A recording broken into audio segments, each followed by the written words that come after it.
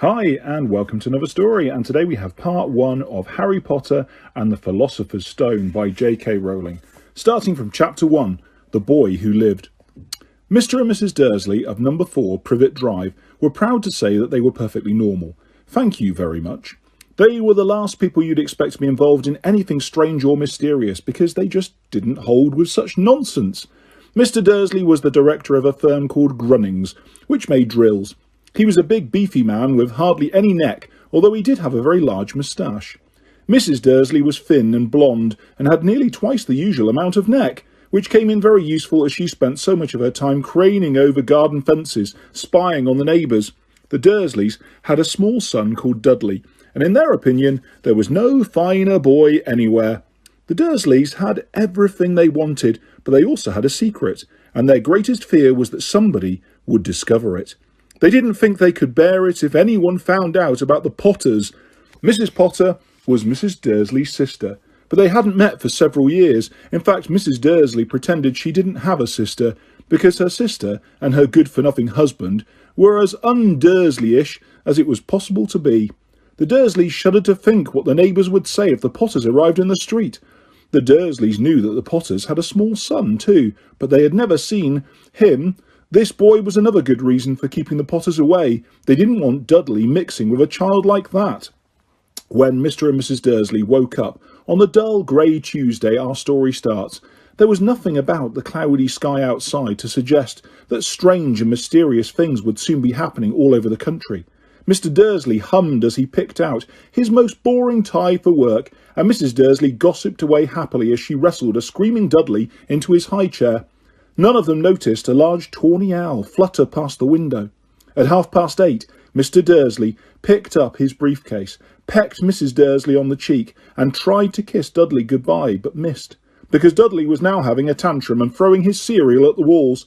Little tyke, chortled Mr. Dursley as he left the house. He got into his car and backed out of number 4's drive.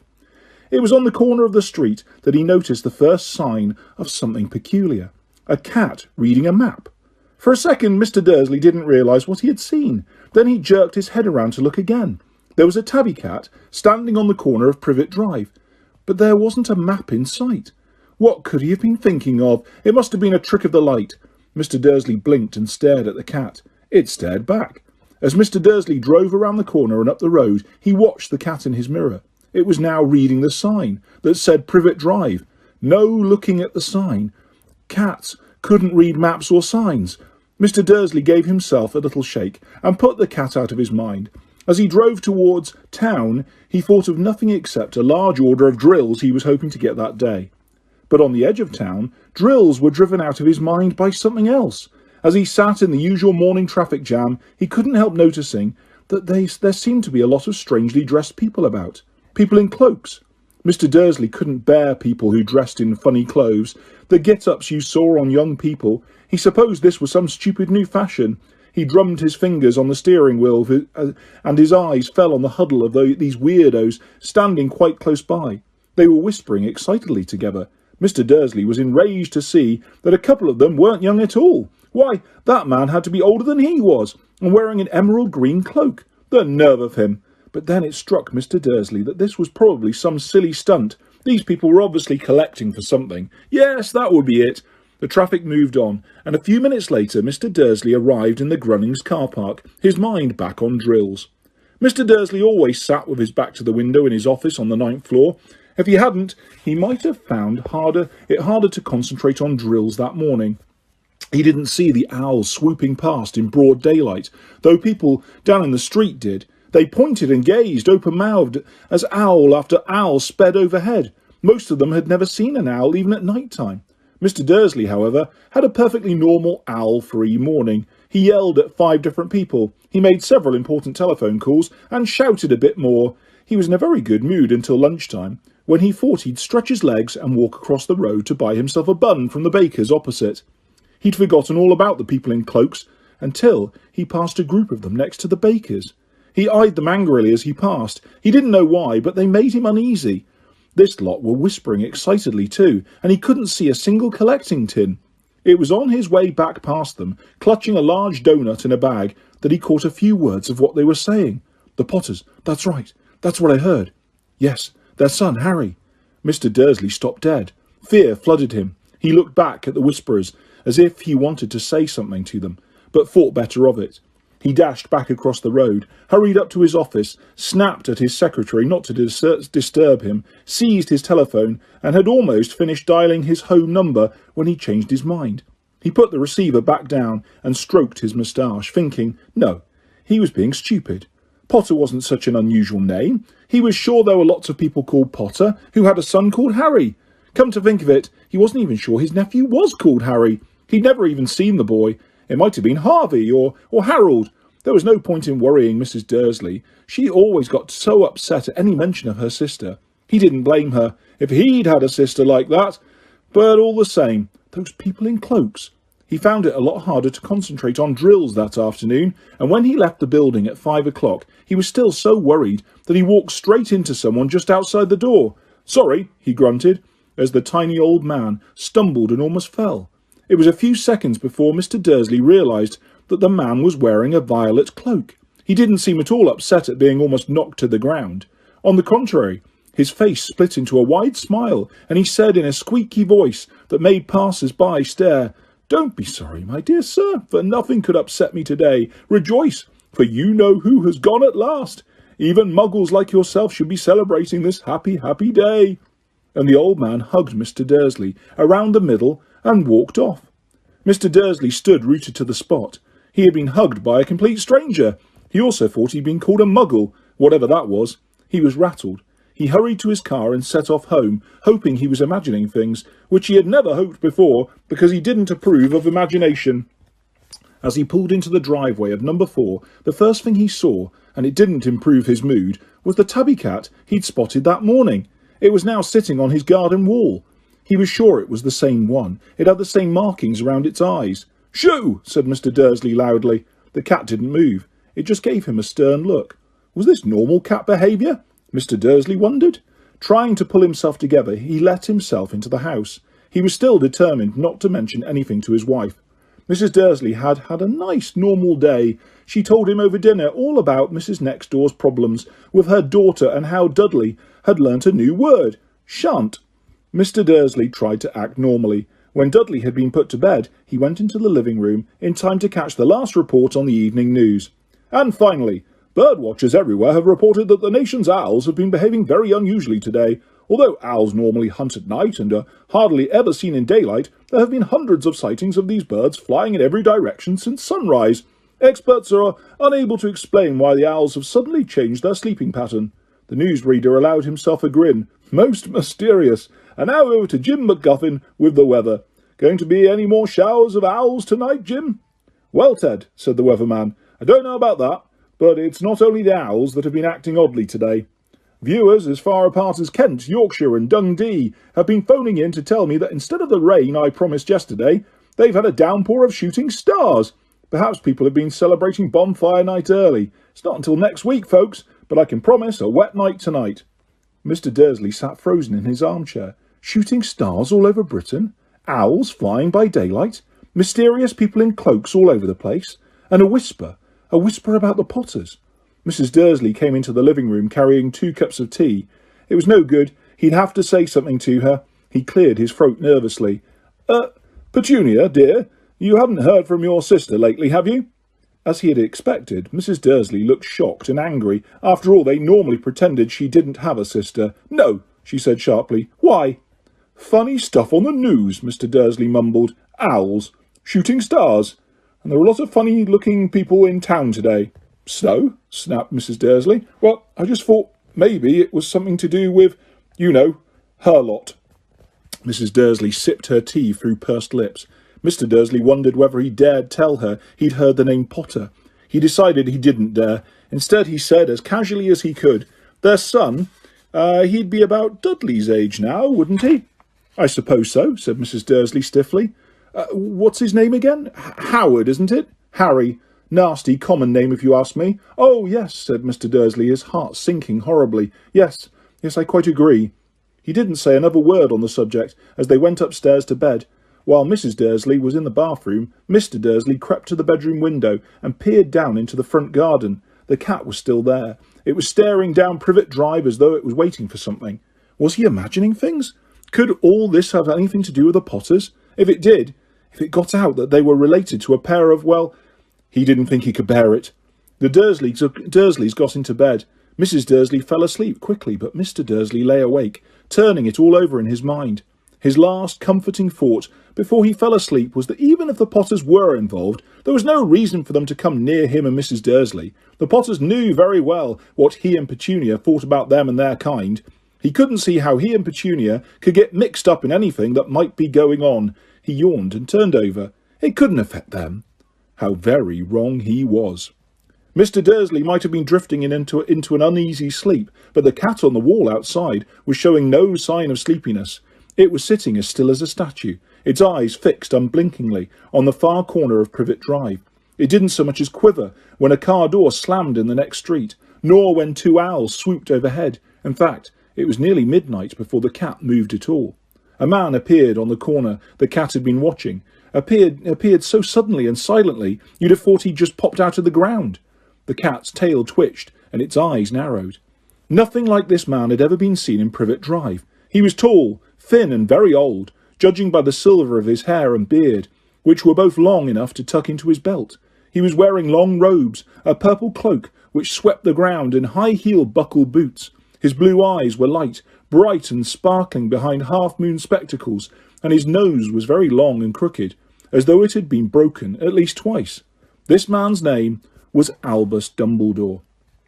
Albus Dumbledore didn't seem to realise that he had just arrived in a street where everything from his name to his boots was unwelcome. He was busy rummaging in his cloak, looking for something, but he did seem to realise he was being watched, because he looked up suddenly at the cat, which was still staring at him from the other end of the street. For some reason, the sight of the cat seemed to amuse him. He chuckled and muttered, "I should have known." He had found what he was looking for in his inside pocket.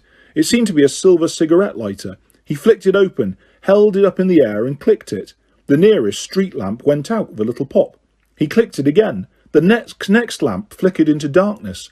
12 times he clicked the put outer until the only lights left in the whole street were two tiny pinpricks in the distance, which were the eyes of the cat watching him. If anyone looked out of their window now, even beady-eyed Mrs. Dursley, they wouldn't be able to see anything that was happening down on the pavement. Dumbledore slipped the put-outer back into his cloak and set off down the street towards number 4, where he sat down on the wall next to the cat. He didn't look at it, but after a moment he spoke to it. "Fancy seeing you here, Professor McGonagall." He turned to smile at the tabby, but it had gone. Instead, he was smiling at a rather severe-looking woman who was wearing square glasses exactly the shape of the markings the cat had around its eyes.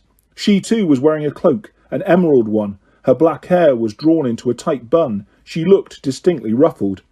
"How did you know it was me?" she asked. "My dear Professor, I've seen a cat sit so stiff, never seen a cat sit so stiffly." "You'd be stiff if you'd been sitting on a brick wall all day," said Professor McGonagall. "All day? When you could have been celebrating? I must have passed a dozen feasts and parties on my way here." Professor McGonagall sniffed angrily. "Oh, yes, everyone's celebrating all right," she said impatiently. "You'd think they'd be a bit more careful, but no. Even the Muggles have noticed something's going on. It was on their news." She jerked her head back at the Dursleys' dark living-room window. "I heard it. Flocks of owls, shooting stars. Well, they're not completely stupid. They were bound to notice something. Shooting stars down in Kent? I'll bet that was Daedalus Diggle. He never had much sense." "You can't blame them," said Dumbledore gently. "We've had precious little to celebrate for 11 years. "I know that," said Professor McGonagall irritatedly. "But that's no reason to lose our heads.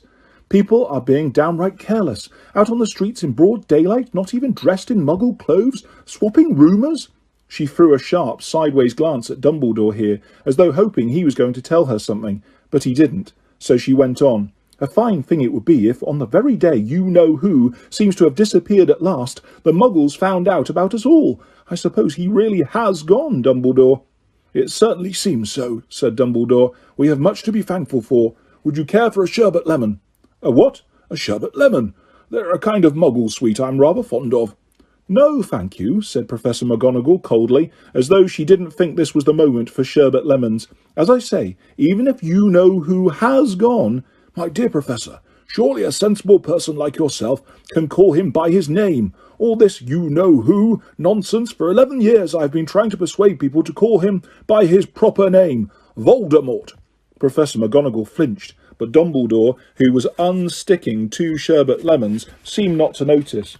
It all gets so confusing if we keep saying you-know-who. I have never seen any reason to be frightened of saying Voldemort's name. I know you haven't, said Professor McGonagall, sounding half exasperated, half admiring. But you're different. Everyone knows you're the only one you know. Oh, all right, Voldemort was frightened of. You flatter me, said Dumbledore calmly. Voldemort had powers I will never have. Only because you're too, well, noble to use them. It's lucky it's dark. I haven't blushed so much since Madame Pomfrey told me she likes my new earmuffs. Professor McGonagall shot a sharp look at Dumbledore and said, The owls are nothing to the rumours that are flying around. You know what everyone's saying about why he's disappeared, about what finally stopped him. It seemed that Professor McGonagall had reached the point she was most anxious to discuss. The real reason she had been waiting on the cold, hard wall all day, for neither as a cat nor as a woman had she fixed Dumbledore with such a piercing stare as she did now. It was plain that whatever everyone was saying, she was not going to believe it until Dumbledore told her it was true. Dumbledore, however, was choosing another sherbet lemon and did not answer. What they're saying, she pressed on, is that last night Voldemort turned up in Godric's Hollow. He went to find the Potters. The rumour is that Lily and James Potter are... that they're dead. Dumbledore bowed his head. Professor McGonagall gasped. Lily and James. I can't believe it. I didn't want to believe it. Oh, Albus. Dumbledore reached out and patted her on the shoulder. I know, he said heavily. Professor McGonagall's voice trembled as she went on. That's not all. They're saying he tried to kill the Potter's son, Harry, but he couldn't. He couldn't kill that little boy. No one knows why or how, but they're saying that when he couldn't kill Harry Potter, Voldemort's powers somehow broke, and that's why he's gone. Dumbledore nodded glumly. It's true, faltered Professor McGonagall. After all he's done, all the people he's killed, he couldn't kill a little boy? It's just astounding, of all the things to stop him, but how in the name of heaven did Harry survive? We can only guess, said Dumbledore. We may never know. Professor McGonagall pulled out a lace handkerchief and dabbed at her eyes beneath her spectacles. Dumbledore gave a great sniff as he took a golden watch from his pocket and examined it. It was a very odd watch. It had 12 hands but no numbers. Instead, little planets were moving around the edge. It must have made sense to Dumbledore, though, because he put it back in his pocket and said, Hagrid's late. I suppose it was he who told you I'd be here, by the way.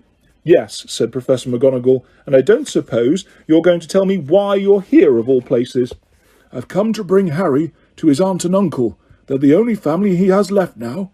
You can't mean the people who live here, cried Professor McGonagall, jumping to her feet and pointing at number 4. Dumbledore, you can't. I've been watching them all day. You couldn't find 2 people who are less like us.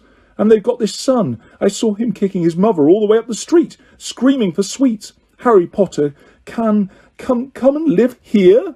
It's the best place for him, said Dumbledore firmly. His aunt and uncle will be able to explain everything to him when he's older. I've written them a letter. A letter? Repeated Professor McGonagall faintly, sitting back down on the wall. Really, Dumbledore, you think you can explain all this in a letter? These people will never understand him. He'll be famous, a legend. I wouldn't be surprised if today was known as Harry Potter Day in future. There will be books written about Harry. Every child in our world will know his name. Exactly, said Dumbledore, looking very seriously over the top of his half-moon glasses. It will be enough to turn any boy's head. Famous before he can walk and talk. Famous for something he won't even remember. Can't you see how much better off he'll be, growing up away from all that until he's ready to take it? Professor McGonagall opened her mouth, changed her mind, swallowed, and then said, Yes, you're right, of course, but how is the boy getting here, Dumbledore? She eyed his cloak suddenly, as though she thought he might be hiding Harry underneath it. Hagrid's bringing him. You think it wise to trust Hagrid with something as important as this? I would trust Hagrid with my life, said Dumbledore. I'm not saying his heart isn't in the right place, said Professor McGonagall grudgingly, But you can't pretend he's not careless. He does tend to... What was that? A low rumbling sound had broken the silence around them. It grew steadily louder as they looked up and down the street for some sign of a headlight. It swelled to a roar as they both looked up into the sky, and a huge motorbike fell out of the air and landed on the road in front of them. If the motorbike was huge, it was nothing to the man sitting astride it. He was almost twice as tall as a normal man, and at least 5 times as wide. He looked simply too big to be allowed, and so wild. Long tangles of bushy black hair and beard hid most of his face. He had hands the size of dustbin lids, and his feet in their leather boots were like baby dolphins. In his vast muscular arms he was holding a bundle of blankets. "Hagrid," said Dumbledore, sounding relieved. "At last! And where did you get that motorbike?"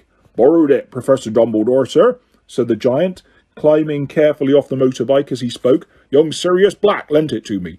I've got him, sir." "No problems, were there?" "No, sir. House was almost destroyed, but I got him out all right before the muggles started swarming around. He fell asleep as we was flying over Bristol." Dumbledore and Professor McGonagall bent forward over the bundle of blankets. Inside, just visible, was a baby boy, fast asleep. Under a tuft of jet-black hair over his forehead they could see a curiously shaped cut, like a bolt of lightning. Is that where?" whispered Professor McGonagall. "Yes," said Dumbledore. "He'll have that scar forever." "Couldn't you do something about it, Dumbledore?" "Even if I could, I wouldn't. Scars can come in useful. I have one myself above my left knee, which is a perfect map of the London Underground. Well, give him here, Hagrid. We'd better get this over with." Dumbledore took Harry on his arms and turned towards the Dursleys' house.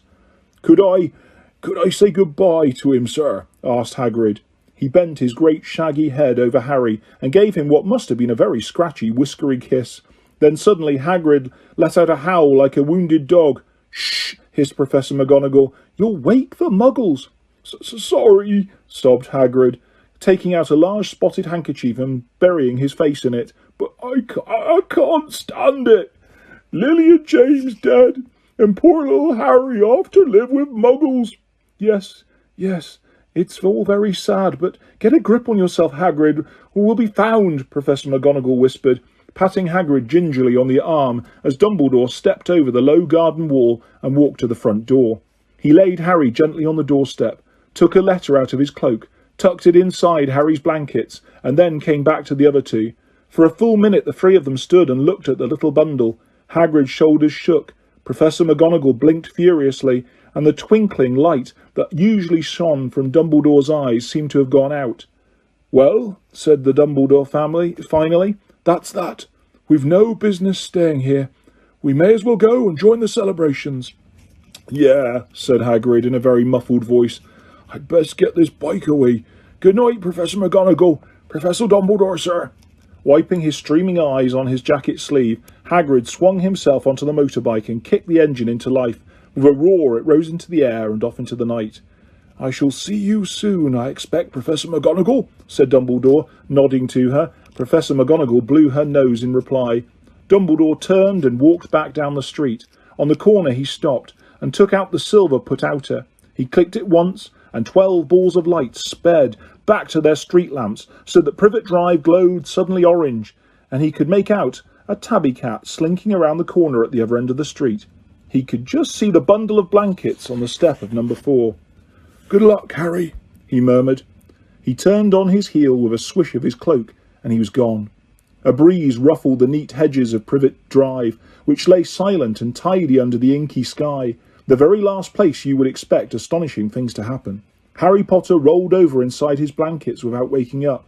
One small hand closed on the letter beside him, and he slept on, not knowing he was special, not knowing he was famous, not knowing he would be woken in a few hours' time by Mrs. Dursley's scream as she opened the front door to put out the milk bottles, nor that he would spend the next few weeks being prodded and pinched by his cousin Dudley.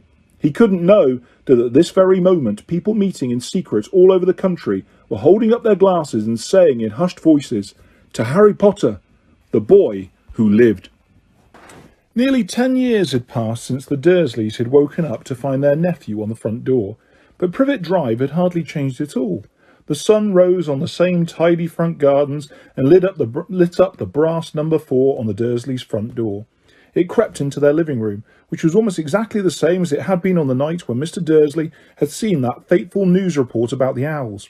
Only the photographs on the mantelpiece really showed how much time had passed. 10 years ago there had been lots of pictures of what looked like a large pink beach ball wearing different coloured bobble hats.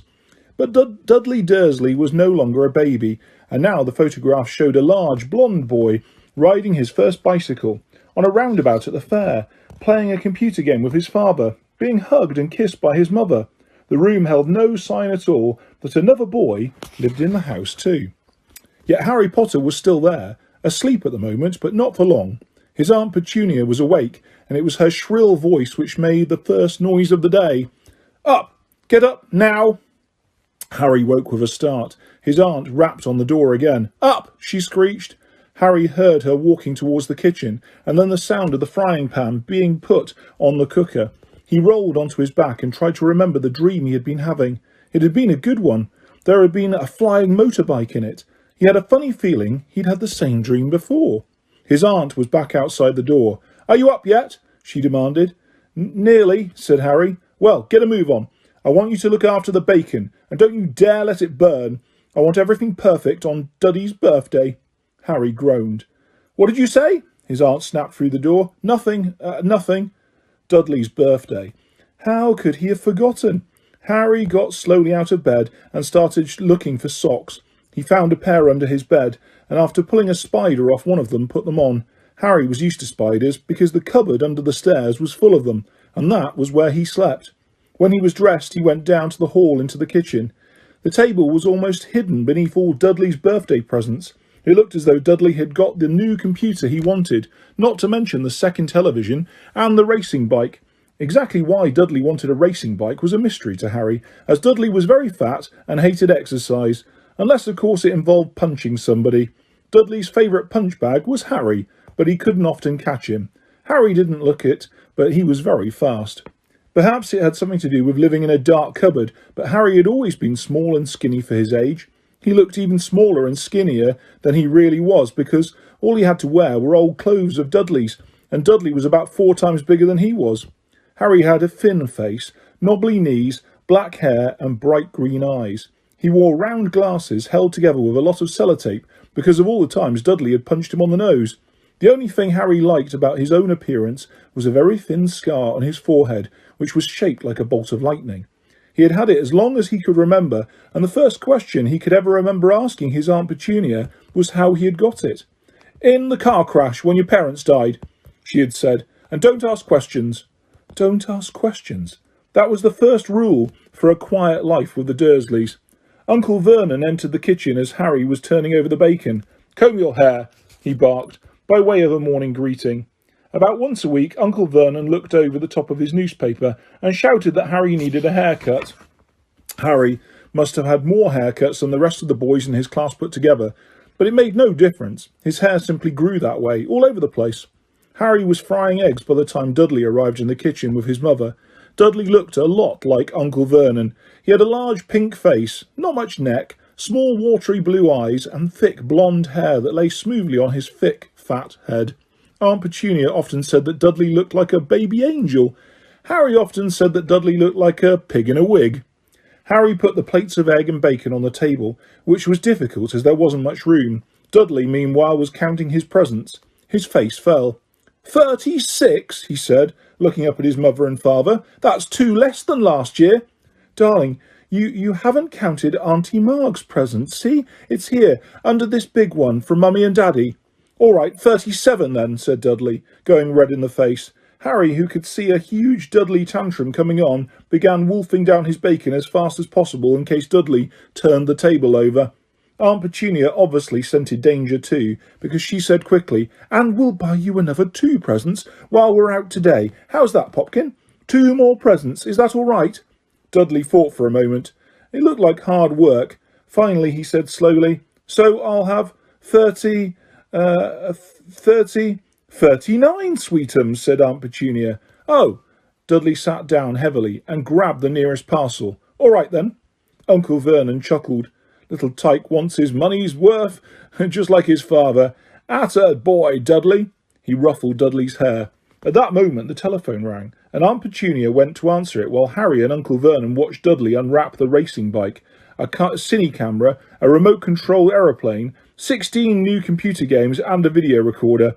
He was ripping the paper off a gold wristwatch when Aunt Petunia came back from the telephone, looking both angry and worried. "Bad news, Vernon," she said. "Mrs. Figg's broken her leg. She can't take him." She jerked her head in Harry's direction. Dudley's mouth fell open in horror, but Harry's heart gave a leap. Every year on Dudley's birthday, his parents took him and a friend out for the day, to adventure parks, hamburger bars or the cinema. Every year Harry was left behind with Mrs. Figg, a mad old lady who lived 2 streets away. Harry hated it there. The whole house smelled of cabbage, and Mrs. Figg made him look at photographs of all the cats she'd never owned. "Now what?" said Aunt Petunia, looking furiously at Harry as though he'd planned this. Harry knew he ought to feel sorry that Mrs. Figg had broken her leg, but it wasn't easy when he reminded himself it would be a whole year before he had to look at Tibbles, Snowy, Mr. Paws and Tufty again. "We could phone Marg," Uncle Vernon suggested. "Don't be silly, Vernon. She hates the boy."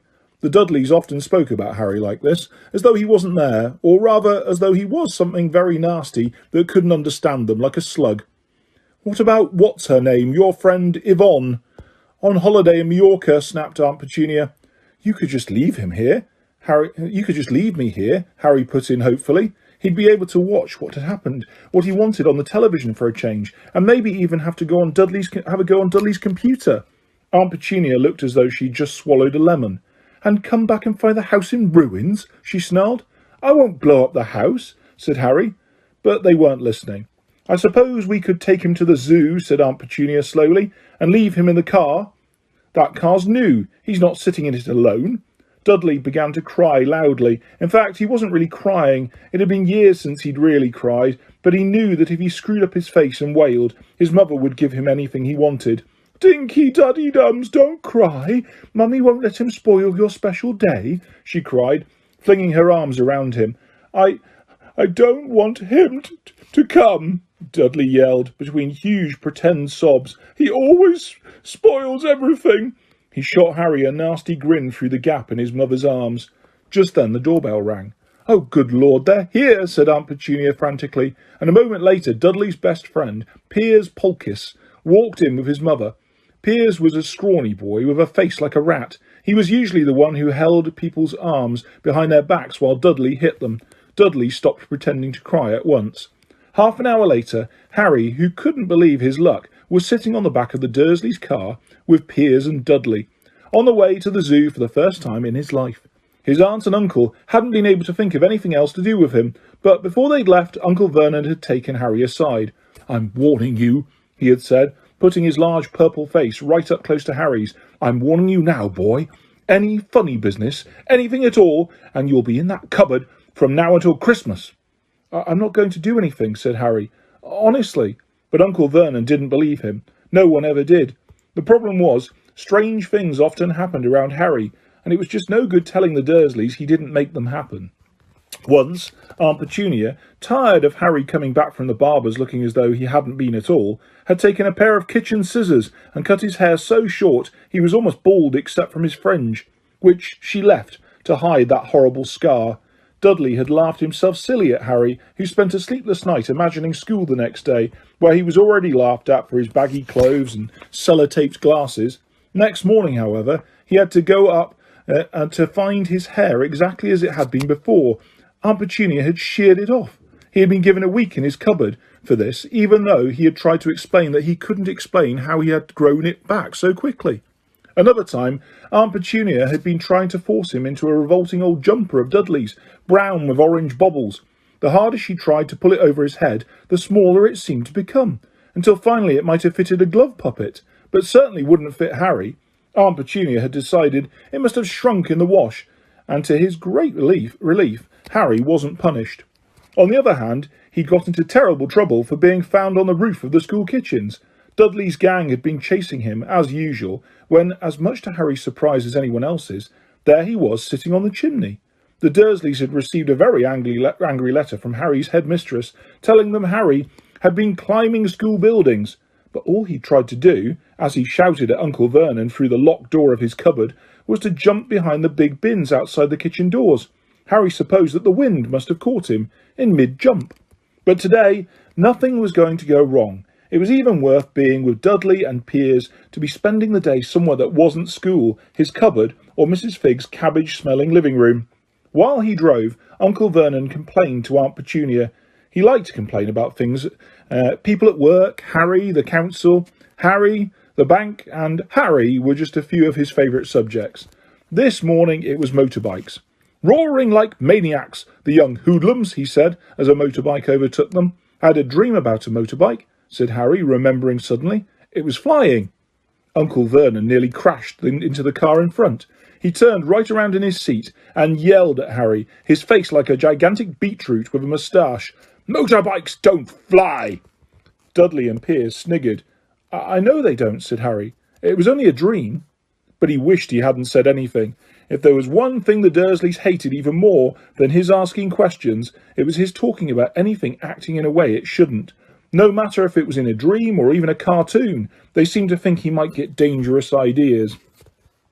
It was a very sunny Saturday, and the zoo was crowded with families. The Dursleys bought Dudley and Piers large chocolate ice creams at the entrance, and then, because the smiling lady in the van had asked Harry what he wanted before they could hurry him away, they bought him a cheap lemon ice lolly. It wasn't bad either, Harry thought, licking it as they watched a gorilla scratching its head and looking remarkably like Dudley, except that it wasn't blonde. Harry had the best morning he'd had in a long time. He was careful to walk a little way apart from the Dursleys so that Dudley and Piers, who were starting to get bored with the animals by lunchtime, wouldn't fall back on their favourite hobby of hitting him. They ate in the zoo restaurant, and when Dudley had a tantrum because his Knickerbocker glory wasn't big enough, Uncle Vernon bought him another one, and Harry was allowed to finish the first. Harry felt, afterwards, that he should have known it was all too good to last. After lunch they went to the reptile house. It was cool and dark in there, with lit windows all around the walls. Behind the glass all sorts of lizards and snakes were crawling and slithering over bits of wood and stone. Dudley and Piers wanted to see huge, poisonous cobras and thick, man-crushing pythons. Dudley quickly found the largest snake in the place. It could have wrapped its body twice around Uncle Vernon's car and crushed it into a dustbin. But at the moment, it didn't look in the mood. In fact, it was fast asleep. Dudley stood with his nose pressed against the glass, staring at the glistening brown coils. "Make it move," he whined at his father. Uncle Vernon tapped on the glass, but the snake didn't budge. "Do it again," Dudley ordered. Uncle Vernon rapped the glass smartly with his knuckles, but the snake just snoozed on. "This is boring," Dudley moaned. He shuffled away. Harry moved in front of the tank and looked intently at the snake. He wouldn't have been surprised if it had died of boredom itself. No company except stupid people drumming their fingers on the glass trying to disturb it all day long. It was worse than having a cupboard as a bedroom, where the only visitor was Aunt Petunia hammering on the door to wake you up. At least he got to visit the rest of the house. The snake suddenly opened its beady eyes. Slowly, very slowly, it raised its head until its eyes were on a level with Harry's. It winked. Harry stared. Then he looked quickly around to see if anyone was watching. They weren't. He looked back at the snake and winked too. The snake jerked its head towards Uncle Vernon and Dudley, then raised its eyes to the ceiling. It gave Harry a look that said quite plainly, "I get that all the time." "I know," Harry murmured through the glass, though he wasn't sure the snake could hear him. It must be really annoying. The snake nodded vigorously. "Where do you come from, anyway?" Harry asked. The snake jabbed its tail at a little sign next to the glass. Harry peered at it. Boa constrictor, Brazil. Was it nice there? The boa constrictor jabbed its tail at the sign again, and Harry read on. This specimen was bred in the zoo. "Oh, I see. So you've never been to Brazil?" As the snake shook its head, a deafening shout behind Harry made both of them jump. "Dudley! Mr. Dursley! Come and look at this snake! You won't believe what it's doing!" Dudley came waddling towards them as fast as he could. "Out of the way, you," he said, punching Harry in the ribs. Caught by surprise, Harry fell hard on the concrete floor. What came next happened so fast, no one saw how it happened. 1 second, Piers and Dudley were leaning right up close to the glass. The next, they had leapt back with howls of horror. Harry sat up and gasped. The glass front of the boa constrictor's tank had vanished. The great snake was uncoiling itself rapidly, slithering out onto the floor. People throughout the reptile house screamed and started running for the exits. As the snake slid swiftly past him, Harry could have sworn a low, hissing voice said, "Brazil, here I come. Thanks, amigo." The keeper of the reptile house was in shock. But the glass, he kept saying. Where did the glass go? The zoo director himself made Aunt Petunia a cup of strong sweet tea while he apologised over and over again. Piers and Dudley could only gibber. As far as Harry had seen, the snake hadn't done anything except snap playfully at their heels as it passed. But by the time they were all back in Uncle Vernon's car, Dudley was telling them how it had nearly bitten off his leg, while Piers was swearing it had tried to squeeze him to death. But worst of all, for Harry at least, was Piers calming down enough to say Harry was talking to it. "Weren't you, Harry?" Uncle Vernon waited until Piers was safely out of the house before starting on Harry. He was so angry he could hardly speak. He managed to say, "Go, cupboard, say, no meals," before he collapsed into a chair and Aunt Petunia had to run and get him a large brandy. Harry lay in the dark cupboard much later, wishing he had a watch. He didn't know what time it was, and he couldn't be sure the Dursleys were asleep yet. Until they were, he couldn't risk sneaking to the kitchen for some food. He'd lived with the Dursleys almost 10 years. 10 miserable years. As long as he could remember, ever since he'd been a baby and his parents had died in that car crash. He couldn't remember being in the car when his parents had died. Sometimes when he strained his memory during long hours in his cupboard, he came up with a strange vision. A blinding flash of green light, a burning pain on his forehead. This he supposed was the crash, though he couldn't imagine where all the green light came from. He couldn't remember his parents at all. His aunt and uncle never spoke about them, and of course he was forbidden to ask questions. There were no photographs of them in the house. When he had been younger, Harry had dreamed and dreamed of some unknown relation coming to take him away, but it had never happened. The Dursleys were his only family, yet sometimes he thought, or maybe hoped, that strangers in the street seemed to know him.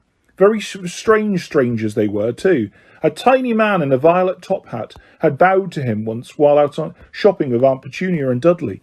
After asking Harry furiously if he knew the man, Aunt Petunia had rushed them out of the shop without buying anything.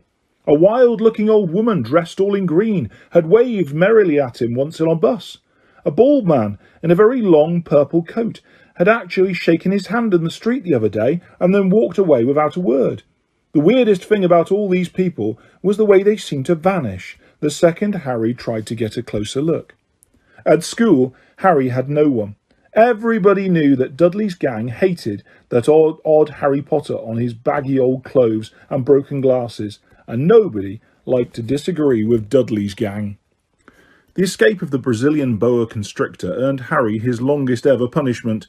By the time he was allowed out of his cupboard again, the summer holidays had started, and Dudley had already broken his new cine camera, crashed his remote control aeroplane, and, first time on his racing bike, knocked down old Mrs. Fig as she crossed Privet Drive on her crutches. Harry was glad school was over, but there was no escaping Dudley's gang, who visited the house every single day. Piers, Dennis, Malcolm and Gordon were all big and stupid, but as Dudley was the biggest and stupidest of the lot, he was the leader. The rest of them were all quite happy to join in Dudley's favourite sport, Harry hunting. This was why Harry spent as much time as possible out of the house, wandering around and thinking about the end of the holidays, where he could see a tiny ray of hope. When September came, he would be going off to secondary school, and for the first time in his life he wouldn't be with Dudley. Dudley had a place at Uncle Vernon's old school, Smeltings. Piers Polkiss was going there too. Harry, on the other hand, was going to Stonewall High, the local comprehensive. Dudley thought this was very funny. "They stuff people's heads down the toilet first day at Stonewall," he told Harry. "Want to come upstairs and practice?" "No thanks," said Harry. "The poor toilets never had anything as horrible as your head down it. It might be sick." Then he ran before Dudley could work out what he'd said. One day in July, Aunt Petunia took Dudley to London to buy his Smeltings uniform, leaving Harry at Mrs. Fig's. Mrs. Fig wasn't as bad as usual. It turned out she'd broken her leg tripping over one of her cats, and she didn't seem quite as fond of them after all. She let Harry watch television and gave him a bit of chocolate cake that tasted as though she'd had it for several years. That evening, Dudley paraded around the living room for the family in his brand new uniform. Smelting's boys wore maroon tailcoats, orange knickerbockers, and flat straw hats called boaters. They also carried knobbly sticks, used for hitting each other while the teacher wasn't looking. This was supposed to be good training for later life. As he looked at Dudley in his new knickerbockers, Uncle Vernon said gruffly that it was the proudest moment of his life. Aunt Petunia burst into tears and said she couldn't believe it was her ickle Dudleykins. He looked so handsome and grown up. Harry didn't trust himself to speak. He thought 2 of his ribs might already have cracked from trying not to laugh. There was a horrible smell in the kitchen next morning when Harry went in for breakfast. It seemed to be coming from a large metal tub in the sink. He went to have a look. The tub was full of what looked like dirty rags swimming in grey water. "What's this?" he asked Aunt Petunia. Her lips tightened, as they always did if he dared to ask a question. "Your new school uniform," she said. Harry looked at the bowl again. "Oh," he said, "I didn't realise it had to be so wet." "Don't be stupid," snapped Aunt Petunia. "I'm dyeing some of Dudley's old things grey for you. It'll look just like everyone else's when I've finished." Harry seriously doubted this, but thought it best not to argue. He sat down at the table and tried not to think about how he was going to look on his first day at Stonewall High, like he was wearing bits of old elephant skin, probably. Dudley and Uncle Vernon came in, both with wrinkled noses because of the smell from Harry's new uniform. Uncle Vernon opened his newspaper as usual, and Dudley banged his smelting stick, which he carried everywhere, on the table. They heard the click of the letterbox and a flop of letters on the doormat. "Get the post, Dudley," said Uncle Vernon from behind his paper. "Make Harry get it. Get the post, Harry." "Make Dudley get it." "Poke him with your smelting stick, Dudley." Harry dodged the smelting stick and went to get the post. 3 things lay on the doormat. A postcard from Uncle Vernon's sister Marge, who was holidaying on the Isle of Wight, a brown envelope that looked like a bill, and a letter for Harry. Harry picked it up and stared at it, his heart twanging like a giant elastic band. No one ever in his whole life had written to him. Who would? He had no friends, no other relatives. He didn't belong to the library, so he'd never even got rude notes asking for books back. Yet here it was, a letter, addressed so plainly there could be no mistake. Mr. H. Potter, the cupboard under the stairs, 4 Privet Drive, Little Winging, Surrey. The envelope was thick and heavy, made of yellowish parchment, and the address was written in emerald green ink. There was no stamp. Turning the envelope over, his hand trembling, Harry saw a purple wax seal bearing a coat of arms, a lion, an eagle, a badger and a snake, surrounding a large letter H. "Hurry up, boy," shouted Uncle Vernon from the kitchen. "What are you doing? Checking the letter bombs?" He chuckled at his own joke. Harry went back to the kitchen, still staring at his letter. He handed Uncle Vernon the bill and the postcard, sat down and slowly began to open the yellow envelope. Uncle Vernon ripped open the bill, snorted in disgust and flipped over the postcard. "Marg's ill," he informed Aunt Petunia. "Ate a funny whelk." "Dad," said Dudley suddenly. "Dad, Harry's got something." Harry was on the point of unfolding his letter, which was written on the same heavy parchment as the envelope, when it was jerked sharply out of his hand by Uncle Vernon. "That's mine," said Harry, trying to snatch it back. "Who'd be writing to you?" sneered Uncle Vernon, shaking the letter open with one hand and glancing at it. His face went from red to green faster than a set of traffic lights. And it didn't stop there. Within seconds it was the greyish white of old porridge. "Petunia!" he gasped. Dudley tried to grab the letter to read it, but Uncle Vernon held it high out of his reach. Aunt Petunia took it curiously and read the first line. For a moment it looked as though she might faint. She clutched her throat and made a choking noise. "Vernon! Oh my goodness! Vernon!" They stared at each other, seeming to have forgotten that Harry and Dudley were still in the room. Dudley wasn't used to being ignored. He gave his father a sharp tap on the head with his smelting stick. "I want to read that letter," he said loudly. "I want to read it," said Harry furiously, "as it's mine." "Get out, both of you," croaked Uncle Vernon, stuffing the letter back inside its envelope. Harry didn't move. "I want my letter," he shouted. "Let me see it," demanded Dudley. "Out!" roared Uncle Vernon, and he took both Harry and Dudley by the scruffs of their necks and threw them into the hall, slamming the kitchen door behind them. Harry and Dudley promptly had a furious but silent fight over who would listen at the keyhole. Dudley won, so Harry, His glasses, dangling from one ear, lay flat on his stomach to listen at the crack between door and door. "Vernon," Aunt Petunia was saying in a quivering voice, "look at the address. How could they possibly know where he sleeps? You don't think they're watching the house?" "Watching? Spying? Might be following us," muttered Uncle Vernon wildly. But what should we do, Vernon? Should we write back? Tell them we don't want—" Harry could see Uncle Vernon's shiny black shoes pacing up and down the kitchen. "No," he said finally. "No, we'll ignore it. If they don't get an answer, yes, that's best.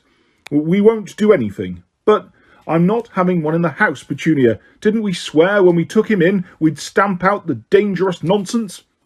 That evening, when he got back from work, Uncle Vernon did something he'd never done before. He visited Harry in his cupboard.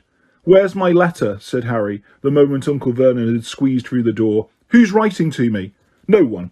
It was addressed to you by mistake," said Uncle Vernon shortly. "I have burned it."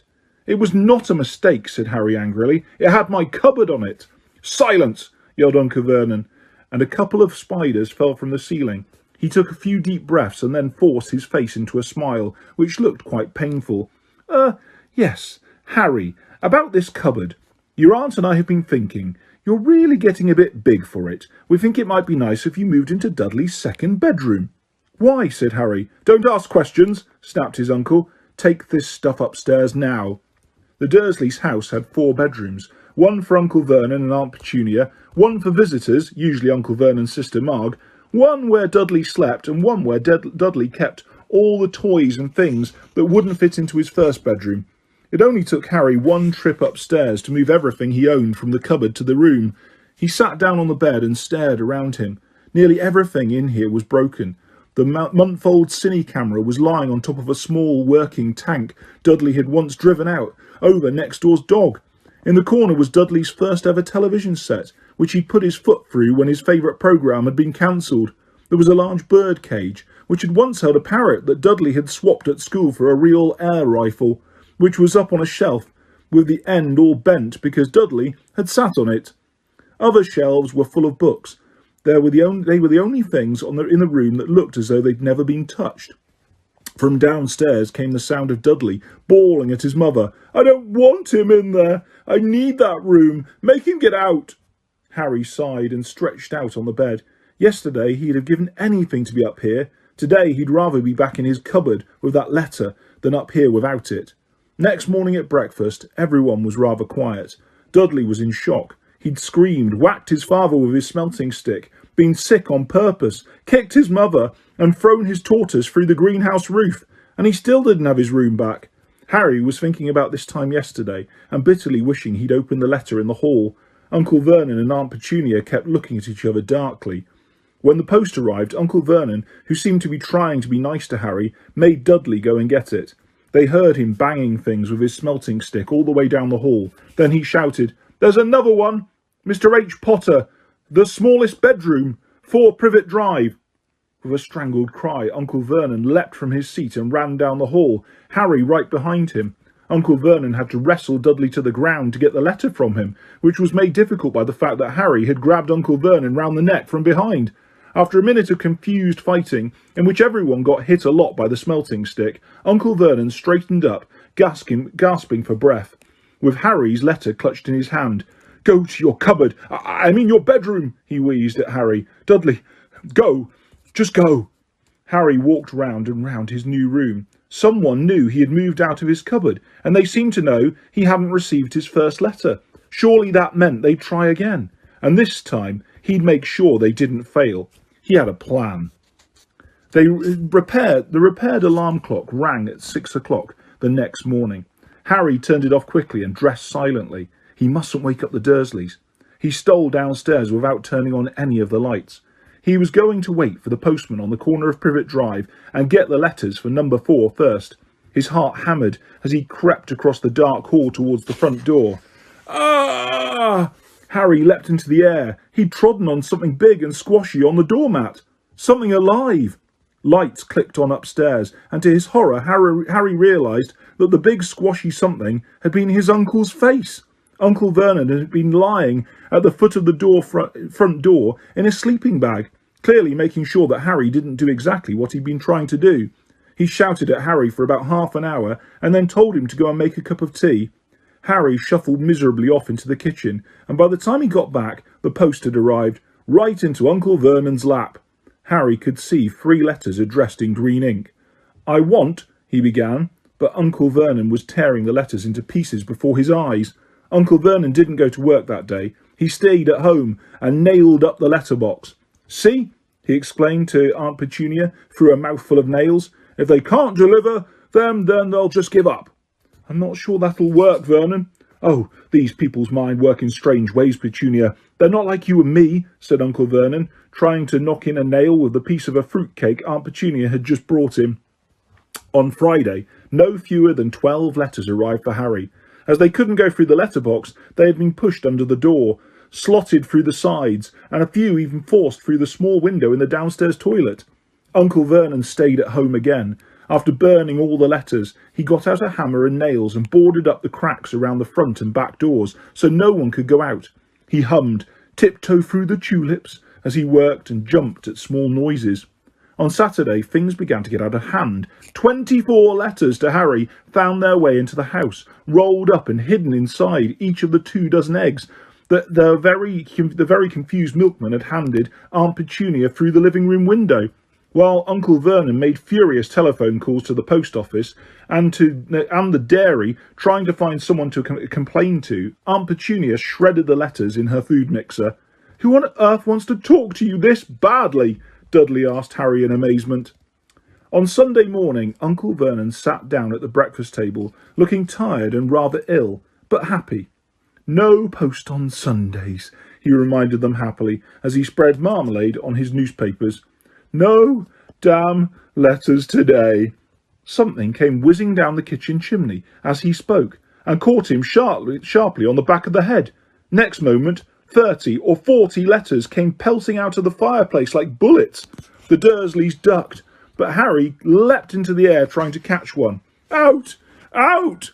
Uncle Vernon seized Harry round the waist and threw him into the hall.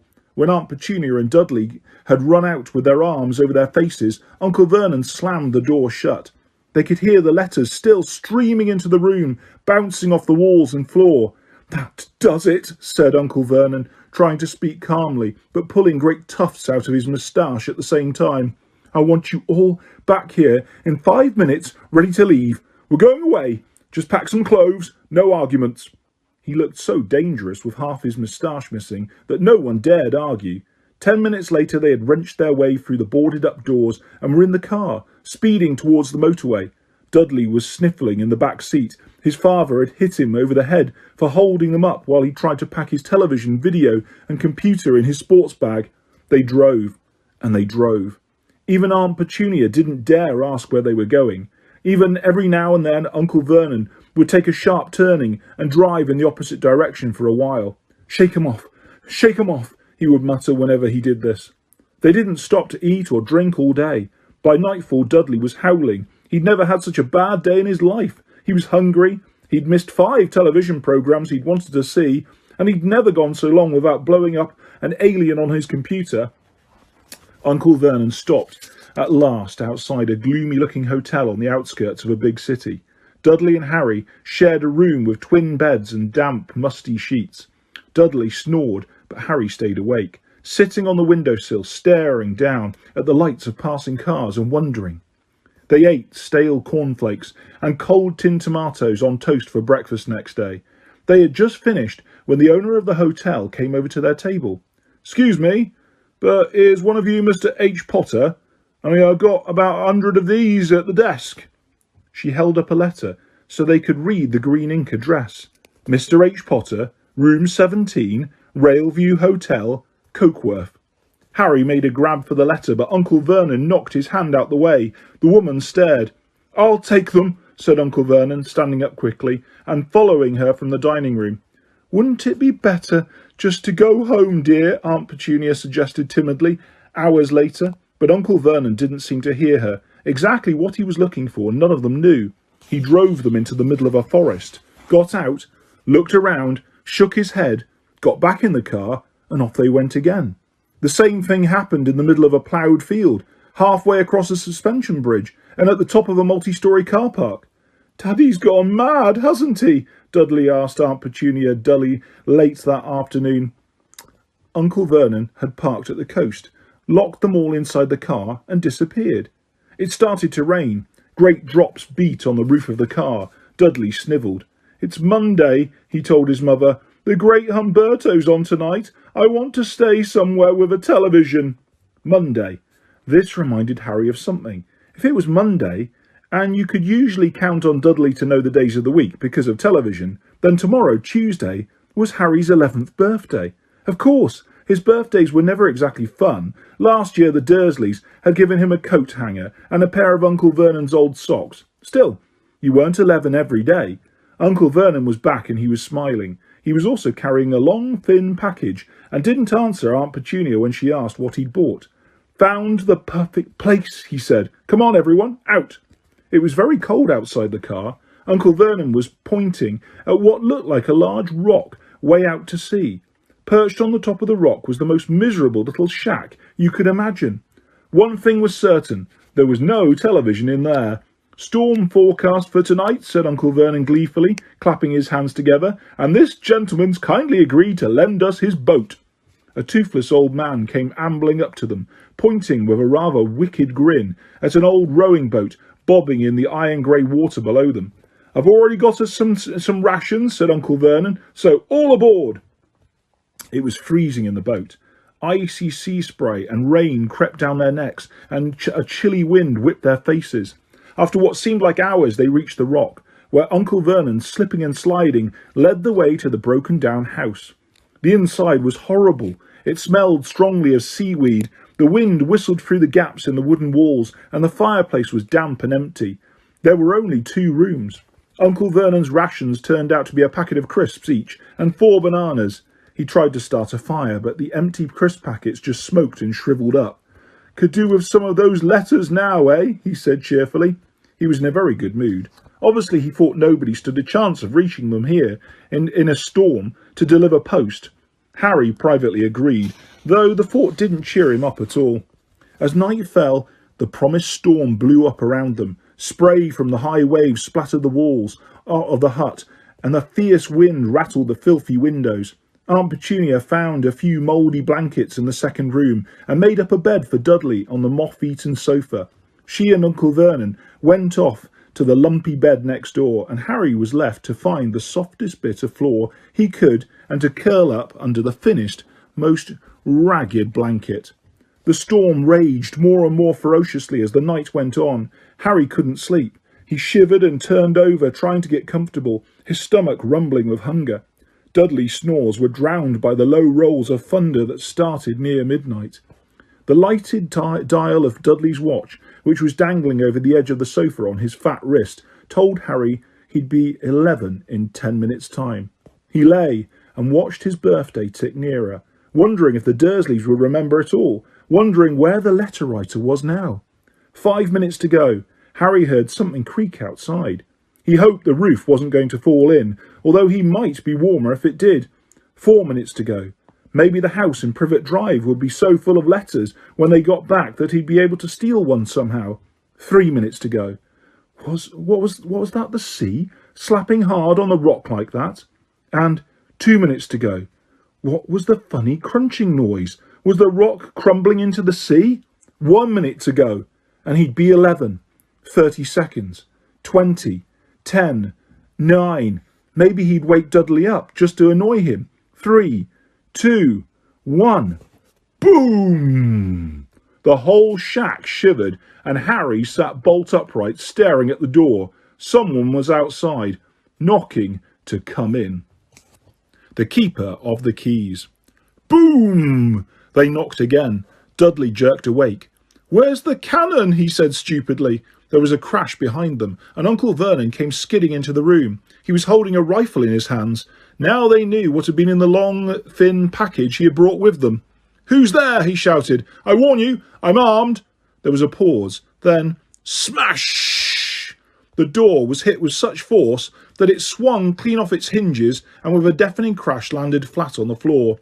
A giant of a man was standing in the doorway. His face was almost completely hidden by a long, shaggy mane of hair and a wild, tangled beard, but you could make out his eyes, glinting like black beetles under all his hair. The giant squeezed his way into the hut, stooping so that his head just brushed the ceiling. He bent down, picked up the door, and fitted it easily back into its frame. The noise of the storm outside dropped a little. He turned to look at them all. "Couldn't make us a cup of tea, could you? It's not been an easy journey." He strode over to the sofa where Dudley sat frozen with fear. "Budge up, you great lump," said the stranger. Dudley squeaked and ran to hide behind his mother, who was crouching terrified behind Uncle Vernon. "Ah, and here's Harry," said the giant. Harry looked up into the fierce, wild, shadowy face and saw that the beetle eyes were crinkled in a smile. "Last time I saw you, you was only a baby," said the giant. "Yeah, look a little like your dad, but you've got your mum's eyes." Uncle Vernon made a funny rasping noise. "I demand that you leave at once, sir," he said. You are breaking and entering." "Ah, shut up, Dursley, you great prune," said the giant. He reached over the back of the sofa, jerked the gun out of Uncle Vernon's hands, bent it into a knot as easily as if it had been made of rubber, and threw it into the corner of the room. Uncle Vernon made another funny noise, like a mouse being trodden on. "Anyway, Harry," said the giant, turning his back on the Dursleys, "a very happy birthday to you. Got summat for you here. I might have sat on it at some point, but it'll taste all right." From an inside pocket of his black overcoat, he pulled a slightly squashed box. Harry opened it with trembling fingers. Inside was a large, sticky chocolate cake with "Happy Birthday, Harry" written on it in green icing. Harry looked up at the giant. He meant to say thank you, but the words got lost on the way to his mouth, and what he said instead was, "Who are you?" The giant chuckled. "True, I haven't introduced myself. Rubus Hagrid, keeper of keys and grounds at Hogwarts." He held out an enormous hand and shook Harry's whole arm. "What about the tea then, eh?" he said, rubbing his hands together. "I'd not say no to summat stronger if you've got it. Mind?" His eyes fell on the empty grate with the shrivelled crisp packets in it and snorted. He bent down over the fireplace. They couldn't see what he was doing, but when he drew back a second later, there was a roaring fire there. It filled the whole damp hut with flickering light, and Harry felt the warmth wash over him as though he'd sunk into a hot bath. The giant sat back down on the sofa, which sagged under his weight, and began taking all sorts of things out of the pockets of the coat. A copper kettle, a squashy package of sausages, a poker, a teapot, several chip mugs, and a bottle of some amber liquid which he took a swig from before starting to make tea. Soon the hut was full of the sound and smell of sizzling sausage. Nobody said a thing while the giant was working, but as he slid the first 6 fat, juicy, slightly burnt sausages from the poker, Dudley fidgeted a little. Uncle Vernon said sharply, "Don't touch anything he gives you, Dudley." The giant chuckled darkly. "You great puddin' of a son. Don't need fattening any more. Dursley, don't worry." He passed the sausages to Harry, who was so hungry he had never tasted anything so wonderful, but he still couldn't take his eyes off the giant. Finally, as nobody seemed about to explain anything, he said, I'm sorry, but I still don't really know who you are." The giant took a gulp of tea and wiped his mouth with the back of his hand. "Call me Hagrid," he said. "Everyone does. And like I told you, I'm the keeper of the keys at Hogwarts. You'll know all about Hogwarts, of course." No," said Harry. Hagrid looked shocked. "Sorry," Harry said quickly. "Sorry?" barked Hagrid, turning to stare at the Dursleys, who shrank back into the shadows. "It's them as should be sorry. I know you weren't getting your letters, but I never thought you wouldn't even know anything about Hogwarts. For crying out loud, did you ever wonder where your parents learned it all?" "All what?" asked Harry. "All what?" Hagrid thundered. "Now wait just 1 second." He had leapt to his feet. In his anger he seemed to fill the whole hut. The Dursleys were cowering against the wall. "Do you mean to tell me," he growled at the Dursleys, "that this boy knows nothing about anything?" Harry thought this was going on a bit far. He had been to school, after all, and his marks weren't bad. I know some things," he said. "I can, do maths and stuff." But Hagrid simply waved his hand and said, "About our world, I mean. Your world, my world, your parents' world." "What world?" Hagrid looked as if he was about to explode. "Dursley!" he boomed. Uncle Vernon, who had gone very pale, whispered something that sounded like "Mimble Wimble."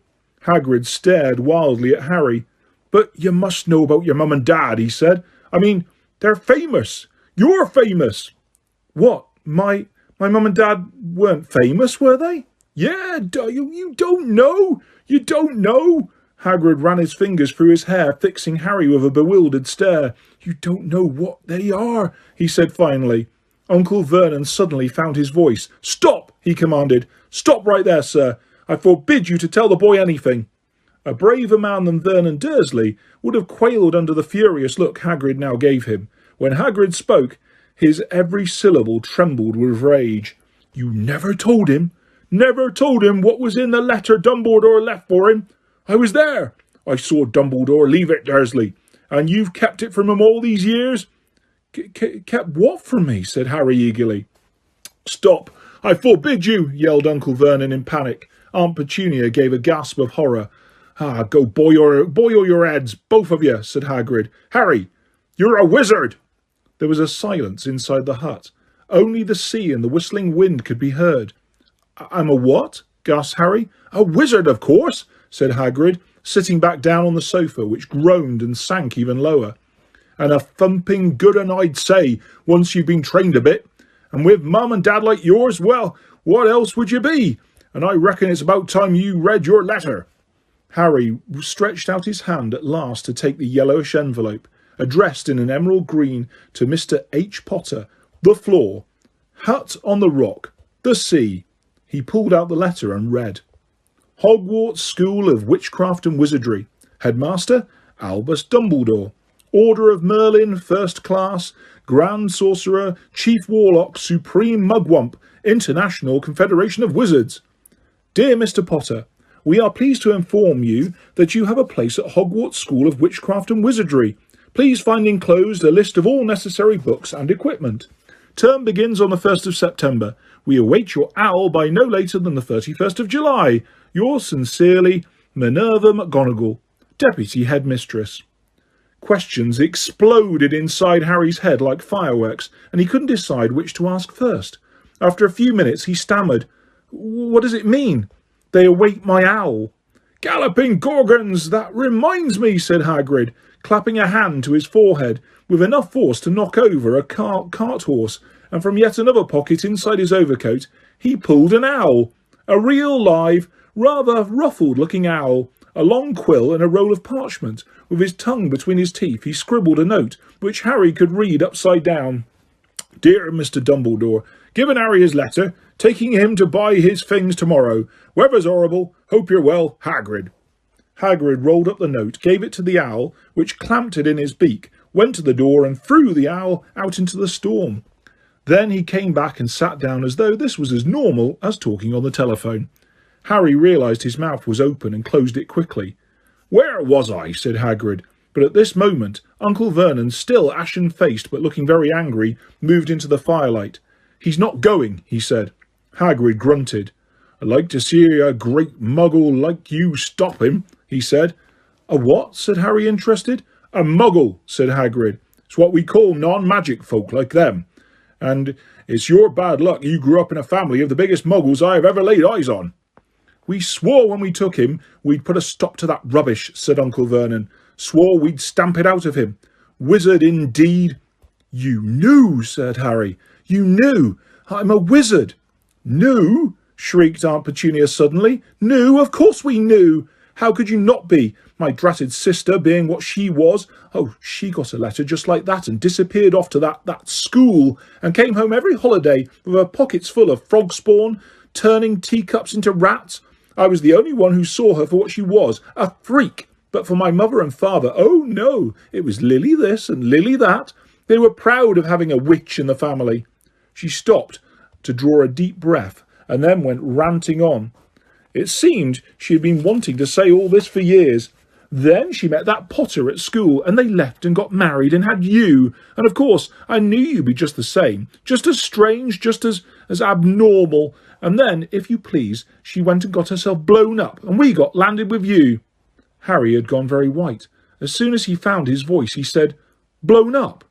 You told me they died in a car crash. Car crash? roared Hagrid, jumping up so angrily that the Dursleys scuttled back to their corner. "How could a car crash kill Lily and James Potter? It's an outrage, a scandal." Harry Potter not knowing his own story when every kid in our world knows his name. "But why? What happened?" Harry asked urgently. The anger faded from Hagrid's face. He looked suddenly anxious. "I never expected this," he said in a low, worried voice.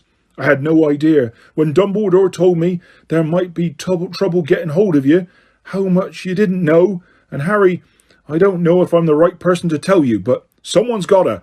Yeah, you can't go off to Hogwarts not knowing." He threw a dirty look at the Dursleys. "Well, it's best you know as much as I can tell you. Mind, I can't tell you everything. It's a great mystery, parts of it."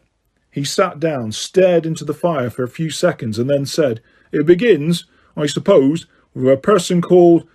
But it's incredible you don't know his name. Everyone in our world does." "Who?" "Well, I don't like saying the name if I can help it. No one does." "Why not?" "Gulping gargoyles, Harry. People are still scared. Blimey, this is difficult. See, there was this wizard who went bad. As bad as you could go. Worse. Worse than worse. His name was..." Hagrid gulped, but no words came out. Could you write it down?" Harry suggested. "Nah, can't spell it." "All right, Voldemort." Hagrid shuddered. "Don't make me say it again. Anyway, this wizard, about 20 years ago now, started looking for followers. Got 'em too. Some were afraid. Some just wanted a bit of his power, 'cause he was getting himself power, all right. Dark days, Harry. Didn't know who to trust. Didn't dare get friendly with strange wizards or witches. Terrible things happened. He was taken over, 'cause some stood up to him, and he killed him, horribly. One of the only safe places left was Hogwarts. Reckon Dumbledore's the only one you know who was afraid of. Didn't dare try taking the school, not just then, anyway. Now, your mum and dad was as good a witch and wizard as I ever knew. Head boy and girl at Hogwarts in their day. Suppose the mystery is why you know who never tried to get him on his side before. Probably knew they were too close to Dumbledore to want anything to do with the dark side. Maybe he thought he could persuade him. Maybe he just wanted him out of the way. All anyone knows is he turned up in the village where all you was living on Halloween 10 years ago. You was just a year old. He came to your house and... Hagrid suddenly pulled out a very dirty, spotted handkerchief and blew his nose with a sound like a foghorn. "Sorry," he said, "but it's that sad. Knew your mum and dad. And nicer people you couldn't find anyway. You know who killed him. And then, and this is the real mystery of the thing, he tried to kill you too. Wanted to make a clean job of it, I suppose, or maybe he just liked killing by then, but he couldn't do it. Never wondered how you got that mark on your forehead? That was no ordinary cut. That's what you get when a powerful evil curse touches you. Took care of your mum and dad at your house even, but it didn't work on you. And that's why you're famous, Harry. No one ever lived after he decided to kill him. No one except you. And he'd killed some of the best witches and wizards of the age. The McKinnons, the Bones, the Pruitts. And you was only a baby. And you lived." Something was very, very painful was going on in Harry's mind. As Hagrid's story came to a close, he saw again the blinding flash of green light, more clearly than he had ever remembered it before, and he remembered something else, for the first time in his life, a high, cold, cruel laugh. Hagrid was watching him sadly. "Took you from the ruined house myself, on Dumbledore's orders, brought you to this lot." "Load of old tosh," said Uncle Vernon. Harry jumped. He had almost forgotten that the Dursleys were there. Uncle Vernon certainly seemed to have got back to his courage. He was glaring at Hagrid, and his fists were clenched. "Now you listen here, boy," he snarled. "I'll accept there's something strange about you. Probably nothing a good beating wouldn't have cured. And as for all this about your parents, well, they were weirdos, no denying it. And the world's better off without them, in my opinion. Asked for all they got, getting mixed up with those wizarding types. Just what I expected. Always knew they'd come to a sticky end." But at that moment, Hagrid leapt from the sofa and drew a battered pink umbrella from inside his coat. Pointing this at Uncle Vernon like a sword, he said, "I'm warning you, Dursley. I'm warning you one more word." In danger of being speared on the end of an umbrella by a bearded giant, Uncle Vernon's courage failed again. he flattened himself against the wall and fell silent. "That's better," said Hagrid, breathing heavily and sitting back down on the sofa, which this time sagged right down to the floor. Harry, meanwhile, still had questions to ask, hundreds of them. "But what happened to Sorry, I mean, you know who?" "Good question, Harry. Disappeared. Vanished. Some night he tried to kill you. Makes you even more famous. That's the biggest mystery, see? He was getting more and more powerful." "Why'd he go?"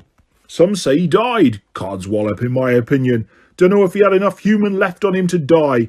Some say he's still out there, biding his time, but I don't believe it. People who was on his side came back to ours, some of them even out of kind of trances. Don't reckon they could have done it if he was coming back. Most of us reckon he's still out there somewhere but lost his powers. Too weak to carry on. 'Cause something about you finished him, Harry. There was something going on that night he didn't count on. I don't know what it was, no one does, but something about you stumped him all right." Hagrid looked at Harry with warmth and respect blazing in his eyes, but Harry, instead of feeling pleased and proud, felt quite sure there had been a horrible mistake. A wizard? Him? How could he possibly be? He'd spent his life being clouted by Dudley and bullied by Aunt Petunia and Uncle Vernon. If he was really a wizard, why hadn't they been turned into warty toads every time they tried to lock him in his cupboard? If he'd once defeated the greatest sorcerer in the world, how come Dudley had always been able to kick him around like a football? "Hagrid," he said quietly, "I think you must have made a mistake. I don't think I can be a wizard." To his surprise, Hagrid chuckled. "Not a wizard, eh? Never made things happen when you were scared or angry?" Harry looked into the fire. Now he came to think about it, every odd thing that had ever made his aunt and uncle furious with him had happened when he, Harry, had been upset or angry. Chased by Dudley's gang, he had somehow found himself out of their reach, dreading going to school with that ridiculous haircut. He'd managed to make it grow back. And the very last time Dudley hit him, hadn't he got his revenge without even realising he was doing it? Hadn't he set a boa constrictor on him? Harry looked back at Hagrid, smiling, and saw that Hagrid was positively beaming at him. "See?" said Hagrid. "Harry Potter, not a wizard. You wait, you'll be right famous at Hogwarts." But Uncle Vernon wasn't going to give in without a fight. "Haven't I told you? He's not going," he hissed. "He's going to Stonewall High, and he'll be grateful for it. I've read those letters, and he needs all sorts of rubbish, spell books, wands, and if he wants to go, a great muggle like you won't stop him," growled Hagrid. "Stop Lily and James Potter's son going to Hogwarts? You're mad. His name's been down ever since he was born. He's off to the finest school of witchcraft and wizardry in the world. 7 years there, and he won't know himself. He'll be with youngsters of his own sort, for a change, and he'll be under the greatest headmaster Hogwarts has ever had, Albus Dumbledore. I'm not paying for some crackpot old fool to teach him magic tricks," yelled Uncle Vernon. But he had finally gone too far. Hagrid seized his umbrella and whirled it over his head. "Never," he thundered. "Insult Albus Dumbledore in front of me."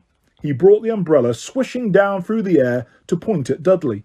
There was a flash of violet light, a sound like a firecracker, a sharp squeal, and next second Dudley was dancing on the spot with his hands clasped over his fat bottom, howling in pain. When he turned his back on them, Harry saw a curly pig's tail poking through a hole in his trousers.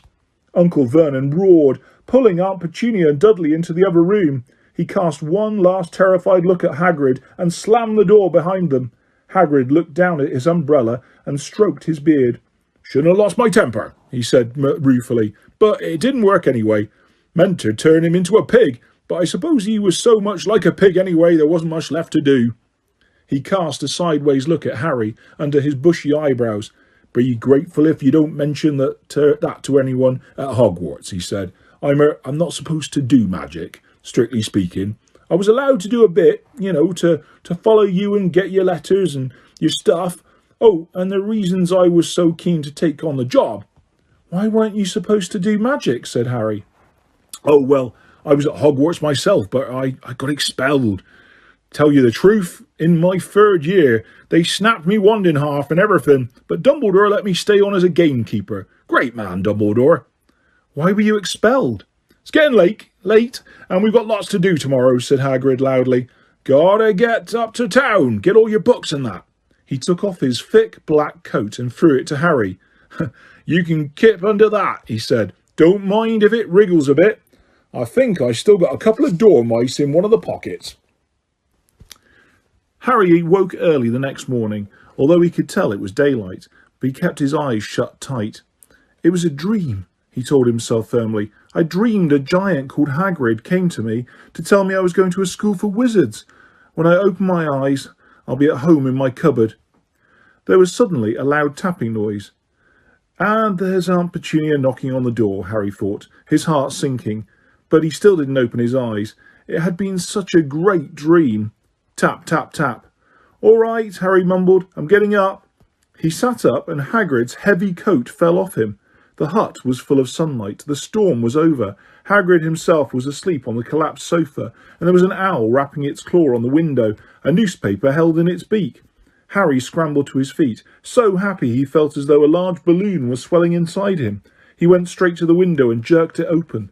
The owl swooped in and drooped the newspaper on top of Hagrid, who didn't wake up. The owl then fluttered onto the floor and began to attack Hagrid's coat. Don't do that! Harry tried to wave the owl out of the way, but it snapped its beak fiercely at him and carried on savaging the coat. Hagrid, said Harry loudly, there's an owl. Pay him, Hagrid grunted into the sofa. What? He wants paying for delivering the paper. Look in the pockets.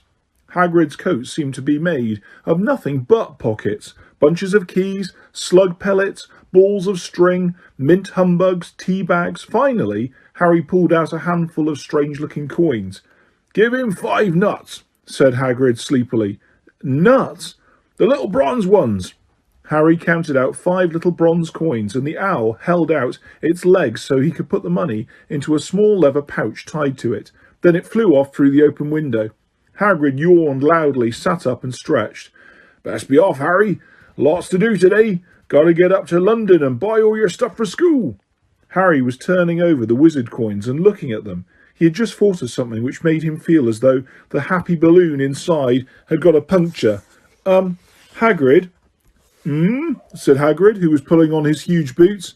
I haven't got any money, and you heard Uncle Vernon last night. He won't pay for me to go and learn magic. Don't worry about that, said Hagrid, standing up and scratching his head. Do you think your parents didn't leave you anything? But if their house was destroyed, they didn't keep their gold in the house, boy. Now, first stop first is Gringotts Wizard's Bank. Have a sausage. They're not bad cold. And I wouldn't say no to a bit of your birthday cake, neither. Wizards have banks? Just the one. Gringotts. Run by goblins. Harry dropped the bit of sausage he was holding. Goblins? Yeah. So you'd be mad to try and rob it. I'll tell you that. Never mess with goblins, Harry. Gringotts is the safest place in the world for anything you want to keep safe. Except maybe Hogwarts. As a matter of fact, I gotta visit Gringotts anyway. For Dumbledore. Hogwarts business. Hagrid drew himself up proudly. He usually gets me to do important stuff for him. Fetching you, getting things from Gringotts. Knows he can trust me, see? Got everything? Come on then. Harry followed Hagrid out to the rock. The sky was quite clear now, and the sea gleamed in the sunlight. The boat Uncle Vernon had hired was still there, with a lot of water in the bottom after the storm. How did you get here? Harry asked, looking around for another boat. Flew, said Hagrid. Flew? Yeah, but we'll go back in this. Not supposed to use magic now, I've got you. They settled down in the boat, Harry still staring at Hagrid, trying to imagine him flying. Seems a shame to row, though, said Hagrid, giving Harry another of his sideways looks. If I was to speed things up a bit, would you mind not mentioning it at Hogwarts? Of course not, said Harry, eager to see more magic. Hagrid pulled out the pink umbrella again, tapped it twice on the side of the boat, and they sped off towards land. Why would you be mad to try and rob Gringotts? Harry asked. Spells, enchantments, said Hagrid, unfolding his newspaper as he spoke. They say there's dragons guarding the high-security vaults, and then you gotta find your way. Gringotts is hundreds of miles under London, see? Deep under the underground. You'd die of hunger trying to get out. Even if you did manage to, you get your hands on summit. Harry sat and thought about this for a while. Hagrid read his newspaper, the Daily Prophet. Harry had learnt from Uncle Vernon that people liked to be left alone when they did this, but it was very difficult. He'd never had so many questions in his life. Ministry of Magic, messing things up as usual, Hagrid muttered, turning the page. There's a Ministry of Magic? Harry asked before he could stop himself. Course, said Hagrid. They wanted Dumbledore for minister, of course, but he'd never leave Hogwarts, so old Cornelius Fudge got the job. Bungler if ever there was one. So he pelts Dumbledore with owls every morning, asking for advice. But what does a Ministry of Magic do? Well, their main job is to keep it from the muggles that there's still witches and wizards up and down the country. Why? Why, blimey, Harry, everyone be wanting magic solutions to their problems. Nah, we're best left alone. At this moment the boat bumped gently into the harbour wall. Hagrid folded up his newspaper and they clambered up the stone steps onto the street. Passers-by stared a lot at Hagrid as they walked through the little town to the station. Harry couldn't blame them. Not only was Hagrid twice as tall as anyone else, he kept pointing at perfectly ordinary things like parking meters and saying loudly, "See that, Harry? Things these muggles dream up, eh?" "Hagrid," said Harry, panting a bit as he ran to keep up, "did you say there are dragons at Gringotts?" "Well, so they say," said Hagrid. "Crikey, I'd like a dragon." "You'd like one?" "Wanted one ever since I was a kid. Here we go." They had reached the station.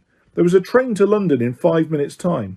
Hagrid, who didn't understand muggle money, as he called it, gave the notes to Harry so he could buy their tickets. People stared more than ever on the train. Hagrid took up 2 seats and sat knitting what looked like a canary yellow circus tent. "Still, got your letter, Harry?" he asked as he counted stitches. Harry took the parchment envelope out of his pocket. "Good," said Hagrid. "There's a list there of everything you need." Harry unfolded a second piece of paper he hadn't noticed the night before and read, Hogwarts School of Witchcraft and Wizardry. Uniform. First-year students will require 1. 3 sets of plain work robes, black. 2. 1 plain pointed hat, black, for day wear. 3. 1 pair of protective gloves, dragon hide or similar. 4. 1 winter cloak, black, silver fastenings. Please note that all pupils' clothes should carry name tags. Set books. All students should have a copy of each of the following. The Standard Book of Spells, Grade 1 by Miranda Gushawk. A History of Magic by Batilda Bagshot. Magical Theory by Adalbert Waffling. A Beginner's Guide to Transfiguration by Emmerich Switch. 1000 Magical Herbs and Fungi by Phililda Spore. Magical Draughts and Potions by Arsenis Jigger. Fantastic Beasts and Where to Find Them by Newt Scamander.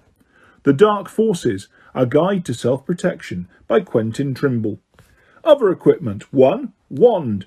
1. Cauldron. Pewter. Standard size 2. 1 set glass of crystal phials. 1 telescope. 1 set brass scales. Students may also bring an owl or cat or a toad. Parents are reminded that first years are not allowed their own broomsticks. "Can we buy all this in London?" Harry wondered aloud. "If you know where to go," said Hagrid. Harry had never been to London before. Although Hagrid seemed to know where he was going, he was obviously not used to getting there in any ordinary way. He got stuck in the ticket barrier on the Underground and complained loudly that the seats were too small and the trains too slow. "I don't know how the muggles manage without magic," he said, as they climbed a broken-down escalator which led up to a bustling road lined with shops. Hagrid was so huge that he parted the crowd easily. All Harry had to do was keep close behind him. They passed bookshops and music stores, hamburger bars and cinemas, but nowhere that looked as if it could sell you a magic wand. This was just an ordinary street full of ordinary people. Could there really be piles of wizard gold buried miles beneath them? Were there really shops that sold spell books and broomsticks? Might this not be the same huge joke that the Dursleys had cooked up? If Harry hadn't known that the Dursleys had no sense of humour, he might have thought so. Yet somehow, even though everything Hagrid had told him was so far unbelievable, Harry couldn't help trusting him. "This is it," said Hagrid, coming to a halt. "The Leaky Cauldron. It's a famous place." It was a tiny, grubby-looking pub. If Hagrid hadn't pointed it out, Harry wouldn't have noticed it was there. The people hurrying by didn't glance at it. Their eyes slid from the big bookshop on one side to the record shop on the other, as if they couldn't see the Leaky Cauldron at all. In fact, Harry had the most peculiar feeling that only he and Hagrid could see it. Before he could mention this, Hagrid had steered him inside. For a famous place, it was very dark and shabby. A few old women were sitting in a corner drinking tiny glasses of sherry. One of them was smoking a long pipe. A little man in a top hat was talking to the old barman, who was quite bald and looked like a gummy walnut. The low buzz of chatter stopped when they walked in. Everyone seemed to know Hagrid. They waved and smiled at him, and the barman reached for a glass, saying, "The usual, Hagrid?" "Can't, Tom. I'm on Hogwarts business," said Hagrid, clapping his great hand on Harry's shoulder and making Harry's knees buckle. "Good Lord," said the barman, peering at Harry. "Is this... Can this be?" The leaky cauldron had suddenly gone completely still and silent. "Bless my soul," whispered the old barman. "Harry Potter! What an honour!" He hurried out from behind the bar, rushing towards Harry and seized his hands, tears in his eyes. "Welcome back, Mr. Potter! Welcome back!" Harry didn't know what to say. Everyone was looking at him. The old woman with the pipe was puffing on it without realising it had gone out. Hagrid was beaming. Then there was a great scraping of chairs, and next moment Harry found himself shaking hands with everyone in the leaky cauldron. "Doris Crockford, Mr. Potter, can't believe I'm meeting you at last. So proud, Mr. Potter. I'm just so proud. Always wanted to shake your hand. I'm all of a flutter. Delighted, Mr. Potter. Just can't tell you. Diggle's the name. Daedalus Diggle." "I've seen you before," said Harry, as Daedalus Diggle's top hat fell off in excitement. "You bowed to me once in a shop." "He remembers!" cried Daedalus Diggle, looking around at everyone. "Did you hear that? He remembers me." Harry shook hands again and again. Doris Crockford kept coming back for more. A pale young man made his way forward very nervously. One of his eyes was twitching. "Professor Quirrell," said Hagrid. "Harry, Professor Quirrell will be one of your teachers at Hogwarts." Potter," stammered Professor Quirrell, grasping Harry's hand. "Can't tell you how pleased I am to meet you." "What sort of magic do you teach, Professor Quirrell?"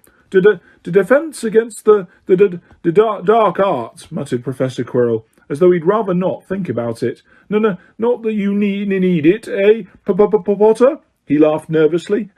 "You'll be getting all your equipment, I suppose. I've got to pick up new books on vampires myself." He looked terrified at the very thought. But the others wouldn't let Professor Quirrell keep Harry to himself. It took almost 10 minutes to get away from them all. At last, Hagrid managed to make himself heard over the babble. "Must get on. Lots to buy. Come on, Harry." Doris Crockford shook Harry's hand one last time, and Hagrid led them through the bar and out into the small walled courtyard, where there was nothing but a dustbin and a few weeds. Hagrid grinned at Harry. "Told you, didn't I? Told you was famous. Even Professor Quirrell was trembling to meet you. Mind you, he's usually trembling." "Is he always that nervous?" "Oh yeah, poor bloke. Brilliant mind. He was fine while he was studying out of books, but then he took a year off to get some first-hand experience. They say he met vampires in the Black Forest, and there was a nasty bit of trouble with a hag. Never been the same since. Scared of the students, scared of his own subject. Now, where's me umbrella?" Vampires? Hags? Harry's head was swimming. Hagrid, meanwhile, was counting bricks in the wall above the dustbin. "3 up, 2 across," he muttered. "Right, stand back, Harry." He tapped the wall 3 times with the point of his umbrella. The brick he had touched quivered. It wriggled. In the middle, a small hole appeared. It grew wider and wider. A second later they were facing an archway, large enough even for Hagrid, an archway onto a cobbled street, which twisted and turned out of sight. "Welcome," said Hagrid, "to Diagon Alley." He grinned at Harry's amazement. They stepped through the archway. Harry looked quickly over his shoulder and saw the archway shrink instantly back into a solid wall. The sun shone brightly on a stack of cauldrons outside the nearest shop. Cauldrons, all sizes, copper, brass, pewter, silver, self-stirring, collapsible, said a sign hanging over them. "Yeah, you'll be needing one," said Hagrid, "but we got to get your money first."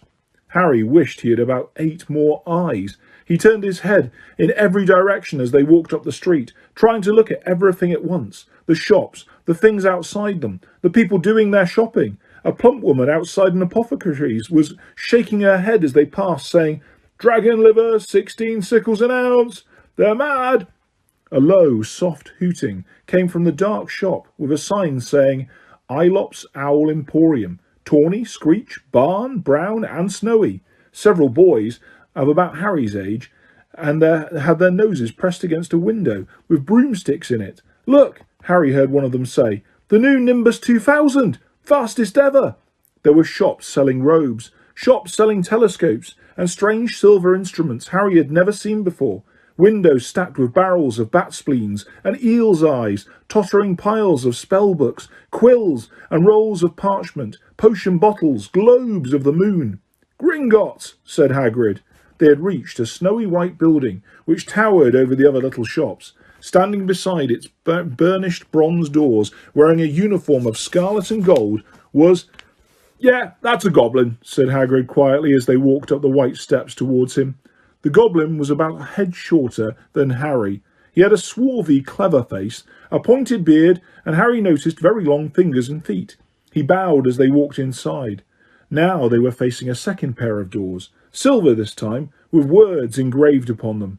"Enter, stranger, but take heed of what awaits the sin of greed. For those who take, but do not earn, must pay most dearly in their turn. See if you seek beneath our floors, if treasure that was never yours. Thief, you have been warned, beware of finding more than treasure there." "Like I said, you'd be mad to try and rob it," said Hagrid. A pair of goblins bowed them through their silver doors, and they were into the vast marble hall. About 100 more goblins were sitting on high stools behind a long counter, scribbling in large ledgers, weighing coins on brass scales, examining precious stones through eyeglasses. There were too many doors to count leading off the hall, and yet more goblins were showing people in and out of these. Hagrid and Harry made for the counter. "Morning," said Hagrid to a free goblin. "We've come to take some money out of Mr. Harry Potter's safe." "You have his key, sir?" "Got it here somewhere," said Hagrid, and he started emptying his pockets onto the counter, scattering a handful of mouldy dog biscuits over the goblin's book of numbers. The goblin wrinkled his nose. Harry watched the goblin on their right, weighing a pile of rubies as big as glowing coals. "Got it," said Hagrid at last, holding up a tiny golden key. The goblin looked at it closely. "That seems to be in order." "As I've also got a letter from Professor Dumbledore," said Hagrid importantly, throwing out his chest. "It's about the, you-know-what, in Vault 713. The goblin read the little letter carefully. "Very well," he said, handing it back to Hagrid. "I will have someone take you down to both vaults. Griphook?" Griphook was yet another goblin. Once Hagrid had crammed all the dog biscuits back into his pockets, he and Harry followed Griphook towards one of the doors leading off the hall.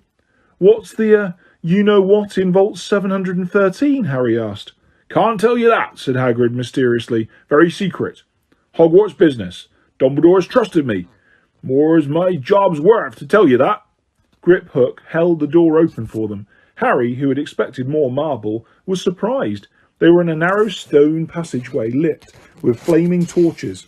It sloped sleepily downwards, and there were little railway tracks on the floor. Griphook whistled, and a small cart came hurling up the tracks towards them. They climbed in, Hagrid with some difficulty, and were off. At first they just hurtled through a maze of twisting passages. Harry tried to remember left, right, right, left, middle fork, right, left, but it was impossible. The rattling cart seemed to know its own way, because Griphook wasn't steering. Harry's eyes stung as the cold air rushed past them, but he kept them wide open. Once he thought he saw a burst of fire at the edge of a passage, and twisted round to see if it was a dragon, but too late. They plunged even deeper, passing an underground lake, where huge stalactites and stalagmites grew from the ceiling and floor. I never know," Harry called to Hagrid over the noise of the cart. "What's the difference between a stalagmite and a stalactite?" "Stalagmite's got an M in it," said Hagrid. "And don't ask me questions just now. I think I'm going to be sick." He did look very green, and when the cart stopped at last beside a small door in the passage wall, Hagrid got out and had to lean against the wall to stop his knees trembling. Griphook unlocked the door. A lot of green smoke came billowing out, as it cleared, Harry gasped. Inside were mounds of gold coins, columns of silver, heaps of little bronze nuts. "All yours," smiled Hagrid. All Harry's. It was incredible. The Dursleys couldn't have known about this, or they'd have had it from him faster than blinking. How often they had complained how much Harry cost them to keep.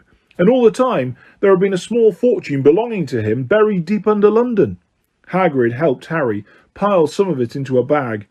The gold ones are galleons, he explained. 17 silver stickles to a galleon, and 29 nuts to a sickle. It's easy enough. Right.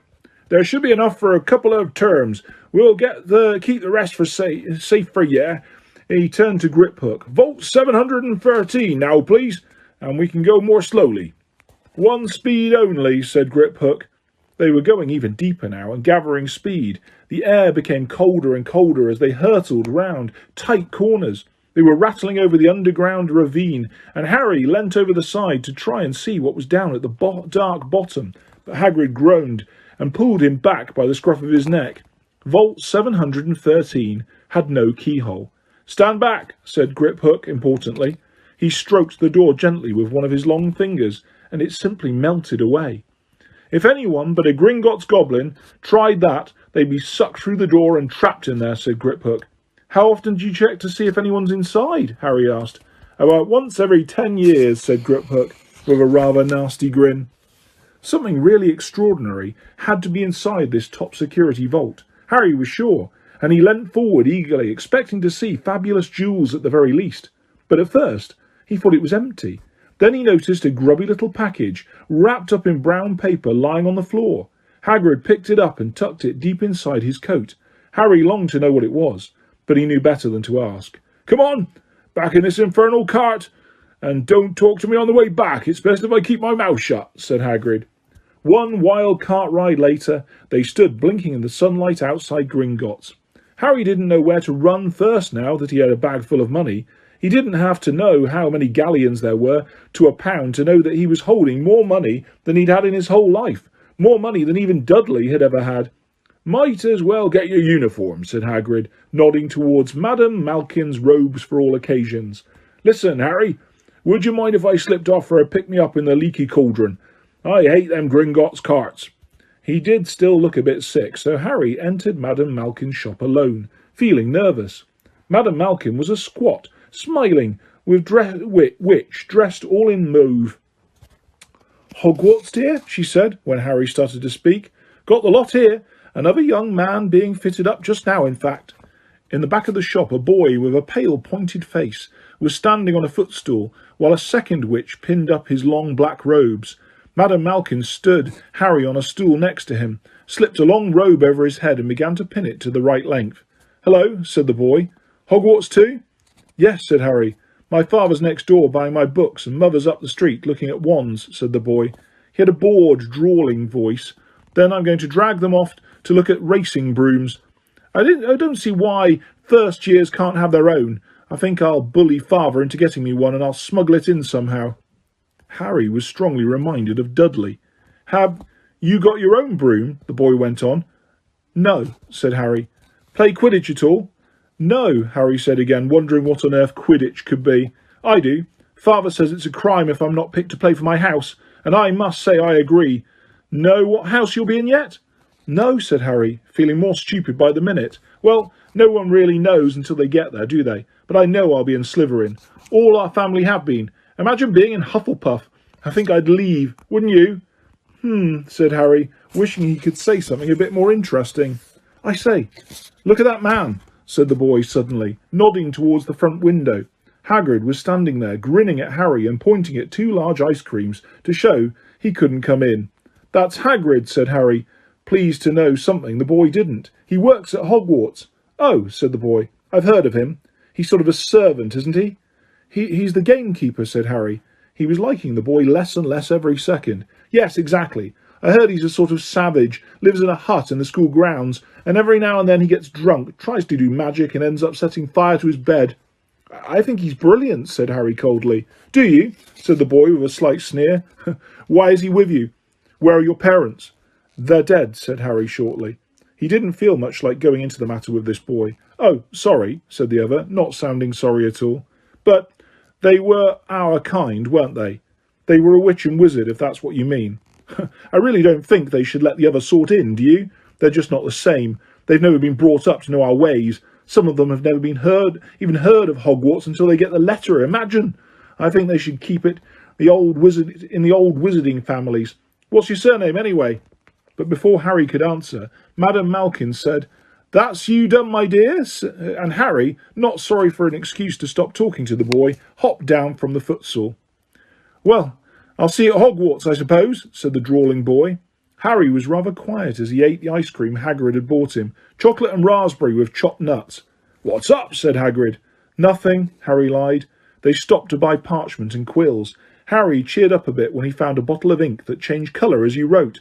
When they had left the shop, he said, "Hagrid, what's Quidditch?" "Blimey, Harry, I keep forgetting how little you know, not knowing about Quidditch." "Don't make me feel worse," said Harry. He told Hagrid about the pale boy in Madame Malkin's.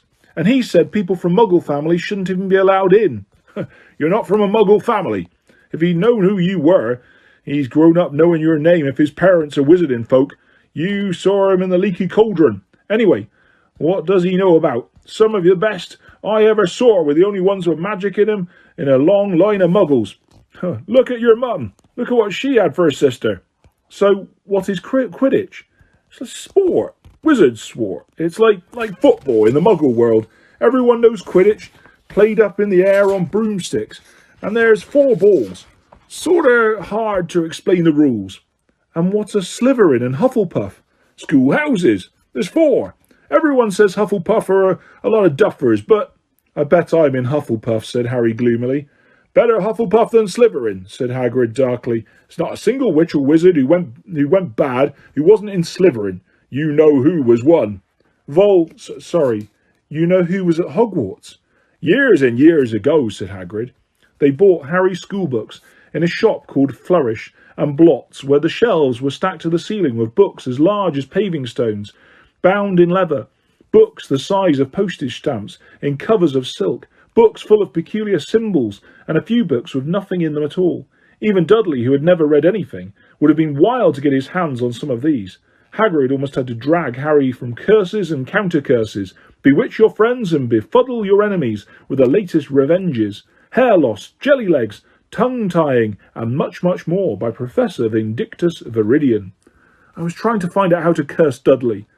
"I'm not saying that's not a good idea, but you're not to use magic in the Muggle world except in very special circumstances," said Hagrid. "And anyway, you couldn't work any of them curses yet. You'll need a lot more study before you get to that level." Hagrid wouldn't let Harry buy a solid gold cauldron either. "It says pewter on your list, but they get a nice set of scales for weighing potion ingredients and collapsible brass telescope."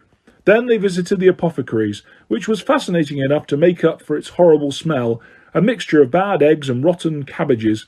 Barrels of slimy stuff stood on the floor, jars of herbs, dried roots and bright powders lined the walls, bundles of feathers, strings of fangs, and snarled claws hung from the ceiling. While Hagrid asked the man behind the counter for a supply of some basic potion ingredients for Harry, Harry himself examined silver unicorn horns at 21 galleons each and a minuscule glittery black kettle eyes. 5 nuts a scoop. Outside the apothecary, Hagrid checked Harry's list again. "Just your one left. Oh yeah, and I still haven't got your birthday present." Harry felt himself go red. You don't have to." "I know I don't have to. Tell you what, I'll get your animal. Not a toad. Toads went out of fashion years ago. You'd be laughed at. And I don't like cats. They make me sneeze. I'll get you an owl. All the kids want owls. They're dead useful. Carry your post and everything." 20 minutes later, they left Ailop's Owl Emporium, which had been dark and full of rustling and flickering, jewel-bright eyes. Harry now carried a large cage which held a beautiful snowy owl, fast asleep with her head under her wing. He couldn't stop stammering his thanks, just like Professor Quirrell. "Don't mention it," said Hagrid gruffly. "Don't expect you've got a lot of presents from the Dursleys. Just Ollivanders left now. Only place for wands, Ollivanders. And yeah, gotta have the best wand." A magic wand. This is what Harry had been really looking forward to. The last shop was narrow and shabby. Peeling gold letters over the door read Ollivanders, makers of the fine wand since 382 BC. A single wand lay on a faded purple cushion in the dusty window. A tinkling bell sang somewhere in the depths of the shop as they stepped inside. It was a tiny place, empty except for a single spindly chair which Hagrid sat on to wait. Harry felt strangely as though he had entered a very strict library. He swallowed a lot of new questions which had just occurred to him, and looked instead at the thousands of narrow boxes piled neatly right up to the ceiling. For some reason, the back of his neck prickled. The very dust and silence in here seemed to tingle with some secret magic. "Good afternoon," said a soft voice. Harry jumped. Hagrid must have jumped too, because there was a loud crunching noise and he got quickly off the spindly chair. An old man was standing before them, his wide, pale eyes shining like moons through the gloom of the shop. "Hello," said Harry awkwardly. "Ah, yes," said the man. "Yes, yes. I thought I'd be seeing you soon, Harry Potter." "It wasn't a question. You have your mother's eyes.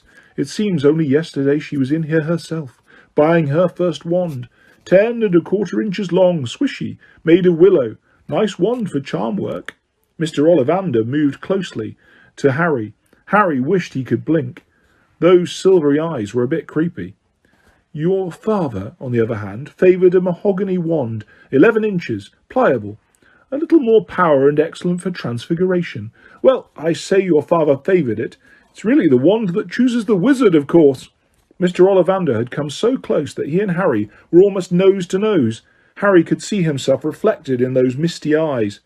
"And that's where—" Mr. Ollivander touched the lightning scar on Harry's forehead with a long white finger. I'm sorry to say, I sold the wand that did it," he said softly. 13½ inches. You powerful wand, very powerful, and in the wrong hands. Well, if I'd known what the wand was going to go out into the world and do—" He shook his head and then, to Harry's relief, spotted Hagrid. "Rubius Hagrid! How nice to see you again. Oak 16 inches, rather bendy, wasn't it?" "It was, yes, sir," said Hagrid. "Good wand, that one. But I suppose they snapped it in half when you got expelled," said Mr. Ollivander, suddenly stern. Yes, they did, yes," said Hagrid, shuffling his feet. "I've still got the pieces, though," he added brightly. "But you don't use them," said Ollivander sharply. "Oh, no, sir," said Hagrid quickly. Harry noticed he gripped his pink umbrella very tightly as he spoke. Said Mr. Ollivander, giving Hagrid a piercing look. "Well now, Mr. Potter, let me see." He pulled a long tape measure with silver markings out of his pocket. "Which is your wand arm?" Well, I'm right-handed," said Harry. "Hold out your arm. That's it." He measured Harry from shoulder to finger, then wrist to elbow, shoulder to floor, knee to armpit, and round his head.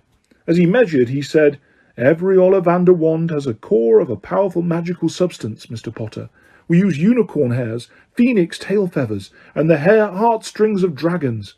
No two Ollivander wands are the same, just as no two unicorns, dragons, or phoenixes are quite the same. And, of course, you will never get such good results with another wizard's wand." Harry suddenly realised that the tape measure, which was measuring around his nostrils, was doing this on its own.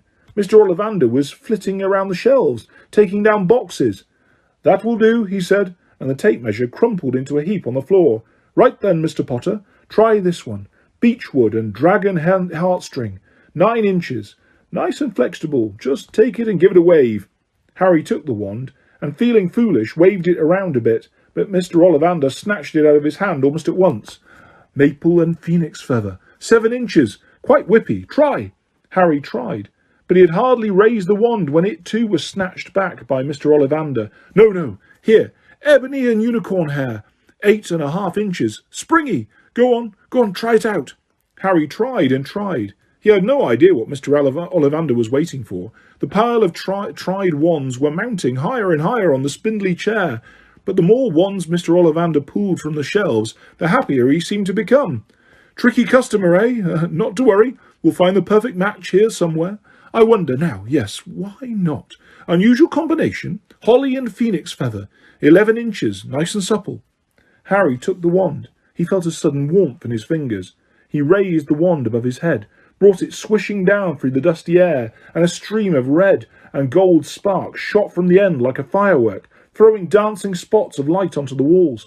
Hagrid whooped and clapped, and Mr. Ollivander cried, "Oh, bravo! Yes, indeed. Oh, very good. Well, how curious, how very curious."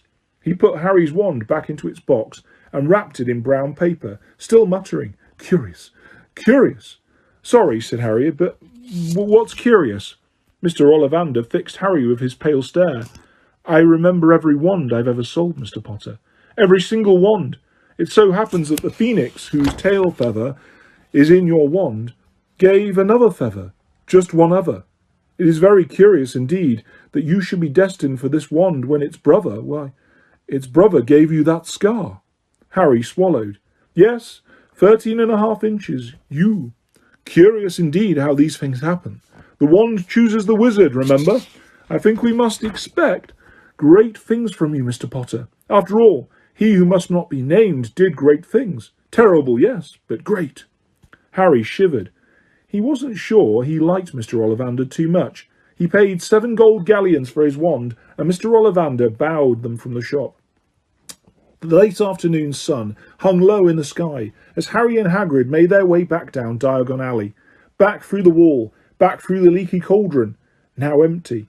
Harry didn't speak at all as they walked down the road. He didn't even notice how much people were gawping at him on the underground, laden as they were with all their funny-shaped packages, with the sleeping snowy owl on Harry's lap. Up another escalator, out onto Paddington Station. Harry only realised where they were when Hagrid tapped him on the shoulder. "Got time for a bite to eat? Before your train leaves," he said. He brought Harry a hamburger, and they sat down on plastic seats to eat them. Harry kept looking around. Everything looked so strange somehow. "You're all right, Harry. You're very quiet," said Hagrid. Harry wasn't sure he could explain. He just had the best birthday of his life, and yet he chewed his hamburger, trying to find the words. "Everyone thinks I'm special," he said at last. "All those people in the leaky cauldron, Professor Quirrell, Mr. Ollivander. But I don't know anything about magic at all. How can they expect great things? I'm famous, and I can't even remember what I'm famous for. I don't know what happened when the night my parents died." Hagrid leant across the table. Behind the wild beard and eyebrows, he wore a very kind smile. "Don't you worry, Harry. You'll learn fast enough. Everyone starts at the beginning at Hogwarts. You'll be just fine. Just be yourself. I know it's hard. You've been singled out, and that's always hard. But you'll have a great time at Hogwarts. I did. Still do. Matter of fact."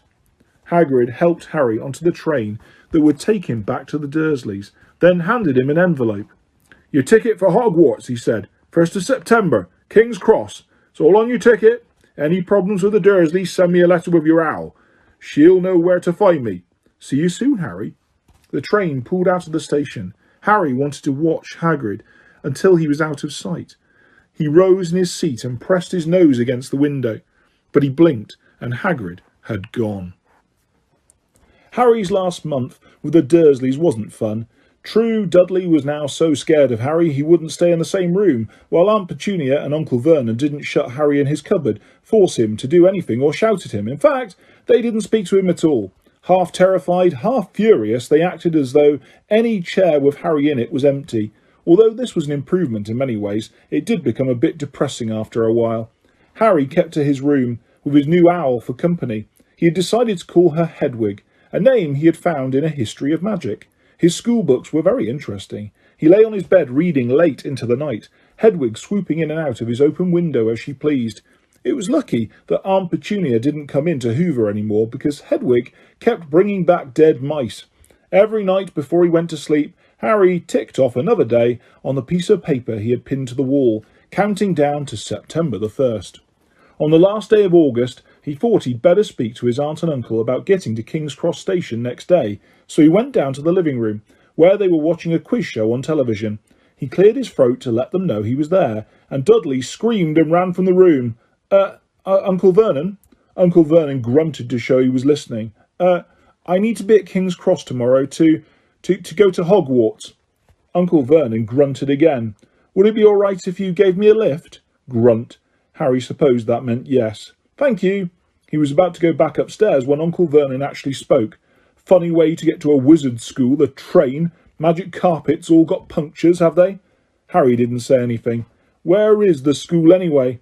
"I don't know," said Harry, realising this for the first time. He pulled the ticket Hagrid had given him out of his pocket. "I just take the train from platform 9 3/4 at 11 o'clock, he read. His aunt and uncle stared. "Platform what?" 9 3/4. "Don't talk rubbish," said Uncle Vernon. "There is no platform 9 3/4. It's on my ticket." "Barking," said Uncle Vernon. "Howling mad. The lot of them. You'll see. You just wait. All right, we'll take you to King's Cross. We're going up to London tomorrow anyway, or I wouldn't bother." "Why are you going to London?" Harry asked, trying to keep things friendly. "Taking Dudley to hospital," growled Uncle Vernon. "Got to have that ruddy tail removed before he goes to Smeltings." Harry woke at 5 o'clock the next morning and was too excited and nervous to go back to sleep. He got up and pulled on his jeans because he didn't want to walk into a station in his wizard's robes. He'd change on the train. He checked his Hogwarts list yet again to make sure he had everything he needed, saw that Hedwig was shut safely in her cage, and then paced the room, waiting for the Dursleys to get up. 2 hours later, Harry's huge, heavy trunk had been loaded into the Dursleys' car. Aunt Petunia had talked Dudley into sitting next to Harry, and they had set off. They reached King's Cross at 10:30. Uncle Vernon dumped Harry's trunk on the trolley and wheeled it into the station for him. Harry thought this was strangely kind until Uncle Vernon stopped dead, facing the platforms with a nasty grin on his face. "Well, there you are, boy. Platform 9. Platform 10. Your platform should be somewhere in the middle, but they don't seem to have built it yet, do they?" He was quite right, of course. There was a big plastic number 9 over one platform and a big plastic number 10 over the one next to it, and in the middle, nothing at all.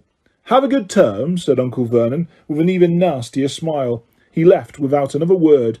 Harry turned and saw the Dursleys drive away. All three of them were laughing. Harry's mouth went rather dry. What on earth was he going to do? He was starting to attract a lot of funny looks because of Hedwig. He'd have to ask someone. He stopped a passing guard, but didn't dare mention platform 9 3/4. The guard had never heard of Hogwarts, and when Harry couldn't even tell him what part of the country it was in, he started to get annoyed, as though Harry was being stupid on purpose. Getting desperate, Harry asked for the train that left at 11 o'clock, but the guard said there wasn't one. In the end, the guard strode away, muttering about time wasters. Harry was now trying hard not to panic. According to the large clock over the arrivals board, he had 10 minutes left to get on the train to Hogwarts, and he had no idea how to do it. He was stranded in the middle of a station with a trunk he could hardly lift, a pocket full of wizard money, and a large owl. Hagrid must have forgotten to tell him something he had to do, like tapping the third brick on the left, or like to get into Diagon Alley. He wondered if he should get out his wand and start tapping the ticket box between platforms 9 and 10. At that moment, a group of people passed just behind him, and he caught a few words of what they were saying. "Packed with muggles, of course." Harry swung around. The speaker was a plump woman who was talking to 4 boys, all with flaming red hair. Each of them was pushing a trunk, like Harry's, in front of him, and they had an owl. Heart hammering, Harry pushed his trolley after them. They stopped, and so did he, just enough to hear what they were saying. "Now, what's the platform number?" said the boy's mother. 9 3/4, piped a small girl, also red-headed, who was holding her hand. "Mum, can't I go?" "You're not old enough, Ginny. Now be quiet. All right, Percy, you go first." What looked like the oldest boy marched towards platforms 9 and 10. Harry watched, careful not to blink in case he missed it. But just as the boy reached the divide between the two platforms, a large crowd of tourists came swarming in front of him, and by the time the last rucksack had cleared away, the boy had vanished. "Fred, you next," the plump woman said. "I'm not Fred, I'm George," said the boy. "Honestly, woman, call yourself our mother. Can't you tell I'm George?" "Sorry, George, dear. Only joking. I am Fred," said the boy, and off he went. His twin called after him to hurry up, and he must have done because a second later he had gone. But how had he done it? Now the third brother was walking briskly towards the ticket barrier. He was almost there, and then quite suddenly he wasn't anywhere. There was nothing else for it. "Excuse me," Harry said to the plump woman. "Hello, dear," she said. "First time at Hogwarts? Ron's new too." She pointed at the last and youngest of her sons. He was tall, thin and gangling, with freckles, big hands and feet, and a long nose. "Yes," said Harry. The thing is, I don't know how to get on the platform," she said kindly, and Harry nodded. "Not to worry," she said. "All you have to do is walk straight at the barrier between platforms 9 and 10. Don't stop, and don't be scared you'll crash into it. That's very important. Best do it as a bit of a run if you're nervous. Go on, go now before Ron." Okay, said Harry. He pushed his trolley round and stared at the barrier. It looked very solid. He started to walk towards it. People jostled him on their way to the platforms 9 and 10. Harry walked more quickly. He was going to smash right into the ticket box, and then he'd be in trouble. Leaning forward on his trolley, he broke into a heavy run. The barrier was coming nearer and nearer. He wouldn't be able to stop. The trolley was out of control. He was a foot away. He closed his eyes, ready for the crash. It didn't come. He kept on running. He opened his eyes. A scarlet steam engine was waiting next to a platform packed with people. A sign overhead said Hogwarts Express, 11 o'clock. Harry looked behind him and saw a wrought iron archway where the ticket box had been, with the words Platform 9 3/4 on it. He had done it. Smoke from the engine drifted over the heads of the chattering crowd, while cats of every colour were wound here and there between their legs. Owls hooted to each other in a disgruntled sort of way over the babble and the scraping of heavy trunks. The first few carriages were already packed with students, some hanging out of the window to talk to their families, some fighting over seats. Harry pushed his trolley off down the platform in search of an empty seat. He passed a round-faced boy who was saying, "Gran, I've lost my toad again." "Oh, Neville," he heard the old woman sigh. A boy with dreadlocks was surrounded by a small crowd. "Give us a look, Lee. Go on." The boy lifted the lid of a box in his arms, and the people around him shrieked and yelled as something inside poked out a long, hairy leg. Harry pressed on through the crowd until he found an empty compartment near the end of the train. He put Hedwig inside first and then started to shove and heave his trunk towards the train door. He tried to lift it up the steps but could hardly raise one end, and twice he dropped it painfully on his foot. "Want a hand?" It was one of the red-haired twins he'd followed through the ticket box. "Yes, please," Harry panted. "Oi, Fred, come here and help." With the twins' help, Harry's trunk was at last tucked away in a corner of the compartment. "Thanks," said Harry, pushing his sweaty hair out of his eyes. "What's that?" said one of the twins suddenly, pointing at Harry's lightning scar. "Blimey," said the other twin. Are you?" "He is," said the first twin. "Aren't you?" he added to Harry. "What?" said Harry. "Harry Potter," chorused the twins. "Oh, him," said Harry. Yes, I am." The two boys gawped at him, and Harry felt himself going red. Then, to his relief, a voice came floating in through the train's open door. "Fred! George! Are you there?" "Coming, Mum." With a last look at Harry, the twins hopped off the train. Harry sat down next to the window where, half hidden, he could watch the red-haired family on the platform and hear what they were saying. Their mother had just taken out her handkerchief. "Ron, you've got something on your nose." The youngest boy tried to jerk out of the way, but she grabbed him and began rubbing the end of his nose. "Mum, get off!" He wriggled free. "Ah, is Ickle Ronnie got something on his nose?" said one of the twins. "Shut up," said Ron. "Where's Percy?" said their mother. "He's coming now." The oldest boy came striding into sight. He had already changed into his billowing black Hogwarts robes, and Harry noticed a shiny red and gold badge on his chest with the letter P on it. "Can't stay long, Mother," he said. "I'm up front. The prefects have got 2 compartments to themselves." "Oh, are you a prefect, Percy?" said one of the twins with an air of great surprise. "You should have said something. We had no idea." "Hang on. I think I remember him saying something about it," said the other twin. "Once. Or twice. A minute. All summer." "Oh, shut up," said Percy the prefect. "How come Percy gets new robes anyway?" said one of the twins. "Because he's a prefect," said their mother fondly. "All right, dear. Well, have a good term. Send me an owl when you get there." She kissed Percy on the cheek and left. Then she turned to the twins. "Now, you two, this year you behave yourselves. If I get one more owl telling me you've blown up a toilet or..." "Blown up a toilet? We've never blown up a toilet." "Great idea, though. Thanks, Mum. It's not funny. And look after Ron." "Don't worry. Ickle Ronnykins is safe with us." "Shut up," said Ron again. He was about as tall as the twins already, and his nose was still pink where his mother had rubbed it. "Hey, Mum, guess what? Guess who we just met on the train?" Harry leant back quickly so they couldn't see him looking. "You know that black-haired boy who was near us at the station? Know who he is?" "Who?" "Harry Potter." Harry heard the little girl's voice. "Oh, Mum, can I go on the train and see him? Mum, oh, please." "You've already seen him, Ginny. And the poor boy isn't something you goggle at in a zoo. Is he really, Fred? How do you know?" "Asked him. Saw his scar. It's really there, like lightning." "Poor dear, no wonder he was alone. I wondered. He was ever so polite when he asked how to get onto the platform."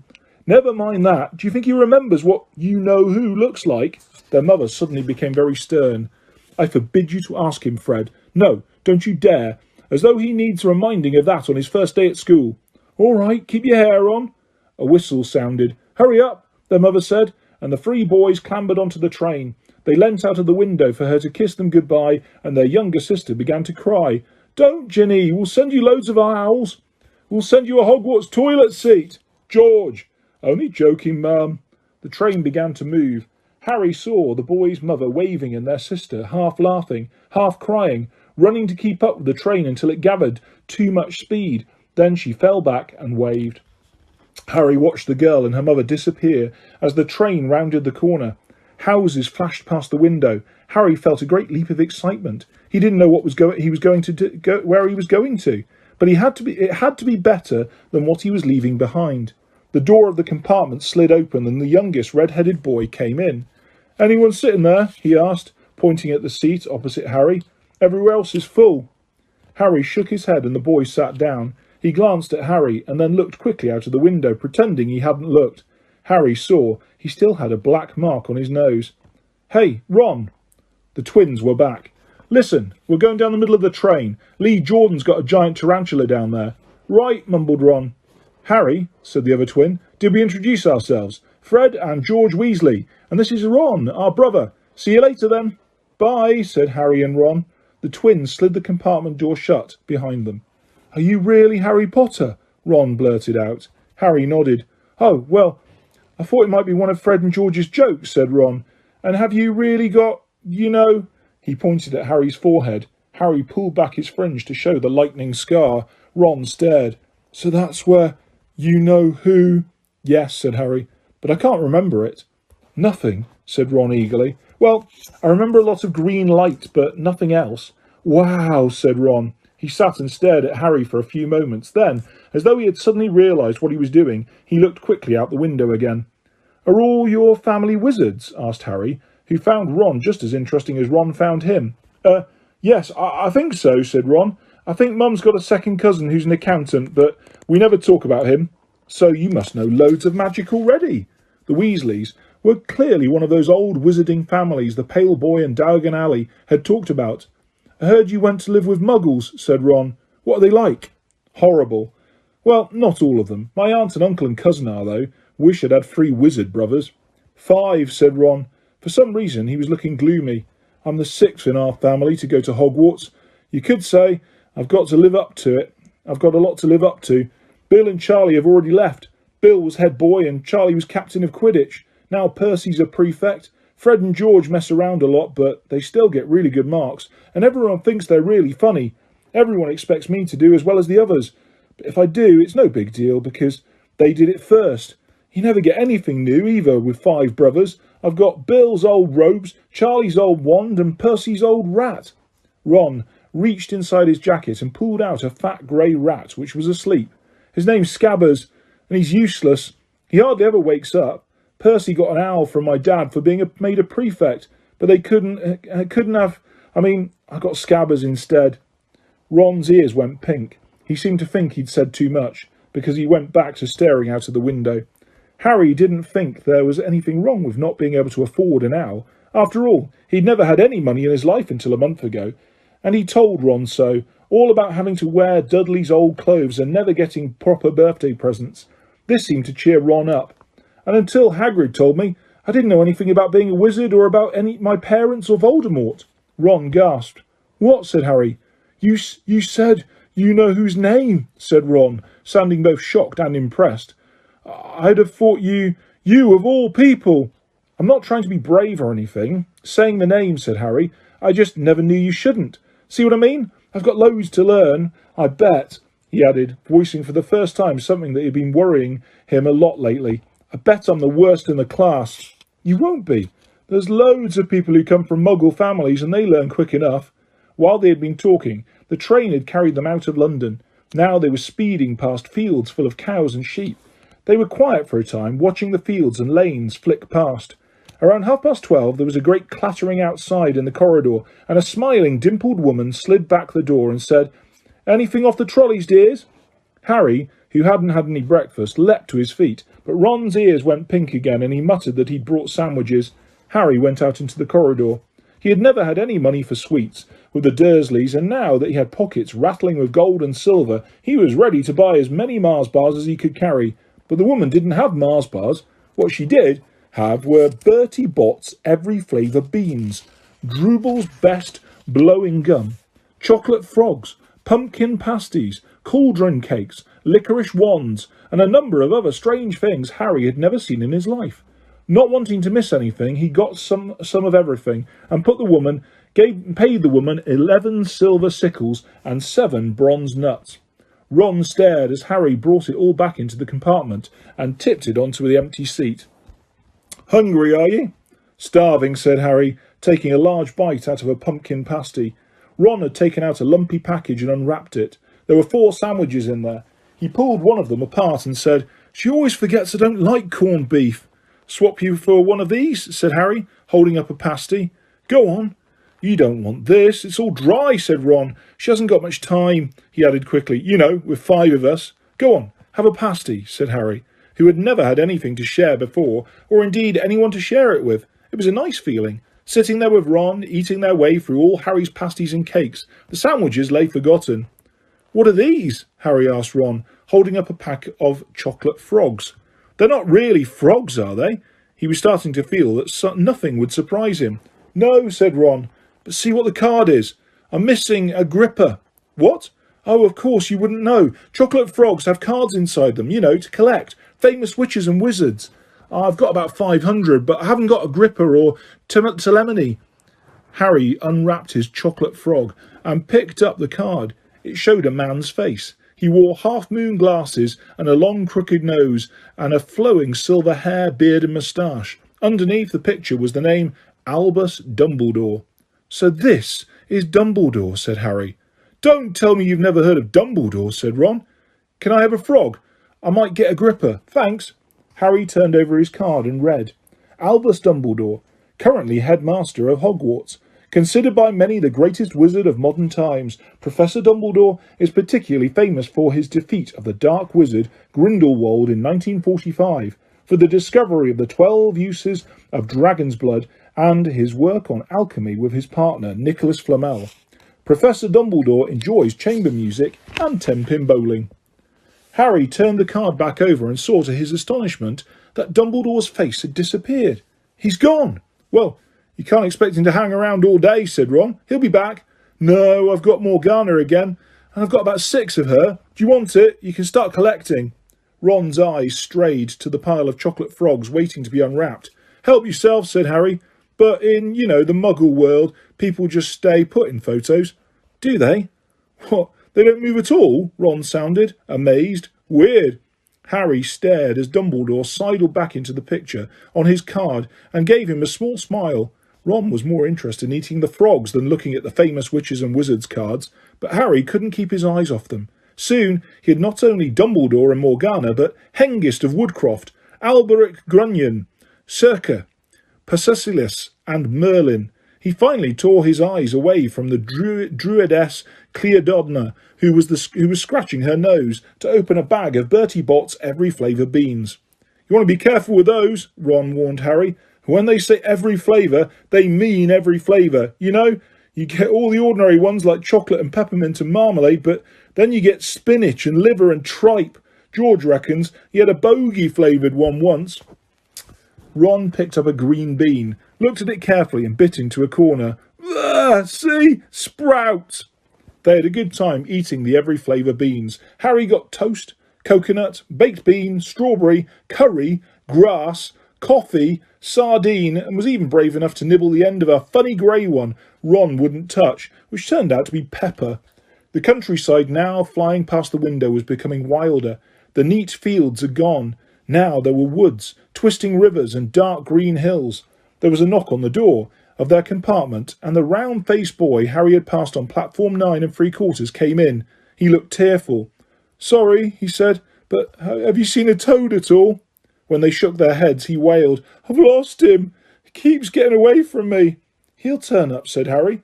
"Yes," said the boy miserably. "Well, if you see him—" He left.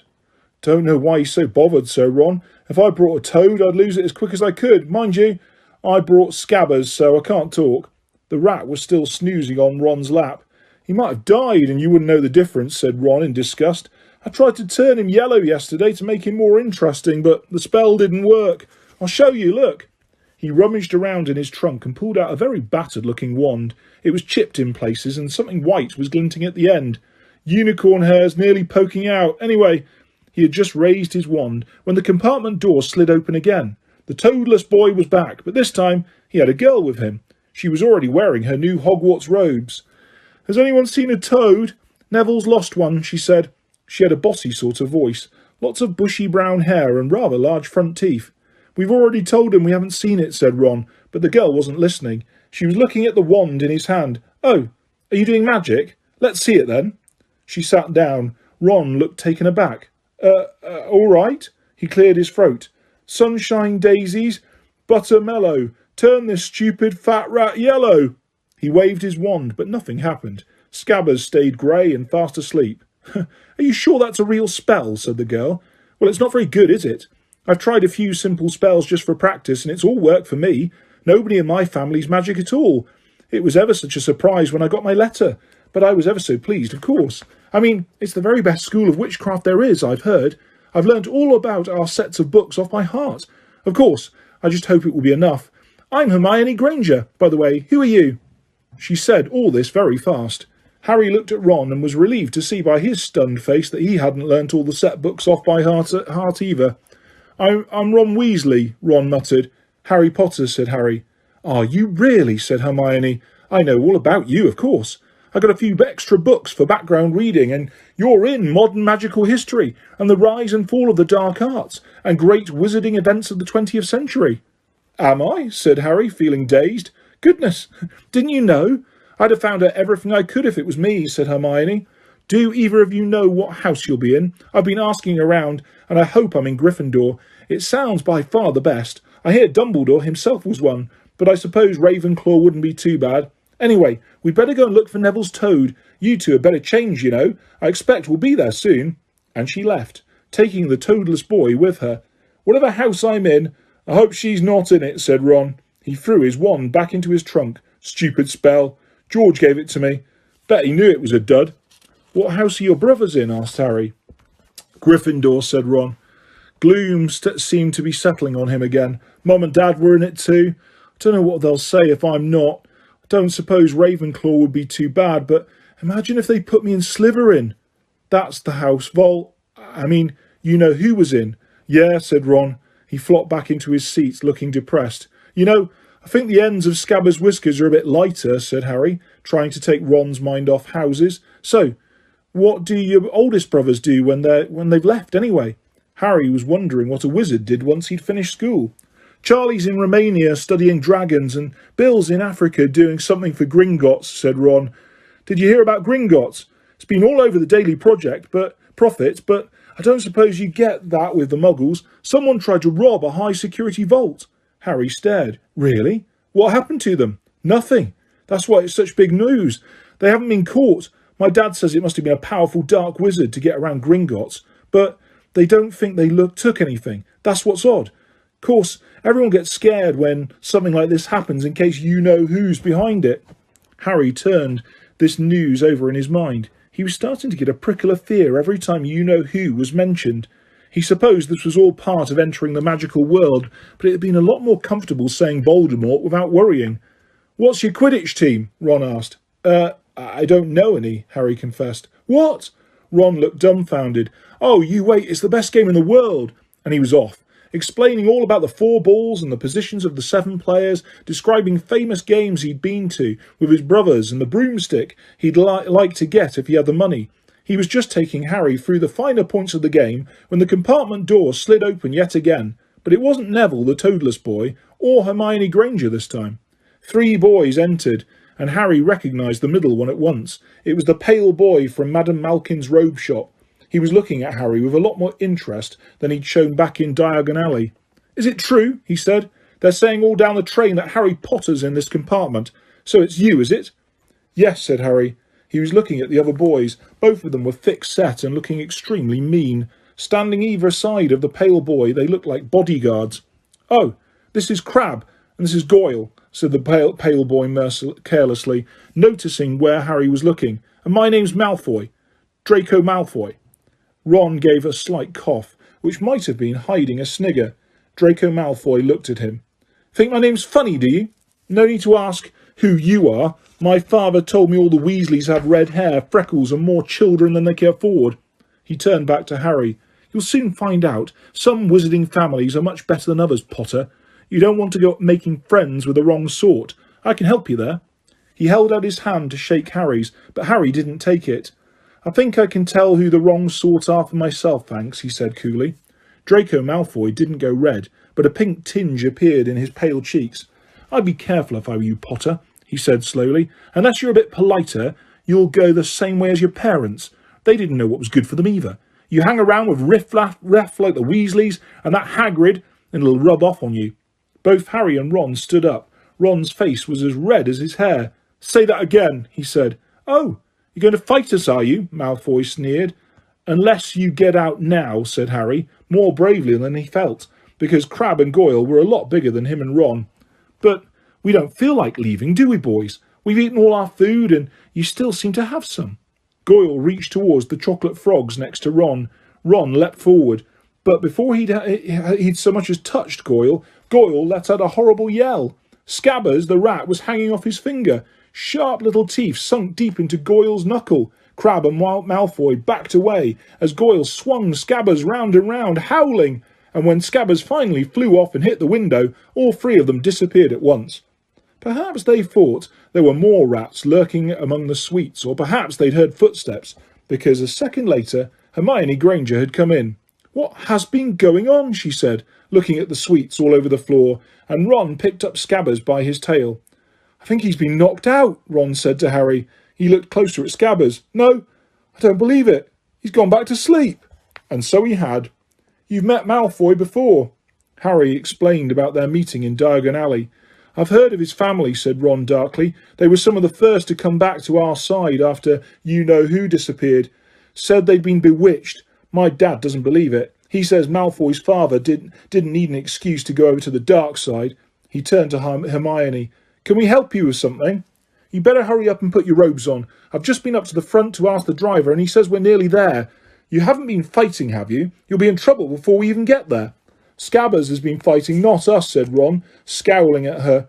Would you mind leaving while we change? All right. I only came in here because people outside are behaving very childishly, racing up and down the corridors, said Hermione in a sniffy voice. And you've got dirt on your nose, by the way, did you know? Ron glared at her as she left.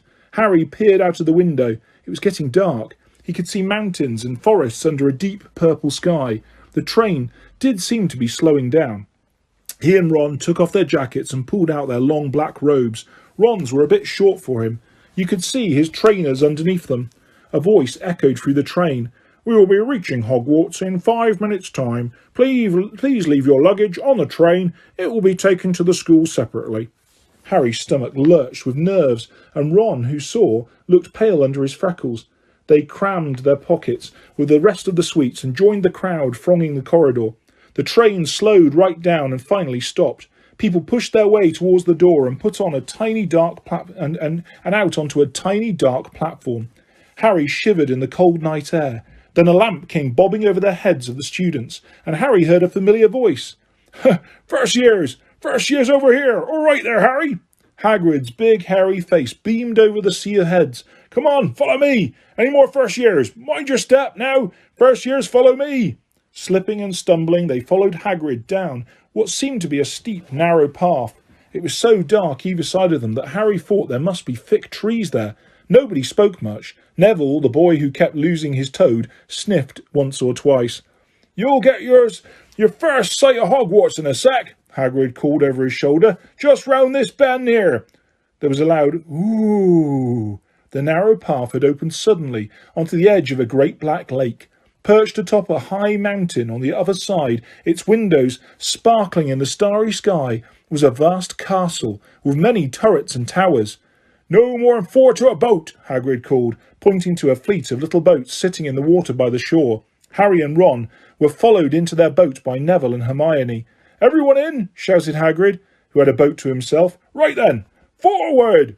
and the fleet of little boats moved off all at once, gliding across the lake, which was as smooth as glass. Everyone was silent, staring up at the great castle overhead. It towered over them as they sailed nearer and nearer to the cliff on which it stood. "Heads down!" yelled Hagrid as the first boats reached the cliff. They all bent their heads, and the little boats carried them through a curtain of ivy which hid a wide opening in the cliff face. They were carried along a dark tunnel, which seemed to be taking them right underneath the castle, until they reached a kind of underground harbour, where they clambered out onto the rocks and pebbles. "Oi, you there! Is this your toad?" said Hagrid, who was checking the boats as people climbed out of them. "Trevor!" cried Neville blissfully, holding out his hands. Then they clambered up a passageway in the rock after Hagrid's lamp, coming out at last onto smooth, damp grass right in the shadow of the castle. They walked up a flight of stone steps and crowded around the huge oak front door. "Everyone here? You there? Still got your toad?" Hagrid raised a gigantic fist and knocked 3 times on the castle door. The door swung open at once. A tall, black-haired witch in emerald green robes stood there. She had a very stern face, and Harry's first thought was that this was not someone to cross. "The first year's Professor McGonagall," said Hagrid. "Thank you, Hagrid. I will take them from here."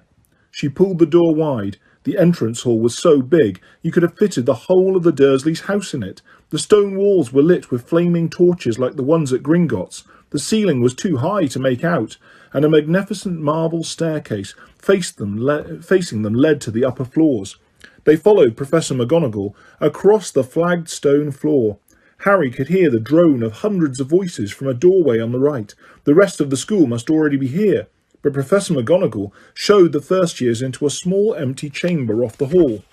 They crowded in, standing rather closer together than they would usually have done, peering about nervously.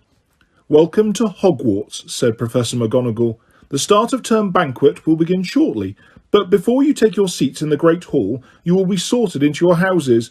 The sorting is a very important ceremony because, while you are here, your house will be something like your family within Hogwarts.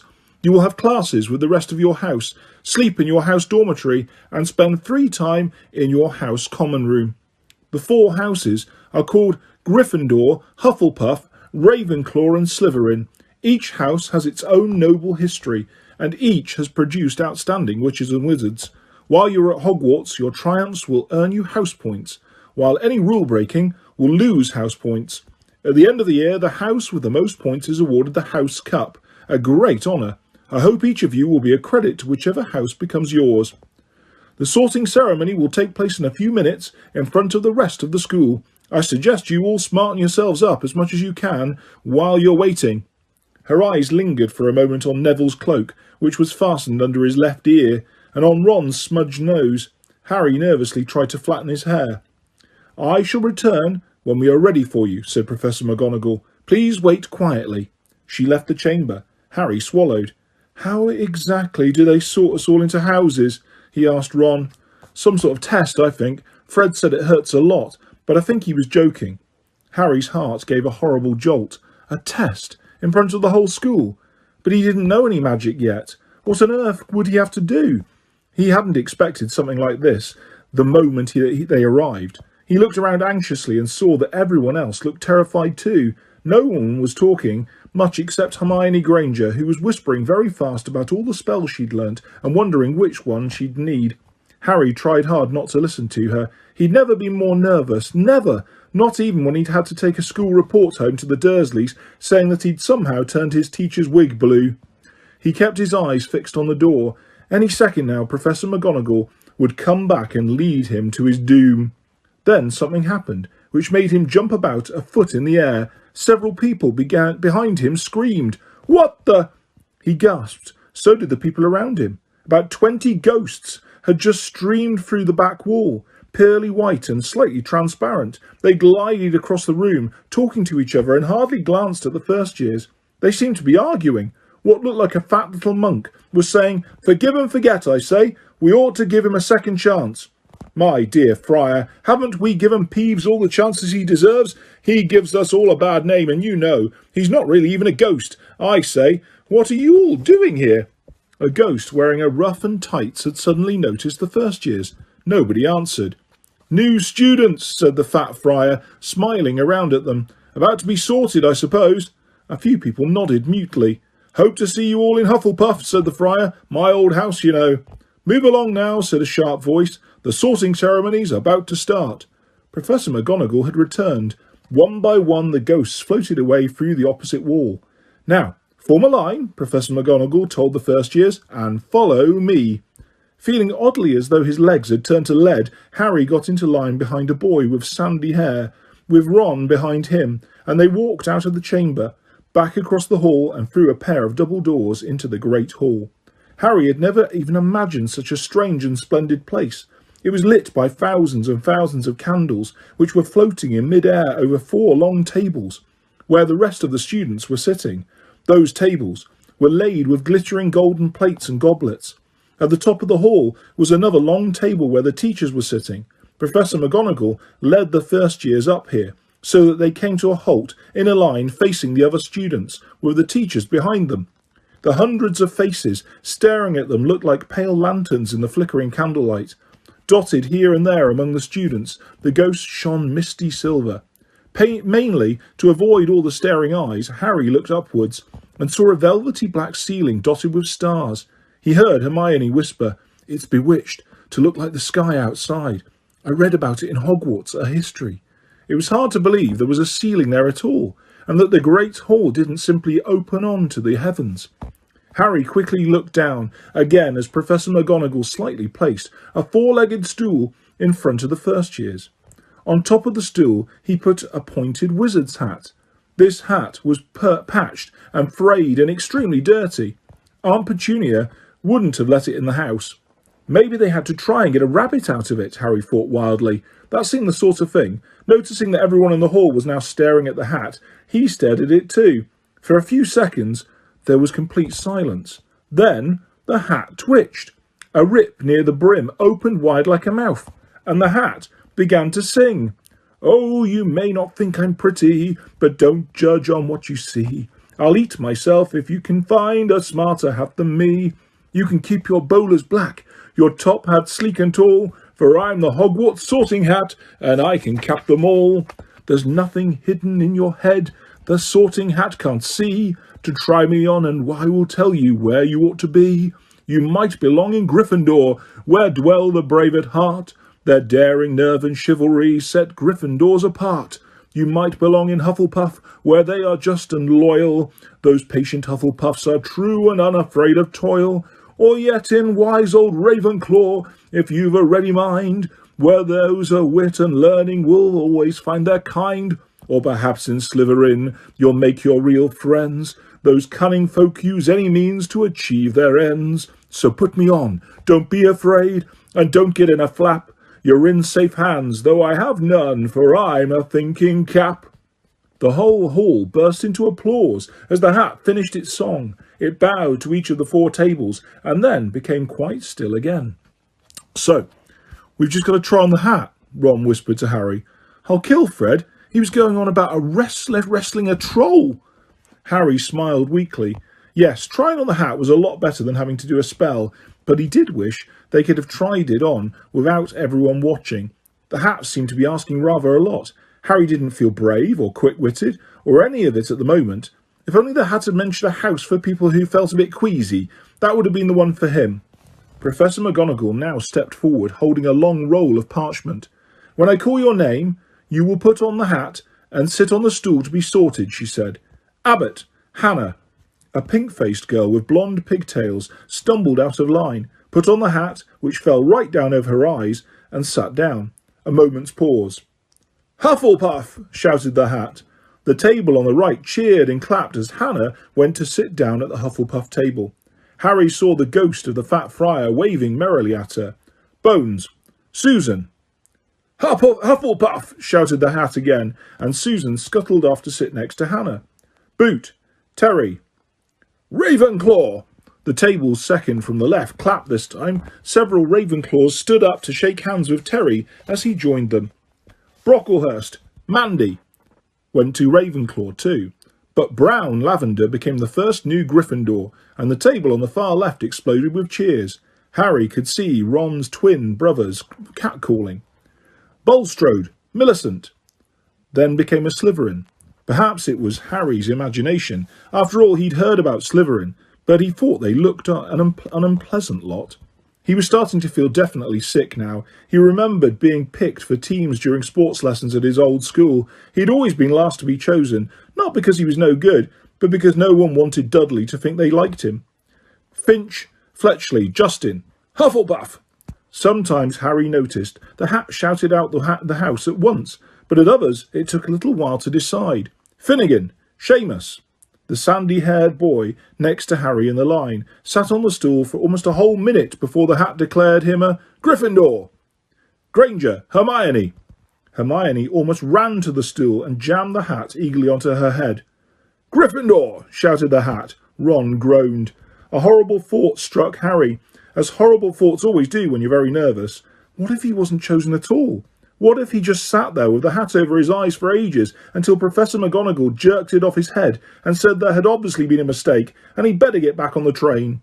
When Neville Longbottom, the boy who kept losing his toad, was called, he fell over on his way to the stool. The Hat took a long time to decide with Neville. When it finally shouted, Gryffindor, Neville ran off still wearing it and had to jog back amid gales of laughter to give it to McGonagall. Morag. McDougal, Morag. Malfoy swaggered forward when his name was called and got his wish at once. The Hat had barely touched his head when it screamed, Slytherin! Malfoy went to join his friends Crabbe and Goyle, looking pleased with himself. There weren't many people left now. Moon, Knott, Parkinson, then a pair of twin girls, Patil and Patil, then Perks, Sally Ann, and then at last, Potter, Harry. As Harry stepped forward, whispers suddenly broke out, like little hissing fires all over the hall. Potter, did she say? The Harry Potter. The last thing Harry saw before the hat dropped over his eyes was the hall full of people, craning to get a good look at him. Next second he was looking at the black inside of the hat. He waited. Said a small voice in his ear. Difficult. Very difficult. Plenty of courage, I see. Not a bad mind, either. There's talent, oh my goodness, yes, and a nice thirst to prove yourself. Now that's interesting. So where shall I put you? Harry gripped the edges of the stool and thought, not Slytherin, not Slytherin. Not Slytherin, eh? Said the small voice. Are you sure? You could be great, you know. It's all here in your head, and Slytherin will help you on your way to greatness, no doubt about that. No? Well, if you're sure, better be Gryffindor. Harry heard the Hat shout the last word to the whole hall. He took off the hat and walked shakily towards the Gryffindor table. He was so relieved to have been chosen and not to be put in Slytherin, he hardly noticed that he was getting the loudest cheer yet. Percy, the prefect, got up and shook his hand vigorously, while the Weasley twins yelled, We got Potter! We got Potter! Harry sat down opposite the ghost in the ruff he'd seen earlier. The ghost patted his arm, giving Harry the sudden, horrible feeling he'd just plunged into a bucket of ice-cold water. He could see the high table properly now. At the end nearest him sat Hagrid, who caught his eye and gave him the thumbs up. Harry grinned back. And there, in the centre of the high table, in a large gold chair, sat Albus Dumbledore. Harry recognised him at once from the card he'd got out of the Chocolate Frog on the train. Dumbledore's silver hair was the only thing in the whole hall that shone as brightly as the ghost's. Harry spotted Professor Quirrell too, the nervous young man from the Leaky Cauldron. He was looking very peculiar in a large purple turban. And now, there were only 3 people left to be sorted. Turpin, Lisa, became a Ravenclaw, and then it was Ron's turn. He was pale green by now. Harry crossed his fingers under the table, and a second later, the Hat had shouted, Gryffindor! Harry clapped loudly with the rest as Ron collapsed into the chair next to him. Well done, Ron. Excellent, said Percy Weasley pompously across Harry as Zabini, Blaze, was made a Slytherin. Professor McGonagall rolled up her scroll and took the sorting hat away. Harry looked down at his empty gold plate. He had only just realised how hungry he was. The pumpkin pasties seemed ages ago. Albus Dumbledore had got to his feet. He was beaming at the students, his arms opening wide as if nothing could have pleased him more than to see them all there. Welcome, he said. Welcome to a new year at Hogwarts. Before we begin our banquet, I would like to say a few words. And here they are. Nitwit, Blubber, Oddment, Tweak. Thank you. He sat back down. Everybody clapped and cheered. Harry didn't know whether to laugh or not. Is he a bit mad? He asked Percy uncertainly. Mad, said Percy airily. He's a genius. Best wizard in the world. But he is a bit mad, yes. Potatoes. Harry? Harry's mouth fell open. The dishes in front of him were now piled with food. He had never seen so many things he liked to eat on one table. Roast beef, roast chicken, pork chops and lamb chops, sausages, bacon and steak, boiled potatoes, roast potatoes, chips, Yorkshire pudding, peas, carrots, gravy, ketchup, and for some strange reason, mint humbugs. The Dursleys had never exactly starved Harry, but he'd never been allowed to eat as much as he liked. Dudley had always taken anything that Harry really wanted, even if it made him sick. Harry piled his plate with a bit of everything except the humbugs and began to eat. It was all delicious. That does look good, said the ghost in all the rough. The ghost in the rough sadly said, watching Harry cut up his steak. Can't you? I haven't eaten for nearly 500 years, said the ghost. I'd need to, of course, but one does miss it. I don't think I've introduced myself. Sir Nicholas de Mimsy Porpington, at your service, resident ghost of Gryffindor Tower. I know who you are, said Ron suddenly. My brother's told me about you. You're nearly Headless Nick. I would prefer you to call me Sir Nicholas de Mimsy, the ghost began stiffly, but sandy-haired Seamus Finnegan interrupted. Nearly headless? How can he be nearly headless? Sir Nicholas looked extremely miffed, as if their little chat wasn't going at all the way he wanted. Like this, he said irritably. He seized his left ear and pulled. His whole head swung off his neck and fell onto his shoulder as if it was on a hinge. Someone had obviously tried to behead him, but not done it properly. Looking pleased at the stunned looks on their faces, nearly Headless Nick flipped his head back onto his neck, coughed and said, So, now, Gryffindors, I hope you're going to help us win the house championship this year. Gryffindor have never gone so long without winning. Slytherin have got the cup 6 years in a row. The bloody Baron's becoming almost unbearable. He's the Slytherin ghost. Harry looked over at the Slytherin table and saw a horrible ghost sitting there with blank staring eyes, a gaunt face, and robes stained with silver blood. He was right next to Malfoy, who, Harry was pleased to see, didn't look too pleased with the seating arrangements. How did he get covered in blood? Asked Seamus with great interest. I've never asked, said nearly Headless Nick delicately. When everyone had eaten as much as they could, the remains of the food faded from the plates, leaving them sparkling clean as before. A moment later the puddings appeared, blocks of ice cream in every flavour you could think of, apple pies, treacle tarts, chocolate eclairs and jam donuts, trifle, strawberries, jelly, rice pudding. As Harry helped himself to a treacle tart, the talk turned to their families. I'm half and half, said Seamus. My dad's a muggle. Mum didn't tell him. She was a witch till after they were married, but a bit of a nasty shock for him. The other laughed. What about you, Neville? Said Ron. Well, my gran brought me up, and she's a witch, said Neville. But the family I thought I was all muggles for ages. My great-uncle Algie kept trying to catch me off my guard and force some magic out of me. He pushed me off the end of Blackpool Pier once. I nearly drowned, but nothing happened until I was 8. Great-uncle Algie came round for tea, and he was hanging me out of an upstairs window by the ankles when my great-auntie Enid offered him a meringue, and he accidentally let go. But I bounced, all the way down to the garden and into the road. They were all really pleased. Gran was crying. She was so happy. And you should have seen their faces when I got in there. They thought I might not be magic enough to come, you see. Great-uncle Algie was so pleased, he bought me my toad. On Harry's other side, Percy Weasley and Hermione were talking about lessons. I do hope they start straight away. There's so much to learn. I'm particularly interested in transfiguration, you know, turning something into something else. Of course, it's supposed to be very difficult. You'll be starting small, just matches into needles and that sort of thing. Harry, who was starting to feel warm and sleepy, looked up at the high table again. Hagrid was drinking deeply from his goblet. Professor McGonagall was talking to Professor Dumbledore. Professor Quirrell, in his absurd turban, was talking to a teacher with greasy black hair, a hooked nose, and sallow skin. It happened very suddenly. The hook-nosed teacher looked past Quirrell's turban straight into Harry's eyes, and a sharp, Hot pain shot across the scar on Harry's forehead. Ouch! Harry clapped a hand to his head. What is it? Asked Percy. Nothing. The pain had gone as quickly as it had come. Harder to shake off was the feeling Harry had got from the teacher's look, a feeling that he didn't like Harry at all. Who's that teacher talking to Professor Quirrell? He asked Percy. Oh, you know Quirrell already, do you? No wonder he's looking so nervous. That's Professor Snape.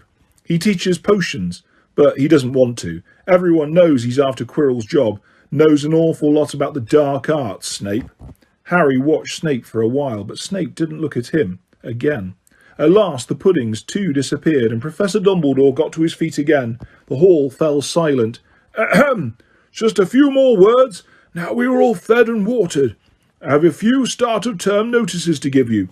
First years should note that the forest in the grounds is forbidden to all pupils, and a few of our older students would do well to remember that as well.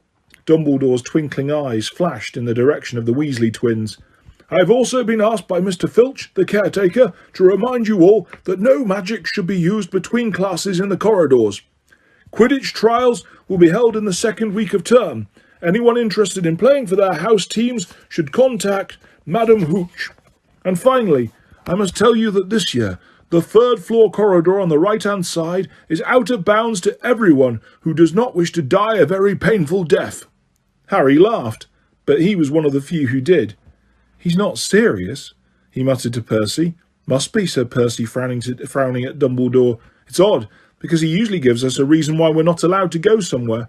The forest's full of dangerous beasts. Everyone knows that. I do think he might have told us prefects, at least. And now, before we go to bed, let us sing the school song, cried Dumbledore. Harry noticed that the other teachers' smiles had become rather fixed. Dumbledore gave his wand a little flick, as if he was trying to get a fly off the end, and a long golden ribbon flew out of it, which rose high above the tables and twisted itself snake-like into words. Everyone pick their favourite tune, said Dumbledore, and off we go. And the school bellowed, Hogwarts, Hogwarts, Hoggy-warty Hogwarts, teach us something please, whether we be old and bald, or young with scabby knees. Our heads could do with filling with some interesting stuff, for now they're bare and full of air, dead flies and bits of fluff. So teach us things worth knowing, bring back what we forgot. Just do your best, we'll do the rest, and learn until our brains all rot. Everybody finished the song at different times. At last, only the Weasley twins were left singing along to a very slow funeral march. Dumbledore conducted their last few lines with his wand, and when they had finished, he was one of those who clapped loudest. Ah, music, he said, wiping his eyes, a magic beyond all we do here. And now, bedtime. Off you trot. The Gryffindor first years followed Percy through the chattering crowds, out of the great hall and up the marble staircase. Harry's legs were like lead again, but only because he was so tired and full of food. He was too sleepy even to be surprised that the people in the portraits along the corridors whispered and pointed as they passed, or that twice Percy led them through doorways hidden behind sliding panels and hanging tapestries. They climbed more staircases, yawning and dragging their feet, and Harry was just wondering how much further they had to go when they came to a sudden halt. A bundle of walking sticks was floating in mid-air ahead of them, and as Percy took a step towards them, they started throwing themselves at him. Peeves! Percy whispered at the first years. A poltergeist! He raised his voice. Peeves, show yourself! A loud, rude sound, like the air being let out of a balloon, answered.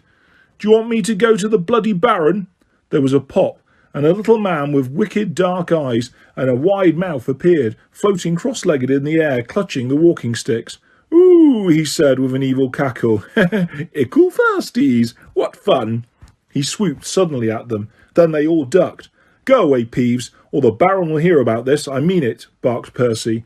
Peeves stuck out his tongue and vanished, dropping the walking sticks on Neville's head. They heard him zooming away, rattling coats of armour as he passed. You want to watch out for Peeves, said Percy, as they set off again. The bloody Baron's the only one who can control him. He won't even listen to us prefects. Here we are.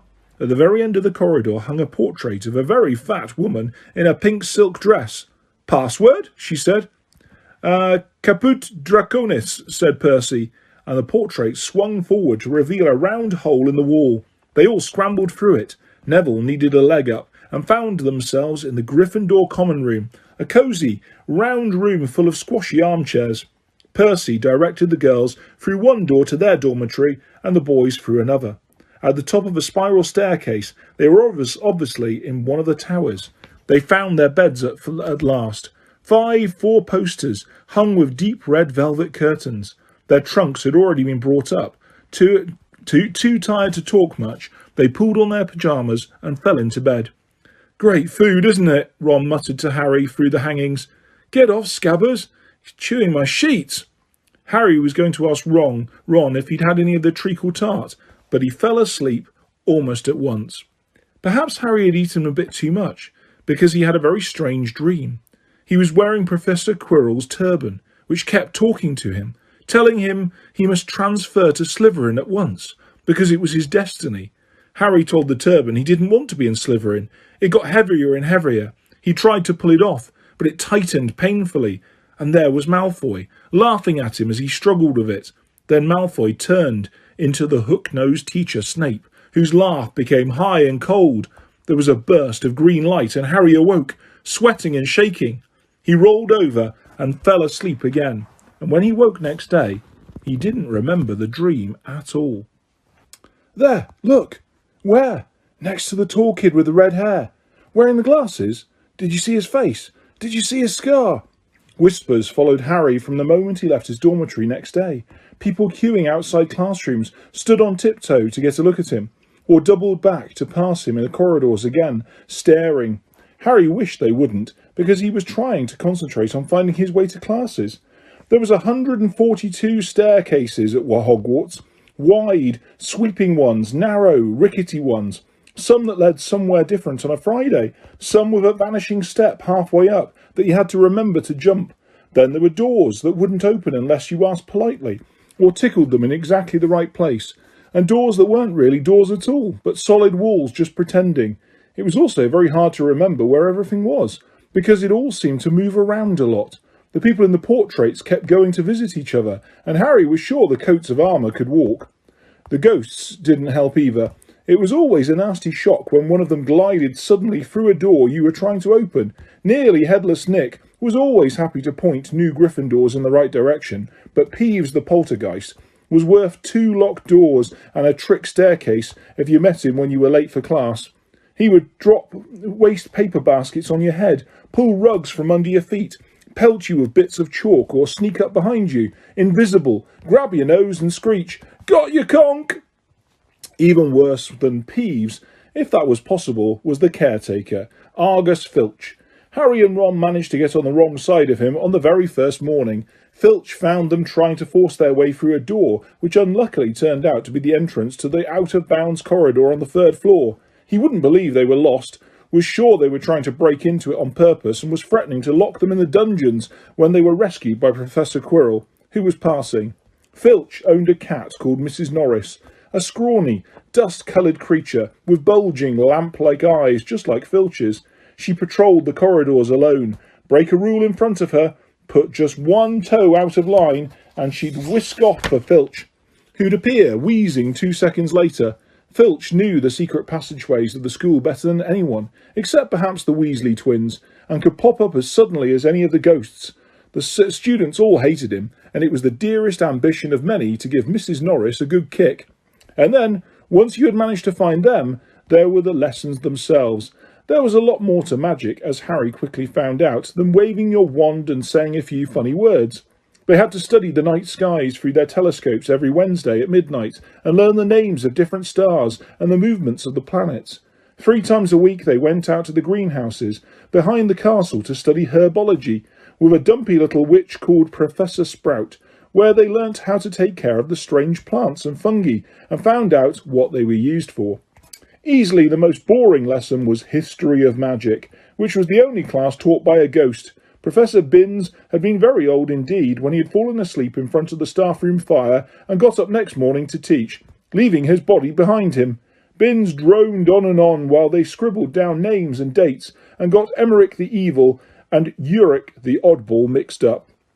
Professor Flitwick, the charms teacher, was a tiny little wizard who had to stand on a pile of books to see over his desk. At the start of their first lesson, he took the register, and when he reached Harry's name, he gave an excited squeak and toppled out of sight. Professor McGonagall was again different. Harry had been quite right to think she wasn't a teacher to cross. Strict and clever, she gave them a talking to the moment they sat down in her first class. Transfiguration is some of the most complex and dangerous magic you will learn at Hogwarts, she said. Anyone messing around in my class will leave and not come back. You have been warned. Then she changed her desk into a pig and back again. They were all very impressed and couldn't wait to get started, but soon realised they weren't going to be changing the furniture into animals for a long time. After making a lot of complicated notes, they were each given a match and started trying to turn it into a needle. By the end of the lesson, only Hermione Granger had made any difference to her match. Professor McGonagall showed the class how it had gone all silver and pointy, and gave Hermione a rare smile. The class everyone had really been looking forward to was Defence Against the Dark Arts, but Quirrell's lessons turned out to be a bit of a joke. His classroom smelled strongly of garlic, which everyone said was to ward off a vampire he'd met in Romania and was afraid would be coming back to get him one of these days. His turban, he told them, had been given to him by an African prince as a thank you for getting rid of a troublesome zombie, but they weren't sure they believed this story. For one thing, when Seamus Finnegan asked eagerly to hear how Quirrell had fought off the zombie, Quirrell went pink and started talking about the weather. For another, they had noticed that a funny smell hung around the turban, and the Weasley twins insisted that it was stuffed full of garlic as well, so that Quirrell was protected wherever he went. Harry was very relieved to find out that he wasn't miles behind everyone else. Lots of people had come from Muggle families, and like him, hadn't had any idea that they were witches and wizards. There was so much to learn that even people like Ron didn't have much of a head start. Friday was an important day for Harry and Ron. They finally managed to find their way down to the Great Hall for breakfast without getting lost once. "What have we got today?" Harry asked Ron as he poured sugar on his porridge. "Double potions with the Slytherins," said Ron. "Snape's head of Slytherin House. They say he always favours them. We'll be able to see if it's true." "Wish McGonagall favoured us," said Harry. Professor McGonagall was head of Gryffindor House, but it hadn't stopped her giving them a huge pile of homework the day before. Just then the post arrived. Harry had got used to this by now, but it had given him a bit of a shock on the first morning when about 100 owls had suddenly streamed into the Great Hall during breakfast, circling the tables until they saw their owners and dropping letters and packages onto their laps. Hedwig hadn't brought Harry anything so far. She sometimes flew in to nibble his ear and have a bit of a toast before going off to sleep in the owlery with the other school owls. This morning, however, she fluttered down between the marmalade and the sugar bowl and dropped a note onto Harry's plate. Harry tore it open at once. "Dear Harry," it said in a very untidy scrawl, "I know you get Friday afternoons off, so would you like to come and have a cup of tea with me around 3? I want to hear all about your first week. Send us an answer back with Hedwig, Hagrid." Harry borrowed Ron's quill, scribbled "Yes, please, see you later" on the back of the note, and sent Hedwig off again. It was lucky that Harry had tea with Hagrid to look forward to, because the potions lesson turned out to be the worst thing that had happened to him so far. At the start of term banquet, Harry had got the idea that Professor Snape disliked him. By the end of the first potions lesson, he knew he'd been wrong. Snape didn't dislike Harry, he hated him. Potions lessons took place down in one of the dungeons. It was colder here than up in the main castle, and would have been quite creepy enough without the pickled animals floating in glass jars all around the walls. Snape, like Flitwick, started the class by taking the register, and like Flitwick, he paused at Harry's name. "Ah, yes," he said softly, "Harry Potter, our new celebrity." Draco Malfoy and his friends Crabbe and Goyle sniggered behind their hands. Snape finished calling the names and looked up at the class. His eyes were black like Hagrid's, but they had none of Hagrid's warmth. They were cold and empty and made you think of dark tunnels. "You are here to learn the subtle science and exact art of potion making," he began. He spoke in barely more than a whisper, but they caught every word. Like Professor McGonagall, Snape had the gift of keeping a class silent without effort. "As there is little foolish wand-waving here, many of you will hardly believe this is magic. I don't expect you will really understand the beauty of the softly simmering cauldron with its shimmering fumes, the delicate power of liquids that creep through human veins, bewitching the mind, ensnaring the senses. I can teach you how to bottle fame, brew glory, even stopper death, if you aren't as big a bunch of dunderheads as I usually have to teach. More silence followed this little speech. Harry and Ron exchanged looks with raised eyebrows.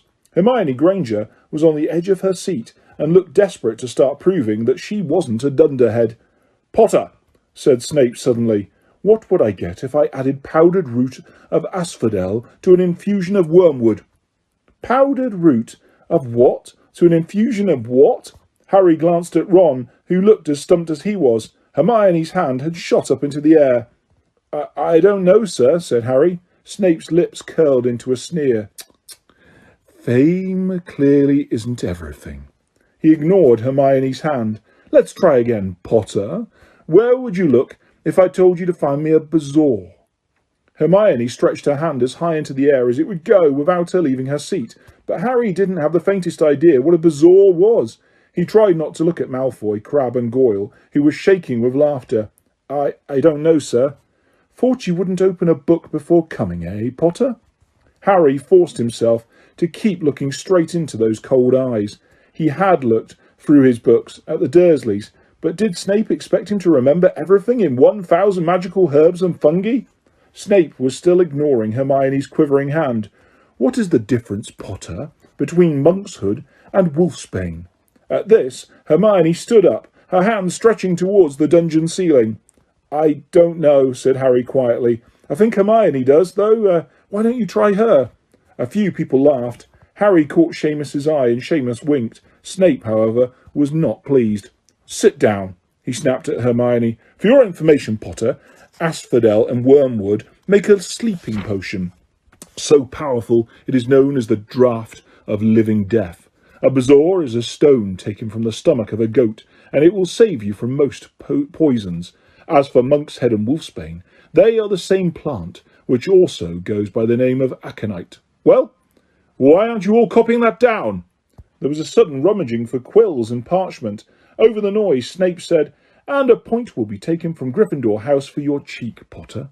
Things didn't improve for the Gryffindors as the potions lesson continued. Snape put them all into pairs and set them to mixing up simple potions to cure boils. He swept around in his long black cloak, watching them weigh dried nettles and crush snake fangs, criticising almost everything except Malfoy, who he seemed to like. He was just telling everyone to look at the prefect, the perfect way Malfoy had stewed his horned slugs, when clouds of acid green smoke and a loud hissing filled the dungeon. Neville had somehow managed to melt Seamus's cauldron into a twisted blob, and their potion was seeping across the stone floor, burning holes in people's shoes. Within seconds, the whole class was standing on their stools, while Neville, who had been drenched in the potion when the cauldron collapsed, moaned in pain as angry red boils sprang up all over his arms and legs. "Idiot boy," snarled Snape, clearing the spilled potion away with one wave of his wand. "I suppose you added the porcupine quills without taking the cauldron off the fire." Neville whimpered as boils started to pop up all over his nose. "Take him to the hospital wing," Snape spat at Seamus.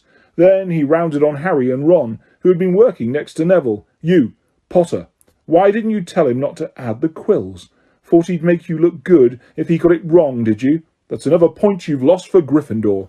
This was so unfair that Harry opened his mouth to argue, but Ron kicked him behind their cauldron. "Don't push it," he muttered. "I've heard Snape can turn very nasty." As they climbed the steps out of the dungeon an hour later, Harry's mind was racing and his spirits were low. He'd lost 2 points for Gryffindor in his very first week. Why did Snape hate him so much? "Cheer up," said Ron. "Snape's always taking points off Fred and George. Can I come and meet Hagrid with you?" At 5 to 3, they left the castle and made their way across the grounds. Hagrid lived in a small wooden house on the edge of the forbidden forest. A crossbow and a pair of galoshes were outside the front door.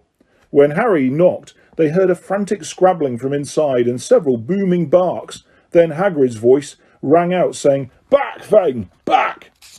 Hagrid's big hairy face appeared in the crack as he pulled the door open. "Hang on," he said. "Back! Fang!" He let them in, struggling to keep hold on the collar of an enormous black boarhound. There was only one room inside. Hams and pheasants were hanging from the ceiling, a copper kettle was boiling on the open fire, and in the corner stood a massive bed with a patchwork quilt over it. "Make yourselves at home," said Hagrid, letting go of Fang, who bounded straight at Ron and started licking his ears.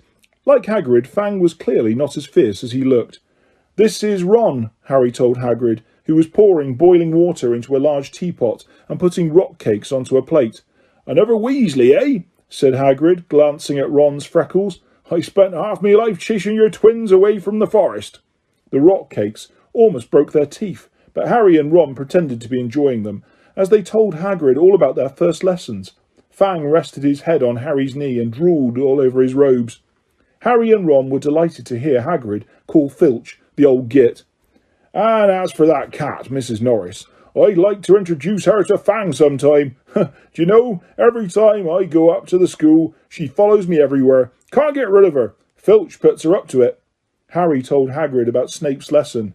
Hagrid, like Ron, told Harry not to worry about it, that Snape liked hardly any of the students.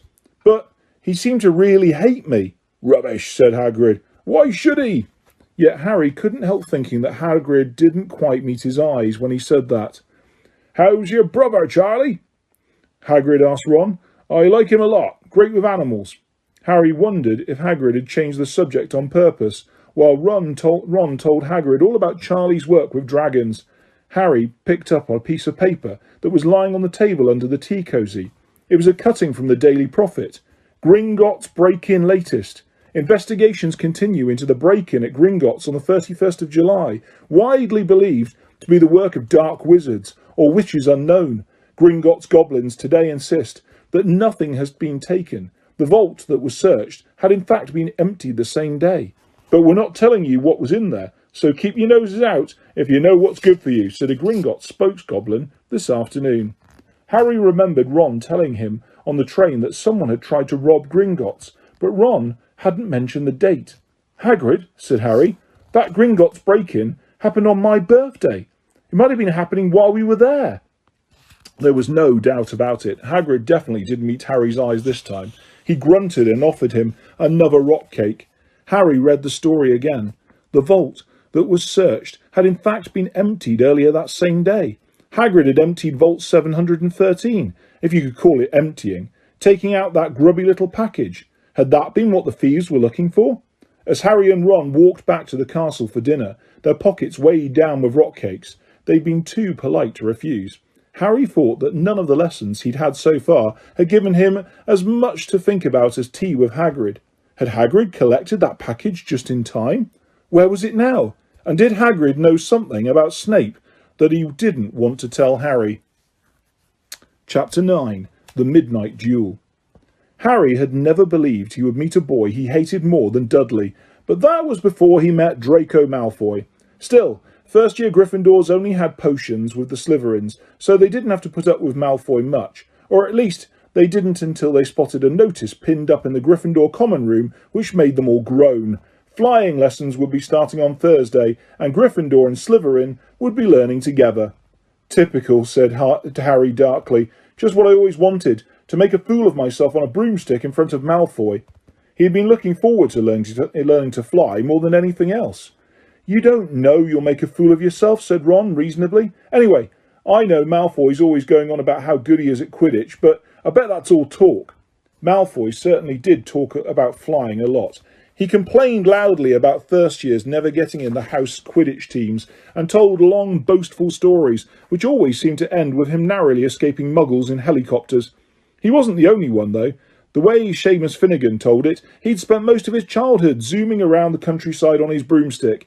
Even Ron would tell anyone who'd listen about the time he'd almost hit a hang glider on Charlie's old broom. Everyone from wizarding families talked about Quidditch constantly. Ron had already had a big argument with Dean Thomas, who shared their dormitory, about football. Ron couldn't see what was exciting about a game with only one ball where no one was allowed to fly. Harry had caught Ron prodding Dean's poster of a West Ham football team, trying to make the players move. Neville had never been on a broomstick in his life, because his grandmother had never let him near one. Privately, Harry felt she'd had good reason, because Neville managed to have an extraordinary number of accidents, even with both feet on the ground. Hermione Granger was almost as nervous about flying as Neville was. This was something you couldn't learn by heart out of a book, not that she hadn't tried. At breakfast on Thursday, she bored them all stupid with flying tips she'd got out of a library book called Quidditch Through the Ages. Neville was hanging on to her every word, desperate for anything that might help him hang on to his broomstick later. But everybody else was very pleased when Hermione's lecture was interrupted by the arrival of the post.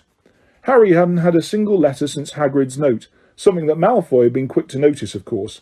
Malfoy's eagle owl was always bringing him packages of sweets from home, which he opened gloatingly at the Slytherin table. A barn owl brought Neville a small package from his grandmother. He opened it excitedly and showed them a glass ball the size of a large marble, which seemed to be full of white smoke. It's a remembrall, he explained. Gran knows I forget things. This tells you if there's something you've forgotten to do. Look, you hold it tight like this and it turns red. Oh, his face fell because the remembrall had suddenly glowed scarlet. You've forgotten something. Neville was trying to remember what he'd forgotten when Draco Malfoy, who was passing the Gryffindor table, snatched the remembrall out of his hand. Harry and Ron jumped to their feet. They were half hoping for a reason to fight Malfoy, but Professor McGonagall, who could spot trouble quicker than any teacher in the school, was there in a flash. What's going on? Malfoy's got my remembrall, Professor. Scowling, Malfoy quickly dropped the remembrall back to the table. Just looking, he said, and he sloped away with Crabbe and Goyle behind him. At 3:30 that afternoon, Harry, Ron and the other Gryffindors hurried down the front steps into the grounds for the first flying lesson. It was a clear, breezy day, and the grass rippled under their feet as they marched down the sloping lawns towards a smooth lawn on the opposite side of the grounds to the Forbidden Forest, whose trees were swaying darkly in the distance. The Slytherins were already there, and so were 20 broomsticks lying in neat lines on the ground. Harry had heard Fred and George Weasley complain about the school brooms, saying that some of them started to vibrate if you flew too high, or always flew slightly to the left. Their teacher, Madam Hooch, arrived. She had short grey hair and yellow eyes like a hawk. Well, what are you waiting for? She barked. Everyone stand by a broomstick. Come on, hurry up. Harry glanced down at his broom. It was old, and some of the twigs stuck out at odd angles. Stick out your right hand over your broom, called Madam Hooch at the front, and say, up! Up! Everyone shouted. Harry's broom jumped up into his hand at once, but it was one of the few that did. Hermione Granger's had simply rolled over onto the ground, and Neville's hadn't moved at all. Perhaps brooms, like horses, could tell when you were afraid, thought Harry. There was a quaver in Neville's voice that said only too clearly that he wanted to keep his feet on the ground. Madam Hooch then showed them how to mount their brooms without sliding off the end, and walked up and down the rows correcting their grips. Harry and Ron were delighted when she told Malfoy he'd been doing it wrong for years. Now, when I blow my whistle, you kick off from the ground hard, said Madam Hooch. Keep your broom steady, rise a few feet, and then come straight back down by leaning forward slightly. On my whistle. 3, 2... But Neville, nervous and jumpy and frightened of being left on the ground, pushed off hard before the whistle had touched Madam Hooch's lips. Come back, boy, she shouted. But Neville was rising straight up like a cork shot out of a bottle. 12 feet, 20 feet. Harry saw his scared white face look down at the ground, falling away, saw him gasp, slip sideways off the broom, and wham! A thud and a nasty crack, and Neville lay face down on the grass in a heap. His broomstick was still rising higher and higher, and started to drift lazily towards the Forbidden Forest and out of sight. Madam Hooch was bending over Neville, her face as white as his. Broken wrist, Harry heard her mutter. Come on, boy. It's all right. Up you get. She turned to the rest of the class. None of you is to move while I take this boy to the hospital wing. You leave these brooms where they are, or you'll be out of Hogwarts before you can say Quidditch. Come on, dear. Neville, his face tear-streaked, clutched his wrist, hobbled off with Madam Hooch, who had her own arm around him. No sooner were they out of earshot than Malfoy burst into laughter. Did you see his face? The great lump!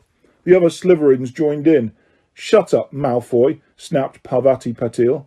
Ooh, sticking up for Longbottom, said Pansy Parkinson, a hard-faced slithering girl. Never thought you'd like fat little crybabies, Parvati. Look, said Malfoy, darting forward and snatching something out of the grass. It's that stupid thing Longbottom's gran sent him. The remembrall glittered in the sun as he held it up. Give that here, Malfoy, said Harry quietly. Everyone stopped talking to watch. Malfoy smiled nastily.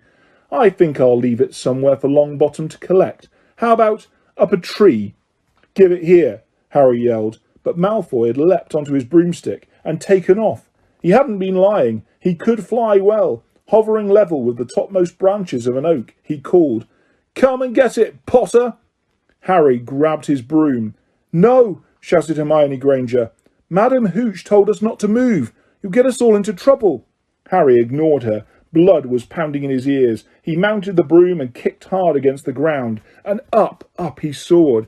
Air rushed through his hair, and his robes whipped out behind him.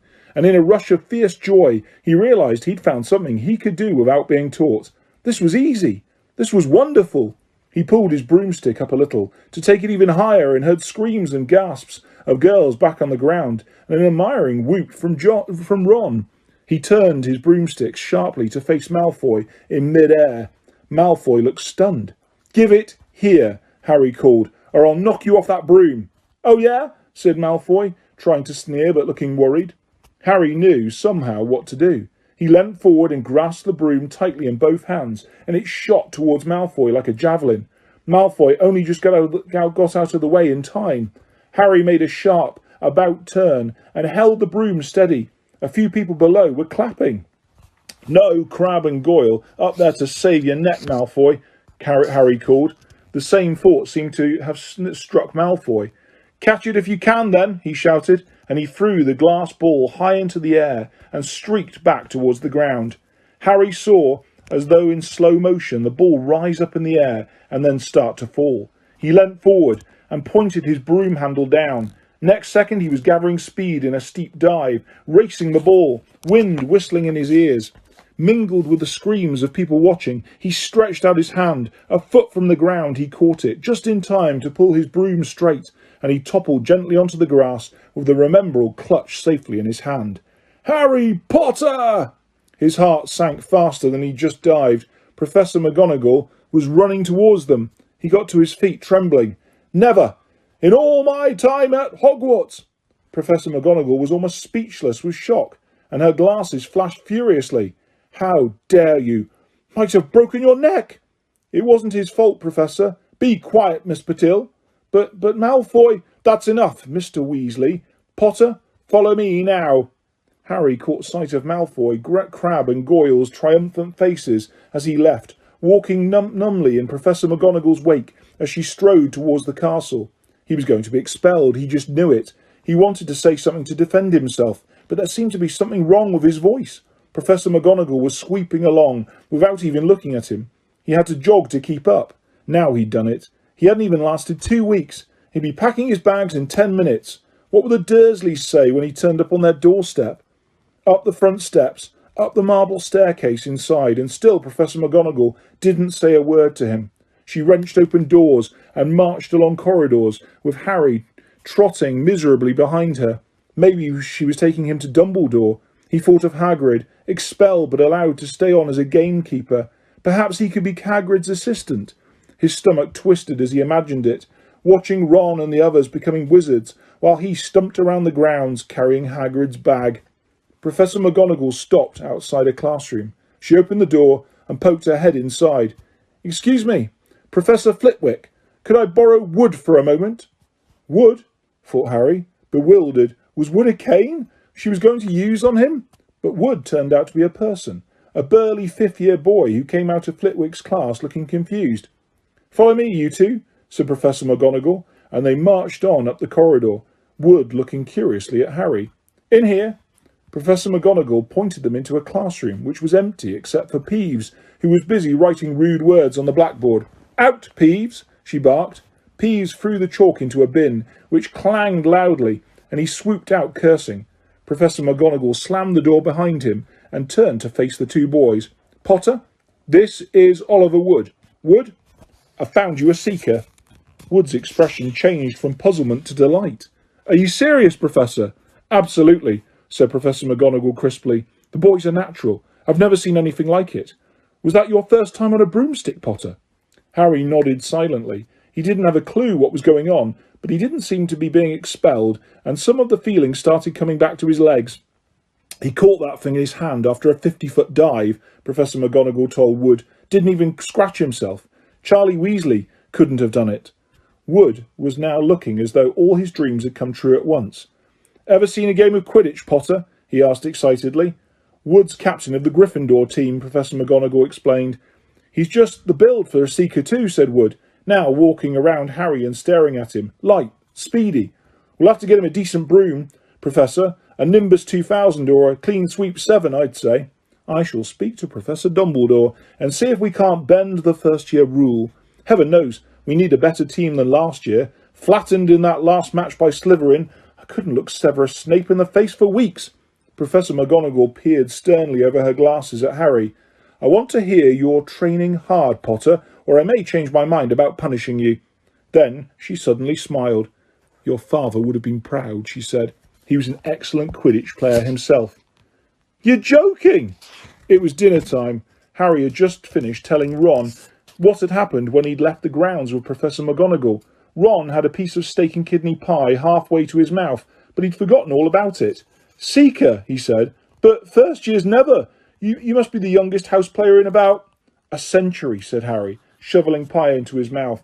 He felt particularly hungry after the excitement of the afternoon. Wood told me. Ron was so amazed, so impressed, he just sat and gaped at Harry. I start training next week, said Harry. Only don't tell anyone. Wood wants to keep it a secret.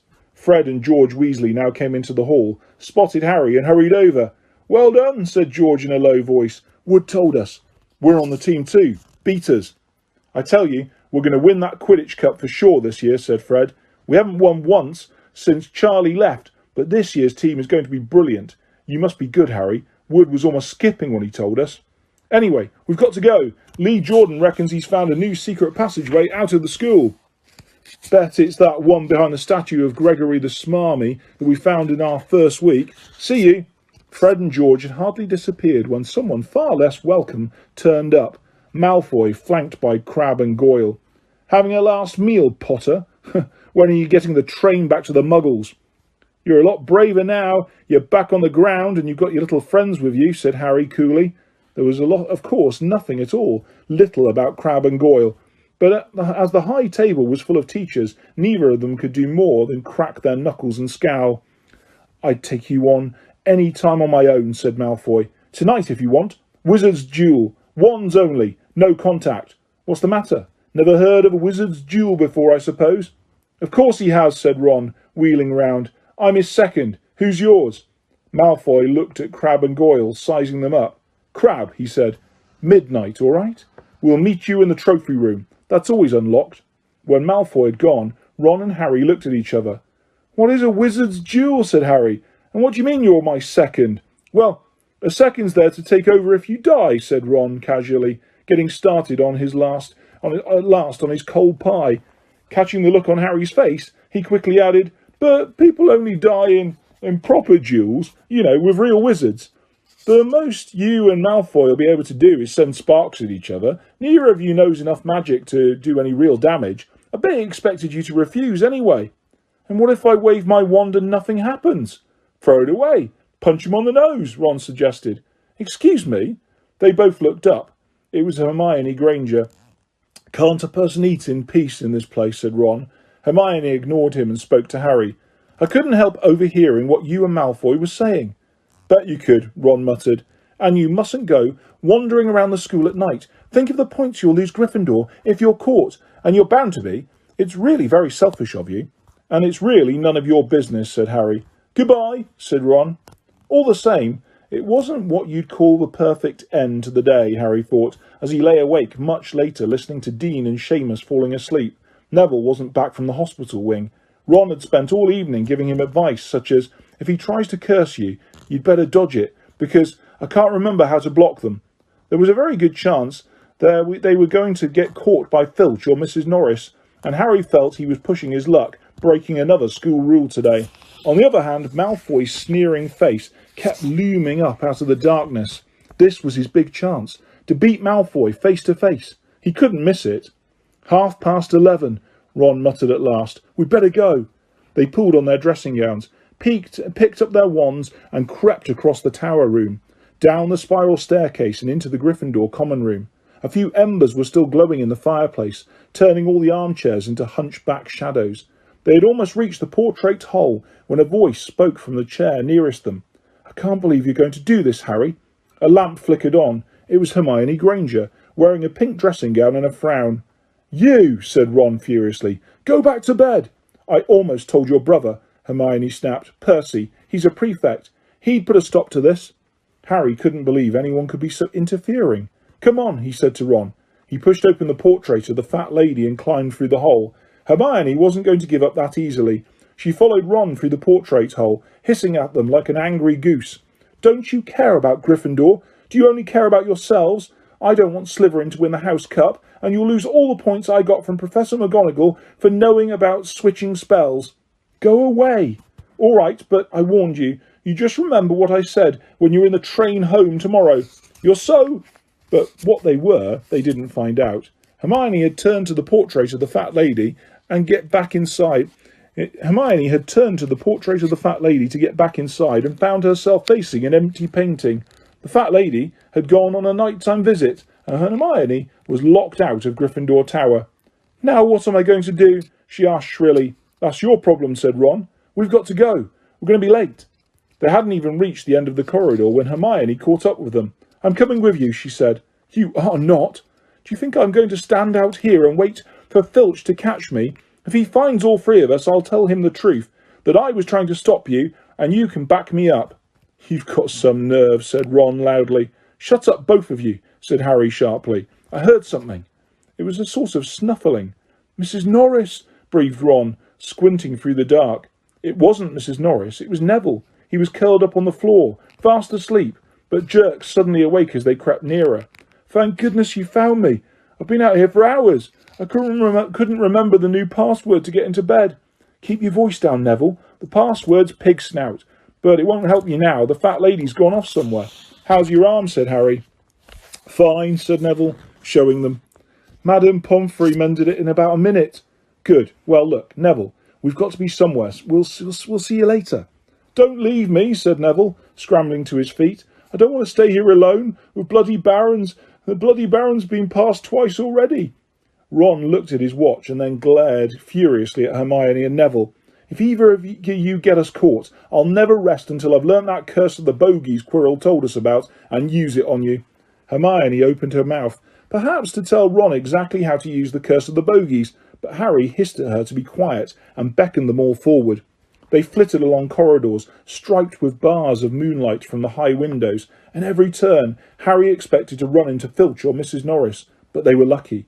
They sped up a staircase to the third floor and tiptoed towards the trophy room. Malfoy and Crabbe weren't there yet. The crystal trophy cases glimmered where the moonlight caught them. Cups, shields, plates, and statues winked silver and gold in the darkness. They edged along the walls, keeping their eyes on the doors at either end of the room. Harry took out his wand, in case Malfoy leapt in and started at once. The minutes crept by. He's late. Maybe he's chickened out, Ron whispered. Then a noise in the next room made them jump. Harry had only just raised his wand when they heard someone speak, and it wasn't Malfoy. Sniff around, my sweet. They might be lurking in a corner. It was Filch, speaking to Mrs. Norris. Horror-struck, Harry waved madly at the other three to follow him as quickly as possible. They scurried silently towards the door, away from Filch's voice. Neville's robes had barely whipped around the corner when they heard Filch enter the trophy room. They're in here somewhere, they heard him mutter. Probably hiding. This way, Harry mouthed to the others, and petrified they began to creep down a long gallery full of suits of armour. They could hear Filch getting nearer. Suddenly, Neville let out a frightened squeak and broke into a run. He tripped, grabbed Ron around the waist, and the pair of them toppled right into a suit of armour. The clanging and crashing were enough to wake the whole castle. Run! Harry yelled, and the four of them sprinted down the gallery, not looking back to see whether Filch was following.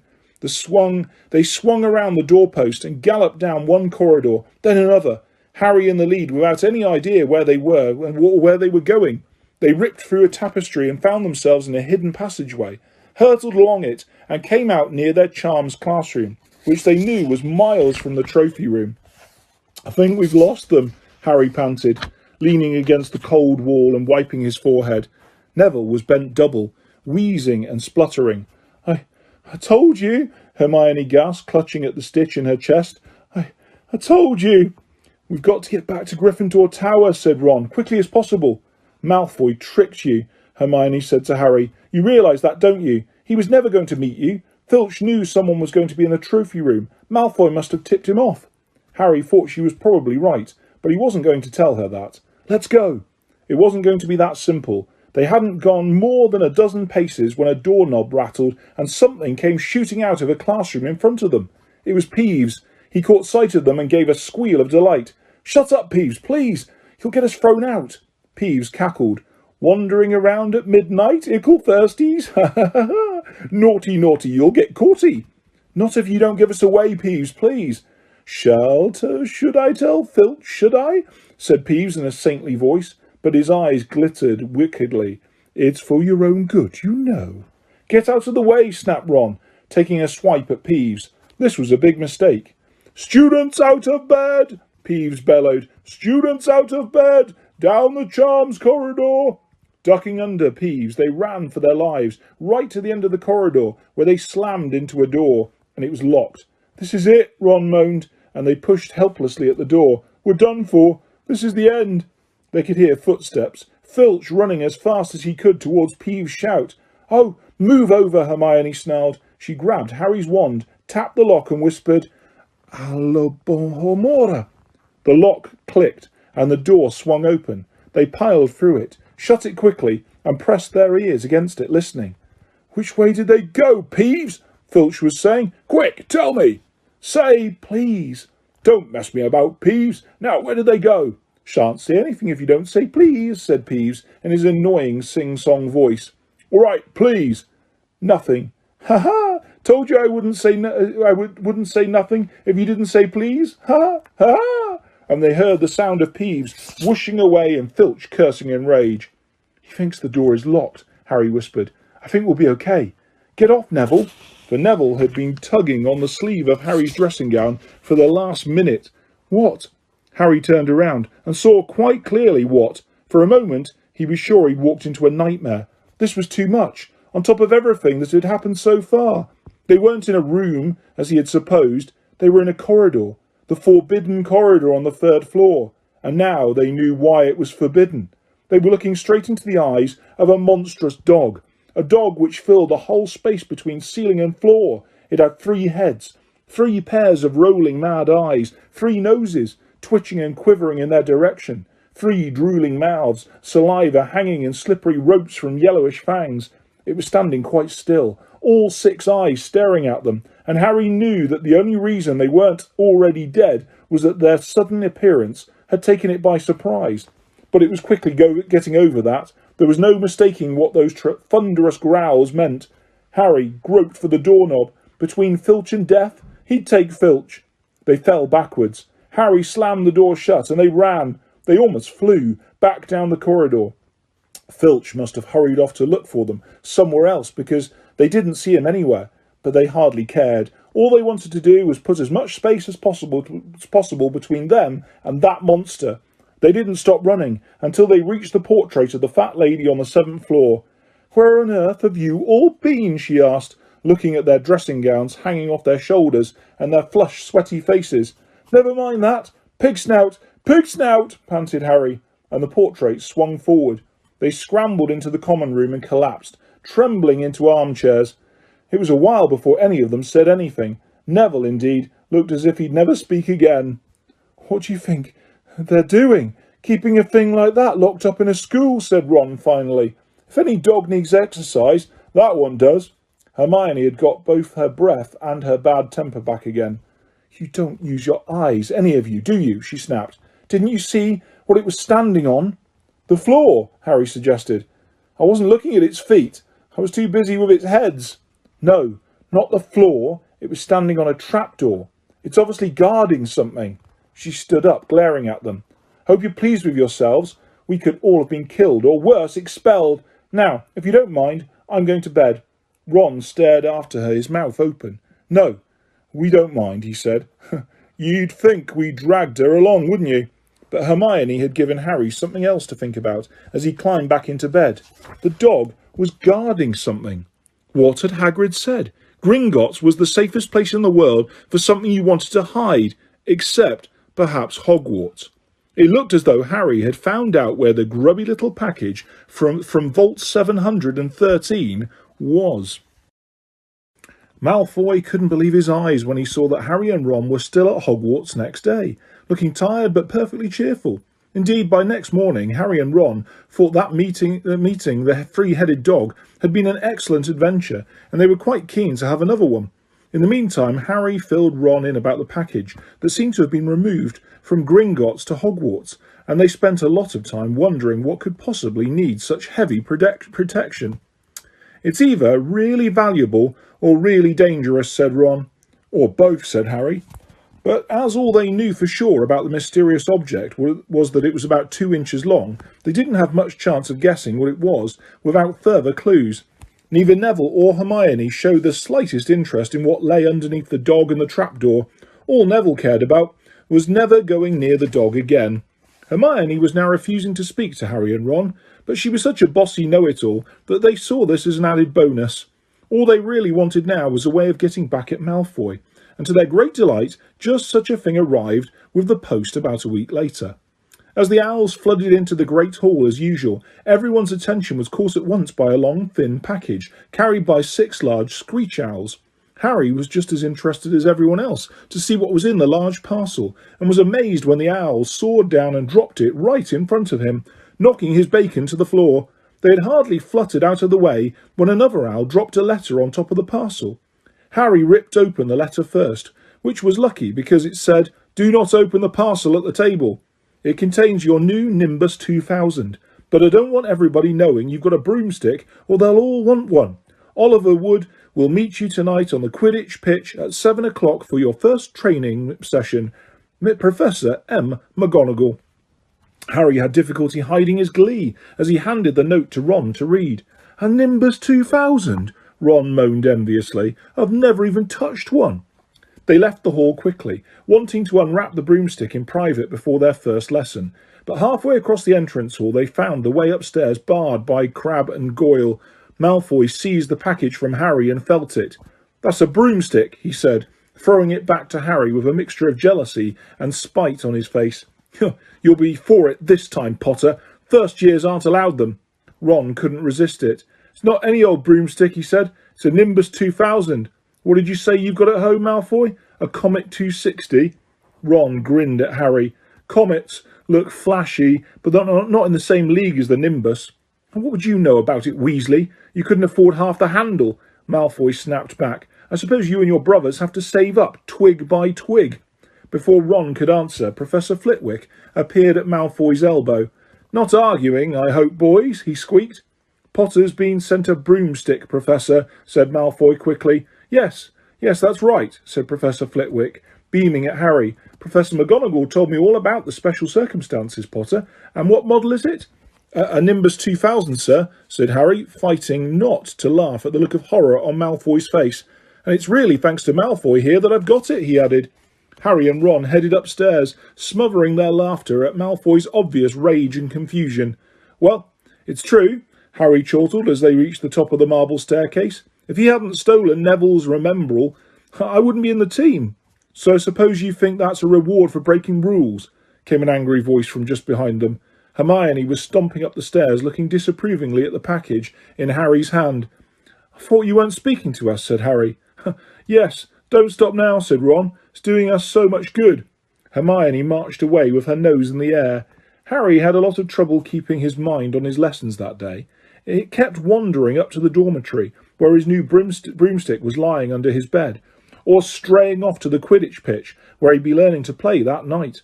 He bolted his dinner that evening without noticing what he was eating, and then rushed upstairs with Ron to unwrap the Nimbus 2000 at last. Wow, Ron sighed as the broomstick rolled onto Harry's bedspread. Even Harry, who knew nothing about the different brooms, thought it looked wonderful, sleek and shiny with a mahogany handle. It had a long tail of neat, straight twigs, and Nimbus 2000 written in gold near the top. As 7 o'clock grew nearer, Harry left the castle and set off towards the Quidditch pitch in the dusk. He'd never been inside the stadium before. Hundreds of seats were raised in stands around the pitch so that the spectators were high enough to see what was going on. At either end of the pitch were 3 golden poles with hoops on the end. They reminded Harry of the little plastic sticks Muggle children blew bubbles through, except that they were 50 feet high. Too eager to fly again to wait for wood, Harry mounted his broomstick and kicked off from the ground. What a feeling! He swooped in and out of the goalposts and then sped up and down the pitch. The Nimbus 2000 turned whenever he wanted at his lightest touch. "Hey, Potter! Come down!" Oliver Wood had arrived. He was carrying a large wooden crate under his arm. Harry landed next to him. "Very nice," said Wood, his eyes glinting. "I see what McGonagall meant. You really are a natural. I'm just going to teach you the rules this evening, then you'll be joining team practice 3 times a week." He opened the crate. Inside were 4 different-sized balls. "Right," said Wood. "Now, Quidditch is easy enough to understand, even if it's not too easy to play. There are 7 players on each side. 3 of them are called chasers." 3 chasers, Harry repeated, as Wood took out a bright red ball about the size of a football. "This ball's called the quaffle," said Wood. "The chasers throw the quaffle to each other and try to get it through one of the hoops to score a goal. 10 points every time the quaffle goes through one of the hoops. Follow me?" "The chasers throw the quaffle and put it through the hoops to score," Harry recited. "So that's sort of like basketball or on broomsticks, with 6 hoops, isn't it?" "What's basketball?" said Wood curiously. "Never mind," said Harry quickly. "Now, there's another player on each side who's called the keeper. I'm keeper for Gryffindor. I have to fly around our hoops and stop the other team from scoring." 3 chasers, 1 keeper," said Harry, who was determined to remember it all. "And they play with the quaffle." "OK, got that. So, what are they for?" He pointed at the 3 balls left inside the box. "I'll show you now," said Wood. "Take this." He handed Harry a small club, a little like a rounder's bat. "I'm going to show you what the bludgers do," Wood said. "These 2 are the bludgers." He showed Harry 2 identical balls, jet black and slightly smaller than the red quaffle. Harry noticed that they seemed to be straining to escape the straps, holding them inside the box. "Stand back," Wood warned Harry. He bent down and freed one of the bludgers. At once the black ball rose high in the air and then pelted straight at Harry's face. Harry swung at it with the bat to stop it breaking his nose and sent it zigzagging away into the air. It zoomed around their heads and then shot at Wood, who dived on top of it and managed to pin it to the ground. "See?" Wood panted, forcing the struggling bludger back into the crate and strapping it down safely. "The bludgers rocket round, trying to knock players off their brooms. That's why you have 2 beaters on each team. The Weasley twins are ours. It's their job to protect their side from the bludgers and try and knock them towards the other team. So, think you've got all that? 3 chasers try and score with the quaffle. The keeper guards the goalposts. The beaters keep the bludgers away from their team," Harry reeled off. "Very good," said Wood. Have the bludgers ever killed anyone?" Harry asked, hoping he sounded offhand. "Never at Hogwarts. We've had a couple of broken jaws, but nothing worse than that. Now, the last member of the team is the Seeker. That's you, and you don't have to worry about the quaffle or the bludgers. Unless they crack my head open. Don't worry, the Weasleys are more than a match for the bludgers. I mean, they're like a pair of human bludgers themselves." Wood reached into the crate and took out the 4th and last ball. Compared with the quaffle and the bludgers, it was tiny, about the size of a large walnut. It was bright gold and had light little fluttering silver wings. "This," said Wood, "is the golden snitch. It is the most important ball of the lot. It's very hard to catch because it's so fast and difficult to see. It's the Seeker's job to catch it. You've got to weave in and out of the chasers, beaters, bludgers and quaffle to get it before the other team's Seeker, because whichever Seeker catches the snitch wins his team an extra 150 points, so they nearly always win. That's why Seekers get fouled so much. A game of Quidditch only ends when the snitch is caught, so it can go on for ages. I think the record is 3 months. They had to keep bringing on substitutes so the players could get some sleep. Well, that's it. Any questions?" Harry shook his head. He understood what he had to do all right. It was doing it that was going to be the problem. "We won't practice with the snitch yet," said Wood, carefully shutting it back inside the crate. "It's too dark. We might lose it. Let's try you out with a few of these." He pulled a bag of ordinary golf balls out of his pocket, and a few minutes later he and Harry were up in the air, Wood throwing the golf balls as hard as he could in every direction for Harry to try and catch. Harry didn't miss a single one, and Wood was delighted. After half an hour, night had really fallen and they couldn't carry on. "That Quidditch Cup will have our name on it this year," said Wood, happily as they trudged back to the castle. "I wouldn't be surprised if you turn out better than Charlie Weasley, and he could have played for England if he hadn't gone off chasing dragons." Perhaps it was because he was now so busy, what with Quidditch practice 3 evenings a week on top of all his homework, but Harry could hardly believe it when he realised that he'd already been at Hogwarts for 2 months. The castle felt more like home than Privet Drive had ever done. His lessons, too, were becoming more and more interesting now that they had mastered their basics. On Halloween morning, they woke to the delicious smell of baking pumpkin wafting through the corridors. Even better, Professor Flitwick announced in Charms that he thought they were ready to start making objects fly, something they had all been dying to try since they'd seen him make Neville's toad zoom around the classroom. Professor Flitwick put the class into pairs to practice. Harry's partner was Seamus Finnegan, which was a relief because Neville had been trying to catch his eye. Ron, however, was to be working with Hermione Granger. It was hard to tell whether Ron or Hermione was angrier about this. She hadn't spoken to either of them since the day Harry's broomstick had arrived. "Now, don't forget that nice wrist movement we've been practicing," squeaked Professor Flitwick, perched on top of his pile of books as usual. "Swish and flick, remember, swish and flick. And saying the magic words properly is very important too. Never forget Wizard Baruffio, who said S instead of F and found himself on the floor with a buffalo on his chest." It was very difficult. Harry and Seamus swished and flicked, but the feather they were supposed to be sending skywards just lay on the desktop. Seamus got so impatient that he prodded it with his wand and set fire to it. Harry had to put it out with his hat. Ron, at the next table, wasn't having much more luck. "Wingardium Leviosa!" he shouted, waving his long arms like a windmill. "You're saying it wrong," Harry heard Hermione snap. "It's Wingardium Leviosa. Make the gar nice and long." "You do it then, if you're so clever," Ron snarled. Hermione rolled up the sleeves of her gown, flicked her wand and said, "Wingardium Leviosa." Their feather rose off the desk and hovered about 4 feet above their heads. "Oh, well done," cried Professor Flitwick, clapping. "Everyone see here, Miss Granger's done it." Ron was in a very bad temper by the end of the class. "It's no wonder no one can stand her," he said to Harry as they pushed their way into the crowded corridor. "She's a nightmare, honestly." Someone knocked into Harry as they hurried past him. It was Hermione. Harry caught a glimpse of her face and was startled to see that she was in tears. "I think she heard you." "So?" said Ron, but he looked a bit uncomfortable. "She must have noticed she's got no friends." Hermione didn't turn up for the next class and wasn't seen all afternoon. On their way down to the Great Hall for the Halloween feast, Harry and Ron overheard Parvati Patil telling her friend Lavender that Hermione was crying in the girls' toilets and wanted to be left alone. Ron looked still more awkward at this, but a moment later they had entered the Great Hall, where the Halloween decorations put Hermione out of their minds. 1,000 live bats fluttered from the walls and ceiling, while 1,000 more swooped over the tables in low black clouds, making the candles in the pumpkins stutter. The feast appeared suddenly on the golden plates, as it had at the start of term banquet. Harry was just helping himself to a jacket potato when Professor Quirrell came sprinting into the hall, his turban askew and terror on his face.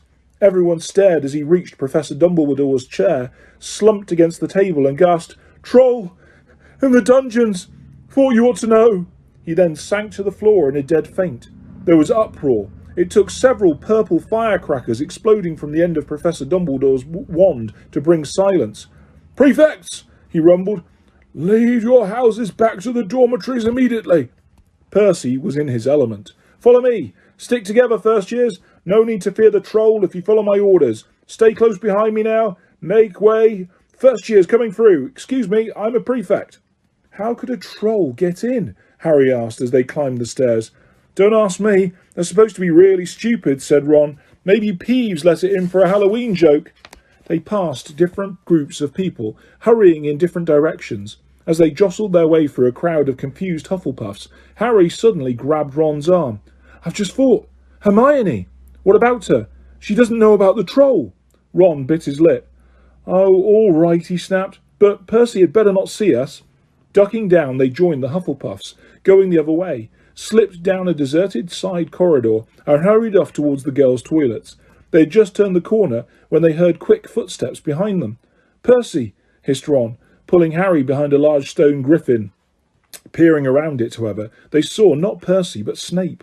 He crossed the corridor and disappeared from view. "What's he doing?" Harry whispered. "Why isn't he down in the dungeons with the rest of the teachers?" "Search me." Quietly as possible, they crept along the next corridor after Snape's fading footsteps. "He's heading for the 3rd floor," Harry said, but Ron held up his hand. "Can you smell something?" Harry sniffed, and a foul stench reached his nostrils, a mixture of old socks and the kind of public toilet no one seems to clean. And then they heard it, a low grunting and the shuffling footsteps of gigantic feet. Ron pointed. At the end of the passage to the left, something huge was moving towards them. They shrank into the shadows and watched as it emerged into a patch of moonlight. It was a horrible sight. 12 feet tall, its skin was dull, granite grey, its great lumpy body like a boulder with its small bald head perched on top like a coconut. It had short legs, thick as tree trunks, with flat, horny feet. The smell coming from it was incredible. It was holding a huge wooden club which dragged along the floor because its arms were so long. The troll stopped next to a doorway and peered inside. It waggled its long ears, making up its tiny mind, then slouched slowly into the room. "The key's in the lock," Harry muttered. "We could lock it in." "Good idea," said Ron nervously. They edged towards the open door, mouths dry, praying the troll wasn't about to come out of it. With one great leap, Harry managed to grab the key, slam the door, and lock it. Yes! Flushed with their victory, they started to run back to the passage. But as they reached the corner, they heard something that made their hearts stop. A high, petrified scream. And it was coming from the chamber they'd just locked up. "Oh no," said Ron, pale as the bloody Baron. "It's the girls' toilets," Harry gasped. "Hermione," they said together. It was the last thing they wanted to do, but what choice did they have? Wheeling around, they sprinted back to the door and turned the key. Fumbling in their panic, Harry pulled the door open, and they ran inside. Hermione Granger was shrinking against the wall opposite, looking as if she was about to faint. The troll was advancing on her, knocking the sinks off the wall as it went. "Confuse it," Harry said desperately to Ron, and seizing a tap, he threw it as hard as he could against the wall. The troll stopped a few feet from Hermione. It lumbered around, blinking stupidly, to see what had made the noise. Its mean little eyes saw Harry. It hesitated, then made for him instead, lifting its club as it went. "Oi, pea-brain!" yelled Ron from the other side of the chamber, and he threw a metal pipe at it.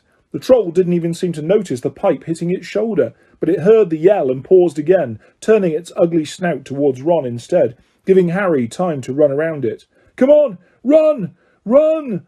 Harry yelled at Hermione, trying to pull her towards the door, but she couldn't move. She was still flat against the wall, her mouth open with terror. The shouting and the echoes seemed to be driving the troll berserk. It roared again and started towards Ron, who was nearest and had no way to escape.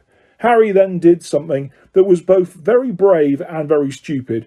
He took a great running jump and managed to fasten his arms around the troll's neck from behind. The troll couldn't feel Harry hanging there, but even a troll will notice if you stick a long bit of wood up its nose, and Harry's wand had still been in his hand when he jumped. It had gone straight up one of the troll's nostrils. Howling with pain, the troll twisted and flailed its club, with Harry clinging on for dear life. Any second the troll was going to rip him off or catch him with a terrible blow with the club. Hermione had sunk to the floor in fright. Ron pulled out his own wand, not knowing what he was going to be do. He heard himself cry the first spell that came into his head. "Wingardium Leviosa!" The club flew suddenly out of the troll's hand, rose high up into the air, turning slowly over and dropped with a sickening crack onto its owner's head. The troll swayed on the spot and then fell flat on its face with a thud that made the whole room tremble. Harry got to his feet. He was shaking and out of breath. Ron was standing there with his wand still raised, staring at what he had done. It was Hermione who spoke first. Is it dead?" "I don't think so," said Harry. "I think it's just been knocked out." He bent down and pulled his wand out of the troll's nose. It was covered in what looked like lumpy grey glue. "Ugh! Troll bogies!" He wiped it on the troll's trousers. A sudden slamming and loud footsteps made the three of them look up. They hadn't realised what a racket they had been making, but of course someone downstairs must have heard the crashes and the troll's roars. A moment later, Professor McGonagall had come bursting into the room, closely followed by Snape, with Quirrell bringing up the rear. Quirrell took one look at the troll, let out a faint whimper and sat quickly down on a toilet, clutching his heart. Snape bent over the troll. Professor McGonagall was looking at Ron and Harry. Harry had never seen her look so angry. Her lips were white.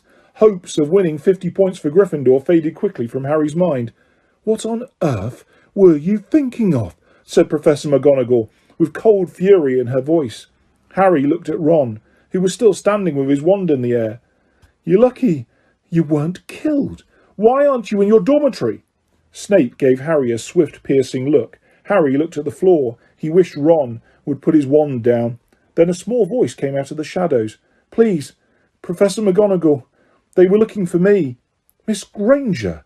Hermione had managed to get to her feet at last. I went looking for the troll because I thought I could deal with it on my own, because I've read all about them." Ron dropped his wand. Hermione Granger telling a downright lie to a teacher? "If they hadn't found me, I'd be dead now. Harry stuck his wand up its nose and Ron knocked it out with his own club. They didn't have time to come and fetch anyone. It was about to finish me off if they hadn't arrived when they arrived." Harry and Ron tried to look as though this story wasn't new to them. "Well, in that case," said Professor McGonagall, staring at the three of them, "Miss Granger, you foolish girl, how could you think of tackling a mountain troll on your own?" Hermione hung her head. Harry was speechless. Hermione was the last person to do anything against the rules, and here she was, pretending she had, to get them out of trouble. It was as if Snape had started handing out sweets. "Miss Granger, 5 points will be taken from Gryffindor for this," said Professor McGonagall. "I'm very disappointed in you. If you're not hurt at all, you'd better get off to Gryffindor Tower. Students are finishing the feast in their houses." Hermione left. Professor McGonagall turned to Harry and Ron. "Well, I still say you were lucky, but not many first years could have taken on a full-grown mountain troll. You each win Gryffindor 5 points. Professor Dumbledore will be informed of this. You may go." They hurried out of the chamber and didn't speak at all until they had climbed 2 floors up. It was a relief to be away from the smell of the troll, quite apart from anything else. "We should have got more than 10 points, Ron grumbled. 5, you mean? Once she's taken off Hermione's." "Good of her to get us out of trouble like that," Ron admitted. "Mind you, we did save her." "She might not have needed saving if we hadn't locked the thing in with her," Harry reminded him. They had reached the portrait of the fat lady. "Pig snout," they said, and entered. The common room was packed and noisy. Everyone was eating the food that had been sent up. Hermione, however, stood alone by the door, waiting for them. There was a very embarrassed pause. Then, none of them looking at each other, they all said, "Thanks," and hurried off to get plates. But from that moment on, Hermione Granger became their friend. There are some things you can't share without ending up liking each other, and knocking out a 12-foot mountain troll is one of them. As they entered November, the weather turned very cold. The mountains around the school became icy grey, and the lake like chilled steel. Every morning the ground was covered in frost. Hagrid could be seen from the upstairs windows defrosting broomsticks on the Quidditch pitch, bundled up in a long moleskin overcoat, rabbit fur gloves, and enormous beaverskin boots. The Quidditch season had begun. On Saturday, Harry would be playing in his first match after weeks of training, Gryffindor versus Slytherin. If Gryffindor won, they would move up to second place in the House Championship. Hardly anyone had seen Harry play because Wood had decided that as their secret weapon, Harry should be kept well secret, but the news that he was playing Seeker had leaked out somehow, and Harry didn't know which was worse, people telling him he'd be brilliant or people telling him that they'd be running around underneath him holding a mattress. It was really lucky that Harry now had Hermione as a friend.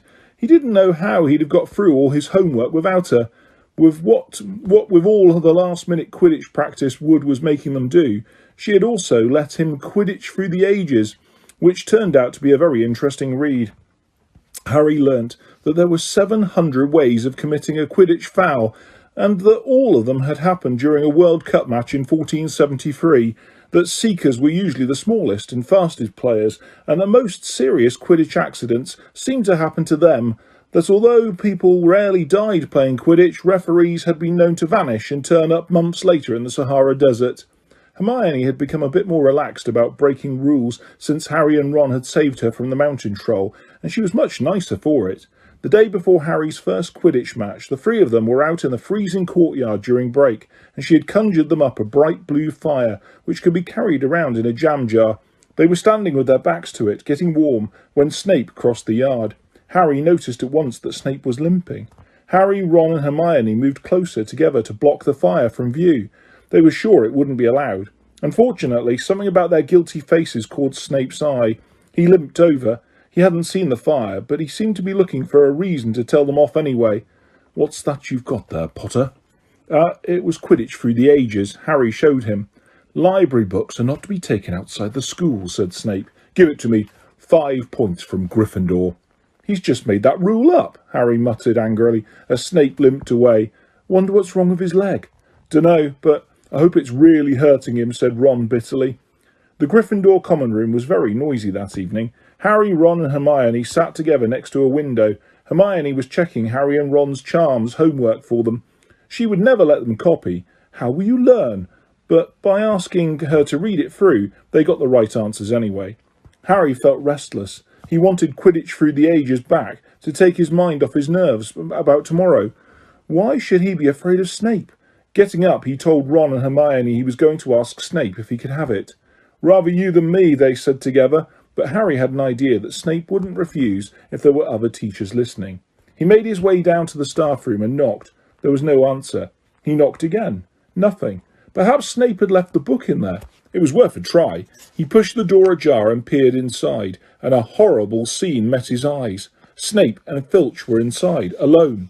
Snape was holding his robes over his knees. One of his legs was bloody and mangled. Filch was handing Snape bandages. "Blasted thing," Snape was saying. "How are you supposed to keep your eyes on all 3 heads at once?" Harry tried to shut the door quietly, but... "Potter!" Snape's face was twisted with fury as he dropped his robes quickly to hide his leg. Harry gulped. I just wondered if I could have my book back. Get out! Out!" Harry left.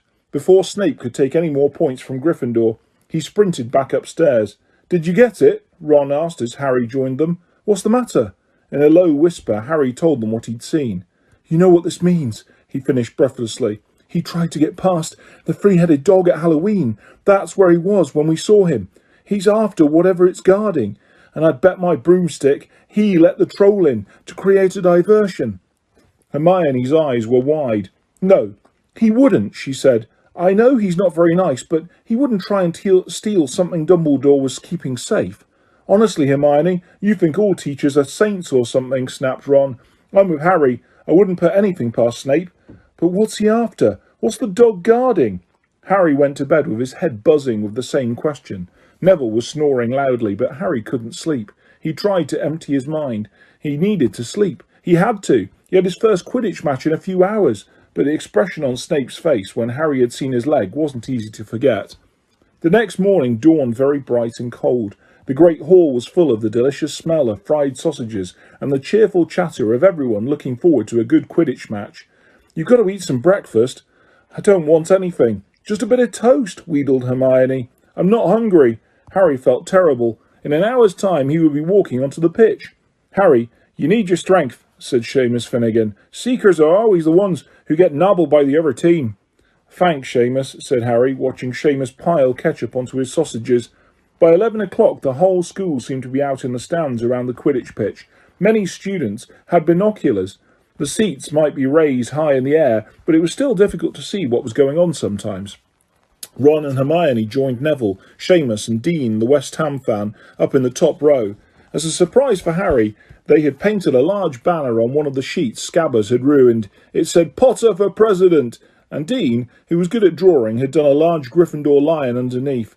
Then Hermione had performed a tricky little charm so that the paint flashed different colours. Meanwhile, in the changing rooms, Harry and the rest of the team were changing into the scarlet Quidditch robes. Slytherin would be playing in green. Wood cleared his throat for silence. "OK, men," he said. "And women," said Chaser Angelina Johnson. "And women," Wood agreed. "This is it." "The big one," said Fred Weasley. "The one we've all been waiting for," said George. "We know Oliver's speech by heart," Fred told Harry. "We were in the team last year." "Shut up, you two," said Wood. "This is the best team Gryffindor's had in years. We're going to win, I know it." He glared at them all as if to say, "Or else." "Right, it's time. Good luck, all of you." Harry followed Fred and George out of the changing room and, hoping his knees weren't going to give way, walked onto the pitch to loud cheers. Madame Hooch was refereeing. She stood in the middle of the pitch waiting for the two teams, her broom in her hand. "Now, I want a nice fair game, all of you," she said, once they were all gathered around her. Harry noticed that she seemed to be speaking particularly to the Slytherin captain, Marcus Flint, a fifth year. Harry thought Flint looked as if he had some troll blood on him. Out of the corner of his eye, he saw the fluttering banner high above, flashing "Potter for President" over the crowd. His heart skipped. He felt braver. "Mount your brooms, please." Harry clambered onto his Nimbus 2000. Madame Hooch gave a loud blast on her silver whistle. 15 brooms rose up high into the air, and they were off. "And the quaffle is taken immediately by Angelina Johnson of Gryffindor. What an excellent chaser that girl is, and rather attractive too. Jordan?" "Sorry, Professor." The Weasley twins' friend, Lee Jordan, was doing the commentary for the match, closely watched by Professor McGonagall. "And she's really belting along it up there. A neat pass to Alicia Spinnet. A good find of Oliver Woods. Last year only a reserve. Back to Johnson. And, no, Slytherin have taken the quaffle. Slytherin captain Marcus Flint gains the quaffle, and off he goes. Flint flying like an eagle up there. He's going to... No! Stopped by an excellent move by Gryffindor keeper Wood, and Gryffindor take the quaffle. That's Chaser Katie Bell of Gryffindor there. Nice dive around Flint. Off up the field and... Ouch! That must have hurt. Hit in the back of the head by a bludger. Quaffle taken by Slytherin. That's Adrian Pusey, speeding off towards the goalposts, but he's blocked by a second bludger. Sent his way by Fred or George Weasley, can't tell which. Nice play by the Gryffindor beater anyway. And Johnson back in possession of the quaffle. A clear field ahead and off she goes. She's really flying, dodges a speeding bludger. The goalposts are ahead. Come on now, Angelina. Keeper Bletchley dives. Misses. Gryffindor score. Gryffindor cheers filled the cold air with howls and moans from the Slytherins. Budge up there, move along. Hagrid. Ron and Hermione squeezed together to give Hagrid enough space to join them. Been watching from me hut, said Hagrid, patting a large pair of binoculars round his neck. But isn't the same as being in the crowd. No sign of the snitch yet, eh? Nope, said Ron. Harry hasn't had much to do yet. Kept out of trouble, though, that's something, said Hagrid, raising his binoculars and peering skywards into the speck that was Harry. Way up above them, Harry was gliding over the game, squinting about for some sign of the snitch. This was part of his and Wood's game plan. Keep out of the way until you catch sight of the snitch, Wood had said. We don't want you attacked before you have to be.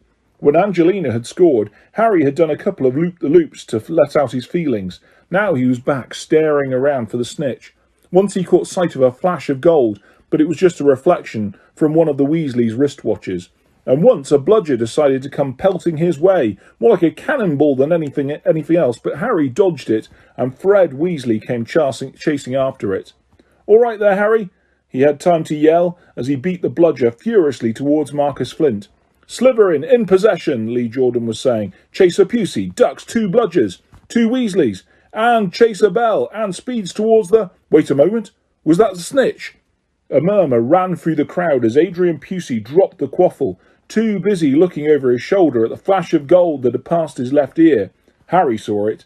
In a great rush of excitement, he dived towards and downwards after the streak of gold. Slytherin seeker Terence Higgs had seen it too. Neck and neck they hurtled towards the snitch. All the chasers seemed to have forgotten what they were supposed to be doing as they hung in mid-air to watch.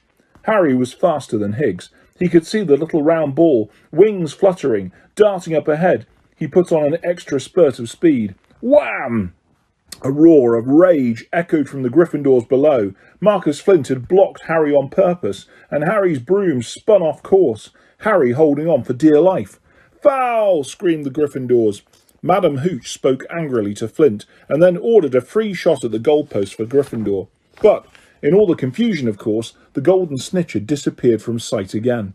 Down in the stands, Dean Thomas was yelling, "Send him off! Ref! Red card!" "This isn't football, Dean," Ron reminded him. "You can't send people off in Quidditch. And what's a red card?" But Hagrid was on Dean's side. "They ought to change the rules. Flint could have knocked Harry out of the air." Lee Jordan was finding it difficult not to take sides. "So, after that obvious and disgusting bit of cheating—" "Jordan," growled Professor McGonagall. "I mean, after that open and revolting foul, Jordan, I'm warning you." All right. Flint nearly kills the Gryffindor Seeker, which could happen to anyone, I'm sure. So a penalty to Gryffindor, taken by Spinnet, who puts it away. No trouble. And we continue to play. Gryffindor still in possession." It was as Harry dodged another bludger, which went spinning dangerously past his head, that it happened. His broom gave a sudden, frightening lurch. For a split second, he thought he was going to fall. He gripped the broom tightly with both his hands and knees. He'd never felt anything like that. It happened again. It was as though the broom was trying to buck him off. But Nimbus 2000s did not suddenly decide to buck their riders off. Harry tried to turn back towards the Gryffindor goalposts. He had half a mind to ask Wood to call time out, and then he realised that his broom was completely out of his control. He couldn't turn it. He couldn't direct it at all. It was zigzagging through the air, and every now and then making violent swishing movements, which almost unseated him. Lee was still commentating. Slytherin in possession. Flint with a quaffle. Passes Spinnet. Passes Bell. Hit hard in the face by a bludger. Hope it broke his nose. Only joking, Professor. Slytherin score! Oh no! The Slytherins were cheering. No one seemed to have noticed that Harry's broom was behaving strangely. It was carrying him slowly higher, away from the game, jerking and twitching as it went. "Don't know what Harry thinks he's doing," Hagrid mumbled. He stared through his binoculars. "If I didn't know better, I'd say he lost control of his broom. But he can't have." Suddenly people were pointing up at Harry all over the stands. His broom had started to roll over and over, with him only just managing to hold on. Then the whole crowd gasped. Harry's broom had given a wild jerk and Harry swung off it. He was now dangling from it, holding on with only one hand. "Did something to happen to it when Flint blocked him?" Seamus whispered. "Can't have," Hagrid said, his voice shaking. "Can't nothing interfere with a broomstick except powerful dark magic. No kid could do that to a Nimbus 2000. At these words, Hermione seized Hagrid's binoculars, but instead of looking up at Harry, she started looking frantically at the crowd. "What are you doing?" moaned Ron, grey-faced. "I knew it," Hermione gasped. "Snape, look!" Ron grabbed the binoculars. Snape was in the middle of the stands opposite them. He had his eyes fixed on Harry and was muttering non-stop under his breath. "He's doing something. Jinxing the broom," said Hermione.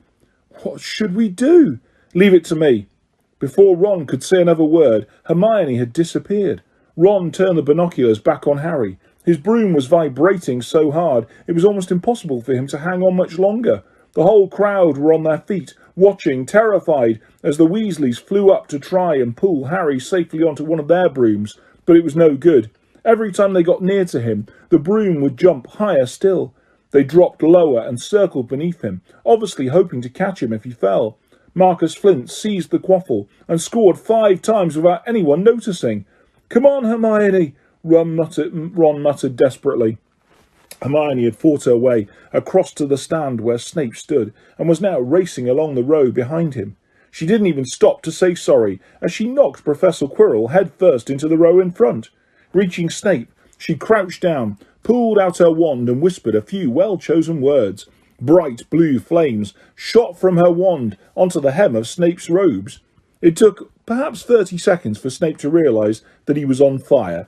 A sudden yelp told her she had done her job. Scooping the fire off him into a little jar in her pocket, she scrambled back along the row. Snape would never know what had happened. It was enough.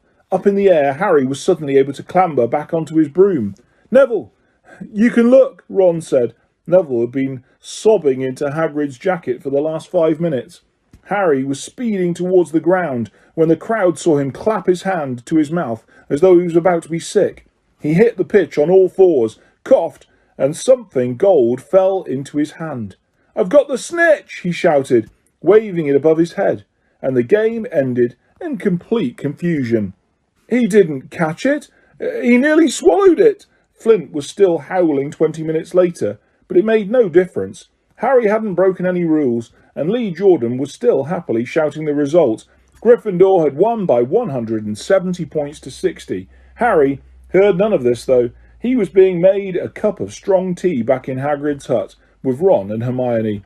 "It was Snape," Ron was explaining. "Hermione and I saw him. He was cursing your broomstick, muttering. He wouldn't take his eyes off you." "Rubbish," said Hagrid, who hadn't heard a word of what had gone on next to him in the stands. "Why would Snape do something like that?" Harry, Ron and Hermione looked at each other, wondering what to tell him. Harry decided on the truth. "I found out something about him," he told Hagrid. "He tried to get past the three-headed dog at Halloween. It bit him. We think he was trying to steal whatever it's guarding." Hagrid dropped the teapot. "How do you know about Fluffy?" he said. "Fluffy? Yeah, he's mine. Bought him off a Greek chappie I met in the pub last year. I lent him to Dumbledore to guard the, "Yes," said Harry eagerly. "Now, don't ask me any more," said Hagrid gruffly. "That's top secret, that is." "But Snape's trying to steal it." "Rubbish," said Hagrid again. "Snape's a Hogwarts teacher. He's do nothing of the sort." "So why did he just try and kill Harry?" said Hermione. The afternoon's events certainly seemed to have changed her mind about Snape. "I know a jinx when I see one, Hagrid. I've read all about them. You've got to keep eye contact, and Snape wasn't blinking at all. I saw him." "I'm telling you, you're wrong," said Hagrid hotly. "I dunno why Harry's broom acted like that, but Snape wouldn't try and kill a student. Now, listen to me, all three of you. You're meddling in things that don't concern you. It's dangerous. You forget that dog and forget what it's guarding. That's between Professor Dumbledore and Nicholas Flamel." "Aha," said Harry. "So, there's someone called Nicholas Flamel involved, is there?" Hagrid looked furious with himself. Hi and welcome to another story, and today we have part 11 of Harry Potter and the Philosopher's Stone by J.K. Rowling, continuing from chapter 12, The Mirror of Erised. Christmas was coming. One morning in mid-December, Hogwarts woke to find itself covered in several feet of snow. The lake froze solid, and the Weasley twins were punished for bewitching several snowballs so that they followed Quirrell around, bouncing off the back of his turban. The few owls that managed to battle their way through the stormy sky to deliver post had to be nursed back to health by Hagrid before they could fly off again. No one could wait for the holidays to start.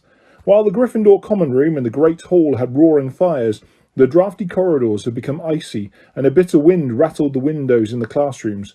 Worst of all were Professor Snape's classes down in the dungeons, where their breath froze in a mist before them, and they kept as close as possible to their hot cauldrons. "I do feel so sorry," said Draco Malfoy, one potions class, "for all those people who have to stay at Hogwarts for Christmas because they're not wanted at home." He was looking over at Harry as he spoke. Crabbe and Goyle chuckled. Harry, who was measuring out powdered spine of lionfish, ignored them. Malfoy had been even more unpleasant than usual since the Quidditch match. Disgusted that Slytherin had lost, he had tried to get everyone laughing at how a wide-mouthed tree frog would be replacing Harry as Seeker next. Then he'd realised that nobody found this funny, because they were all so impressed at the way Harry had managed to stay on his bucking broomstick. So Malfoy, jealous and angry, had gone back to taunting Harry about having no proper family. It was true that Harry wasn't going back to Privet Drive for Christmas. Professor McGonagall had come round the week before, making a list of students who would be staying for the holidays, and Harry had signed up at once. He didn't feel sorry for himself at all. This would probably be the best Christmas he'd ever had. Ron and his brothers were staying too, because Mr. and Mrs. Weasley were going to Romania to visit Charlie. When they left the dungeons at the end of potions, they found a large fir tree blocking the corridor ahead. Two enormous feet sticking out at the bottom, and a loud puffing sound told them that Hagrid was behind it. "Hi, Hagrid. Want any help?" Ron asked, sticking his head through the branches. "Nah, I'm all right, thanks, Ron." "Would you mind moving out of the way?" came Malfoy's cold drawl from behind them. "Are you trying to earn some extra money, Weasley, hoping to be gamekeeper yourself when you leave Hogwarts? I suppose that hut of Hagrid's must seem like a palace compared to what your family's used to." Ron dived at Malfoy just as Snape came up the stairs. "Weasley?" Ron let go of the front of Malfoy's robes.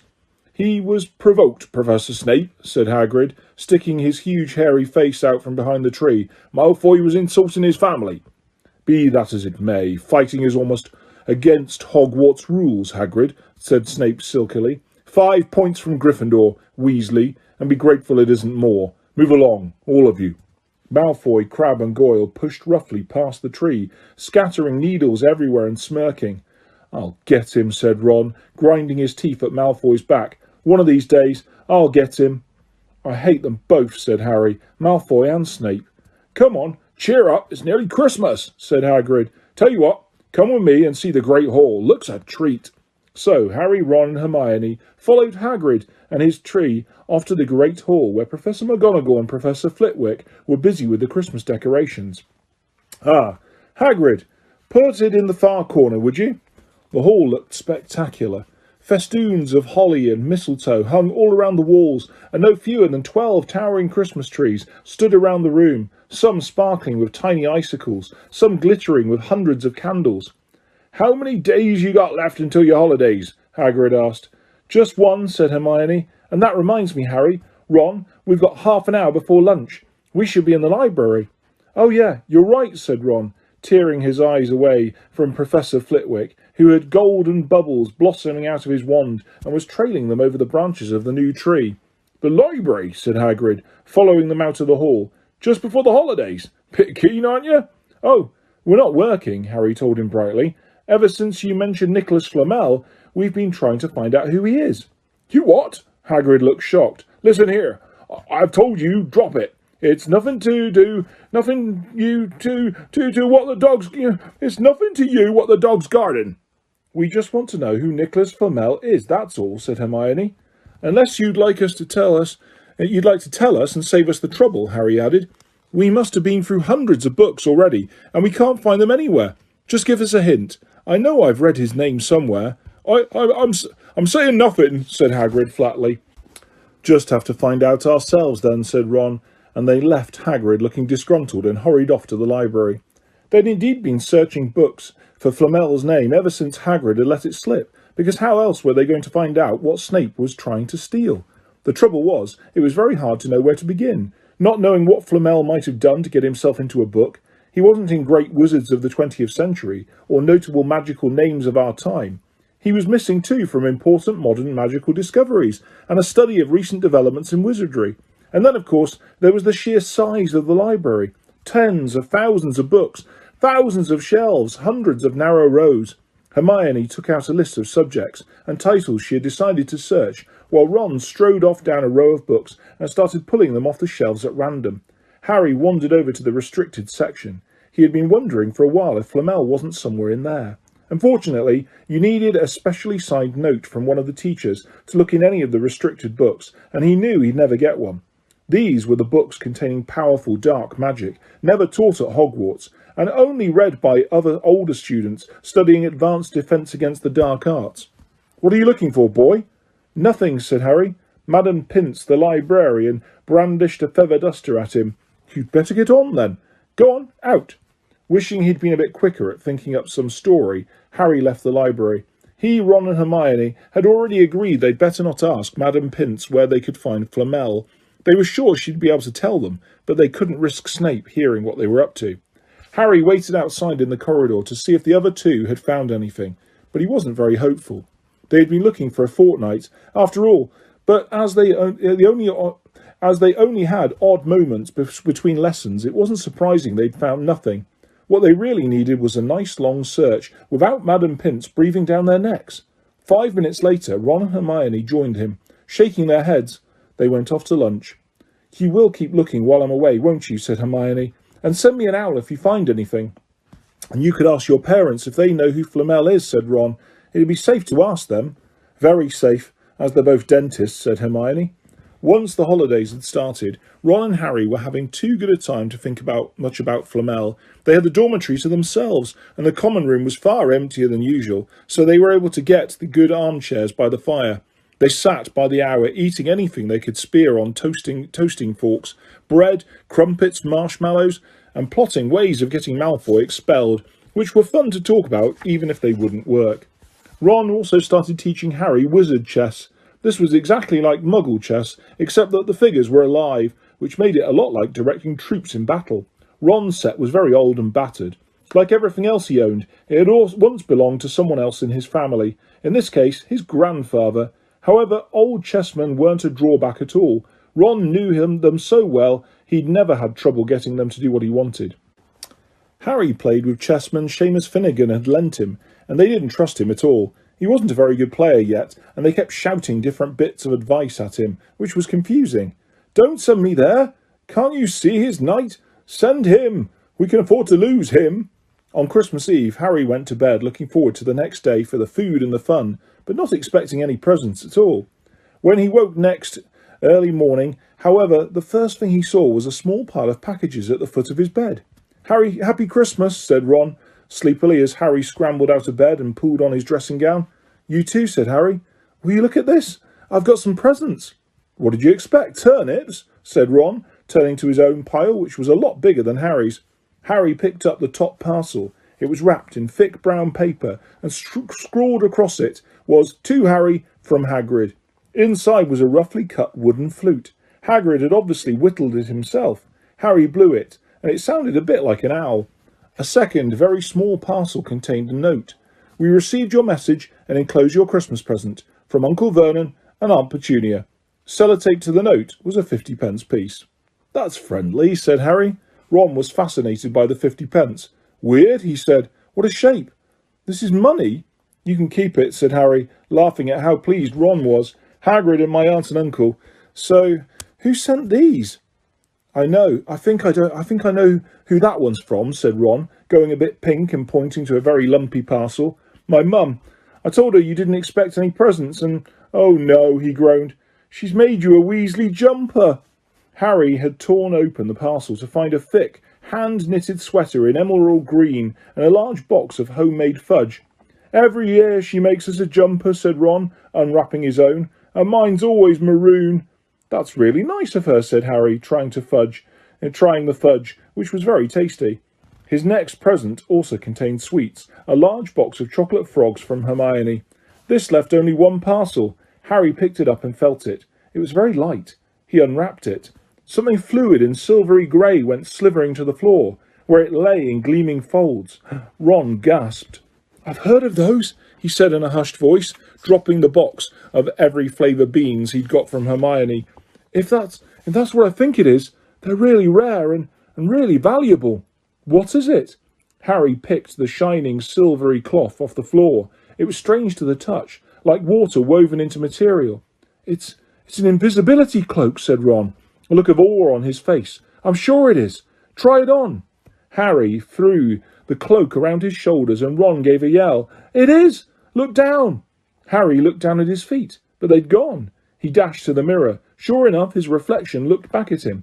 Just his head suspended in mid-air, his body completely invisible. He pulled the cloak over his head, and his reflection vanished completely. "There's a note," said Ron suddenly. "A note fell out of it." Harry pulled off the cloak and seized the letter. Written in narrow, loopy writing he had never seen before, were the following words. "Your father left this in my possession before he died. It is time it was returned to you.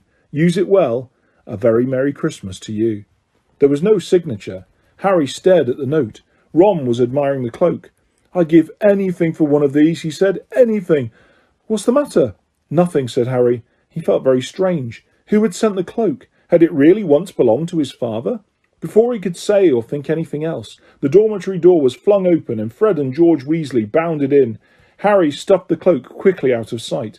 He didn't feel like sharing it with anyone else yet. "Merry Christmas!" "Hey, look! Harry's got a Weasley jumper too!" Fred and George were wearing blue jumpers, one with a large yellow F on it and the other with a large yellow G. Harry's is better than ours, though," said Fred, holding up Harry's jumper. "She obviously makes more of an effort if you're not family." "Why aren't you wearing yours, Ron?" George demanded. "Come on, get it on. They're lovely and warm." "I hate maroon," Ron moaned half-heartedly as he pulled it over his head. "You haven't got a letter on yours," George observed. "I suppose she thinks you don't forget your name, but we're not stupid. We know we're called Greg and Forge."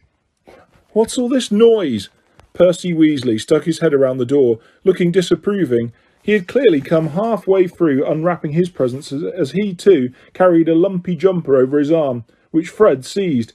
P for perfect. Get it on, Percy, come on. We're all wearing ours. Even Harry got one. I don't want, said Percy thickly as the twins forced the jumper over his head, knocking his glasses askew. And you're not sitting with the prefects today either, said George. Christmas is a time for family. They frog-marched Percy from the room, his arms pinned to his sides by his jumper. Harry had never in all his life had such a Christmas dinner. 100 fat roast turkeys, mountains of roast and boiled potatoes, platters of fat chipolatas, tureens of buttered peas, silver boats of thick, rich gravy and cranberry sauce, and stacks of wizard crackers, every few feet along the table. These fantastic crackers were nothing like the feeble muggle ones the Dursleys usually bought, with their little plastic toys and their flimsy paper hats. They pulled a wizard cracker with Fred. Harry pulled a wizard cracker with Fred, and it didn't just bang. It went off with a blast like a cannon and engulfed them all in a cloud of blue smoke, while from the inside exploded a rear admiral's hat and several live white mice. Up on the high table, Dumbledore had swapped his pointed wizard's hat for a flowered bonnet and was chuckling merrily at a joke Professor Flitwick had just read him. Flaming Christmas puddings followed the turkey. Percy nearly broke his teeth on a silver sickle embedded in the slice. Harry watched Hagrid getting redder and redder in the face as he called for more wine, finally kissing Professor McGonagall on the cheek, who, to Harry's amazement, giggled and blushed, her top hat lopsided. When Harry finally left the table, he was laden down with a stack of things out of the crackers, including a pack of non-explodable luminous balloons, a grow-your-own-warts kit, and his own new wizard chess set. The white mice had disappeared, and Harry had a nasty feeling they were going to end up as Mrs. Norris's Christmas dinner. Harry and the Weasleys spent a happy afternoon having a furious snowball fight in the grounds. Then, cold, wet, and gasping for breath, they returned to the fire in the Gryffindor common room, where Harry broke in his new chess set by losing spectacularly to Ron. He suspected he wouldn't have lost so badly if Percy hadn't tried to help him so much. After a tea of turkey sandwiches, crumpets, trifle, and Christmas cake, everyone felt too full and sleepy to do much before bed except sit and watch Percy chase Fred and George all over Gryffindor Tower because they'd stolen his perfect prefect badge. It had been Harry's best Christmas day ever, yet something had been nagging at the back of his mind all day. Not until he climbed into bed and he was free to think about it, the invisibility cloak and whoever had sent it. Ron, full of turkey and cake and with nothing mysterious to bother him, fell asleep, almost as soon as he'd drawn the curtains of his four-poster. Harry leant over the side of his own bed and pulled the cloak out from under it. His father's. This had been his father's. He let the material flow over his hands, smoother than silk, light as air. Use it well, the note had said. He had to try it now. He slipped out of bed and wrapped the cloak around himself. Looking down at his legs, he saw only moonlight and shadows. It was a very funny feeling. Use it well. Suddenly Harry felt wide awake. The whole of Hogwarts was open to him in this cloak. Excitement flooded through him as he stood there in the dark and silence. He could go anywhere in this, anywhere, and Filch would never know. Ron grunted in his sleep. Should Harry wake him? Something held him back. His father's cloak. He felt that this time. The first time he wanted to use it alone. He crept out of the dormitory, down the stairs, across the common room, and climbed through the portrait hole. "Who's there?" squawked the fat lady. Harry said nothing. He walked quickly down the corridor. Where should he go? He stopped, his heart racing, and thought, and then it came to him. The restricted section in the library. He'd be able to read as long as he liked, as long as it took him to find out who Flamel was. He set off, drawing the invisibility cloak tight around him as he walked. The library was pitch black and very eerie. Harry lit a lamp to see his way along the rows of books. The lamp looked as if it was floating along in mid-air. Even though Harry could feel his arm supporting it, the sight gave him the creeps. The restricted section was right at the back of the library. Stepping carefully over the rope which separated these books from the rest of the library, he held up his lamp to read the titles. They didn't tell him much. Their peeling, faded gold letters spelled words in languages Harry couldn't understand. Some had no title at all. One book had a dark stain on it that looked terribly like blood. The hairs on the back of Harry's neck prickled. Maybe he was imagining it, maybe not, but he thought a faint whispering was coming from the books, as though they knew someone was there who shouldn't be. He had to start somewhere. Setting the lamp down carefully on the floor, he looked along the bottom shelf for an interesting-looking book. A large black and silver volume caught his eye. He pulled it out with difficulty because it was very heavy, and balancing it on his knee, let it fall open. A piercing, blood-curdling shriek split the silence. The book was screaming. Harry snapped it shut, but the shriek went on and on, one high, unbroken, ear-splitting note. He stumbled backwards and knocked over his lamp, which went out at once. Panicking, he heard footsteps coming down the corridor outside. Stuffing the shrieking book back on the shelf, he ran for it. He passed Filch, almost in the doorway. Filch's pale, wild eyes looked straight through him, and Harry slipped under Filch's outstretched arm and streaked off up the corridor, the book's shrieks still ringing in his ears. He came to a sudden halt in front of a tall suit of armour. He had been so busy getting away from the library, he hadn't paid attention to where he was going. Perhaps because it was dark, he didn't recognise where he was at all. There was a suit of armour near the kitchens. He knew that, but he must be 5 floors above there. You asked me to come directly to you, Professor. If anyone was wandering around at night, and somebody's been in the library, restricted section. Harry felt the blood drain out of his face. Wherever he was, Filch must know a shortcut, because his soft, greasy voice was getting nearer, and to his horror, it was Snape who replied, "The restricted section? Well, they can't be far. We'll catch them." Harry stood rooted to the spot as Filch and Snape came around the corner ahead. They couldn't see him, of course, but it was a narrow corridor, and if they came much nearer, they'd knock right into him. The cloak didn't stop him being solid. He backed away as quietly as he could. A door stood ajar to his left. It was his only hope. He squeezed through it, holding his breath, trying not to move it, and to his relief he managed to get inside the room without their noticing anything. They walked straight past, and Harry leant against the wall, breathing deeply, listening to their footsteps dying away. That had been close, very close. It was a few seconds before he noticed anything about the room he had hidden in. It looked like a disused classroom. The dark shapes of desks and chairs were piled against the walls, and there was an upturned waste paper basket. But propped against the wall, facing him, was something he didn't look at. Something that didn't look as if it belonged there. Something that looked as if someone had just put it there to keep it out the way. It was a magnificent mirror, as high as the ceiling, with an ornate gold frame, standing on 2 clawed feet. There was an inscription carved around the top. Erised stra ebru, oit ub kafru oit on wubshi.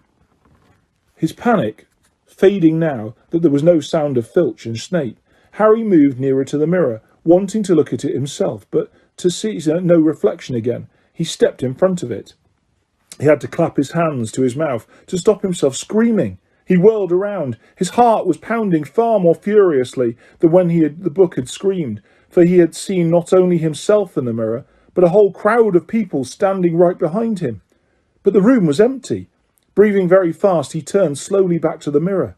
There he was, reflected in it, white and scared-looking, and there, reflected behind him, were at least 10 others. Harry looked over his shoulder, but still no one was there. Or were they all invisible too?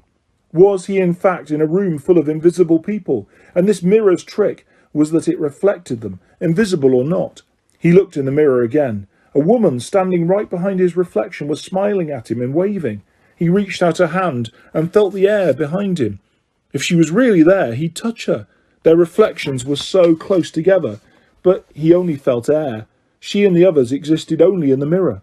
She was a very pretty woman. She had dark red hair, and her eyes are just like mine, Harry thought, edging a little closer to the glass. Bright green, exactly the same shape. But then he noticed that she was crying. Smiling, but crying at the same time. The tall, thin, black-haired man standing next to her put his arm around her. He wore glasses, and his hair was very untidy. It stuck up at the back, just like Harry's did. Harry was so close to the mirror now that his nose was nearly touching that of his reflection. "Mum?" he whispered. "Dad?" They just looked at him, smiling, and slowly Harry looked into the faces of the other people in the mirror and saw other pairs of green eyes like his, other noses like his, even a little old man who looked as though he had Harry's knobbly knees. Harry was looking at his family for the first time in his life. The Potters smiled and waved at Harry, and he stared hungrily back at them, his hands pressed flat against the glass, as though he was hoping to fall right through it and reach them. He had a powerful kind of ache inside him, half joy, half terrible sadness. How long he stood there he didn't know. The reflections did not fade, and he looked and looked until a distant noise brought him back into his senses. He couldn't stay here. He had to find his way back to bed. He tore his eyes away from his mother's face, whispered, "I'll come back," and hurried from the room. "You could have woken me up," said Ron crossly. "You can come tonight. I'm going back. I want to show you the mirror." "I'd like to see your mum and dad," Ron said eagerly. "And I want you to see all your family, all the Weasleys. You'll be able to show me your other brothers and everyone." "You can see them any old time," said Ron. "Just round my house this summer.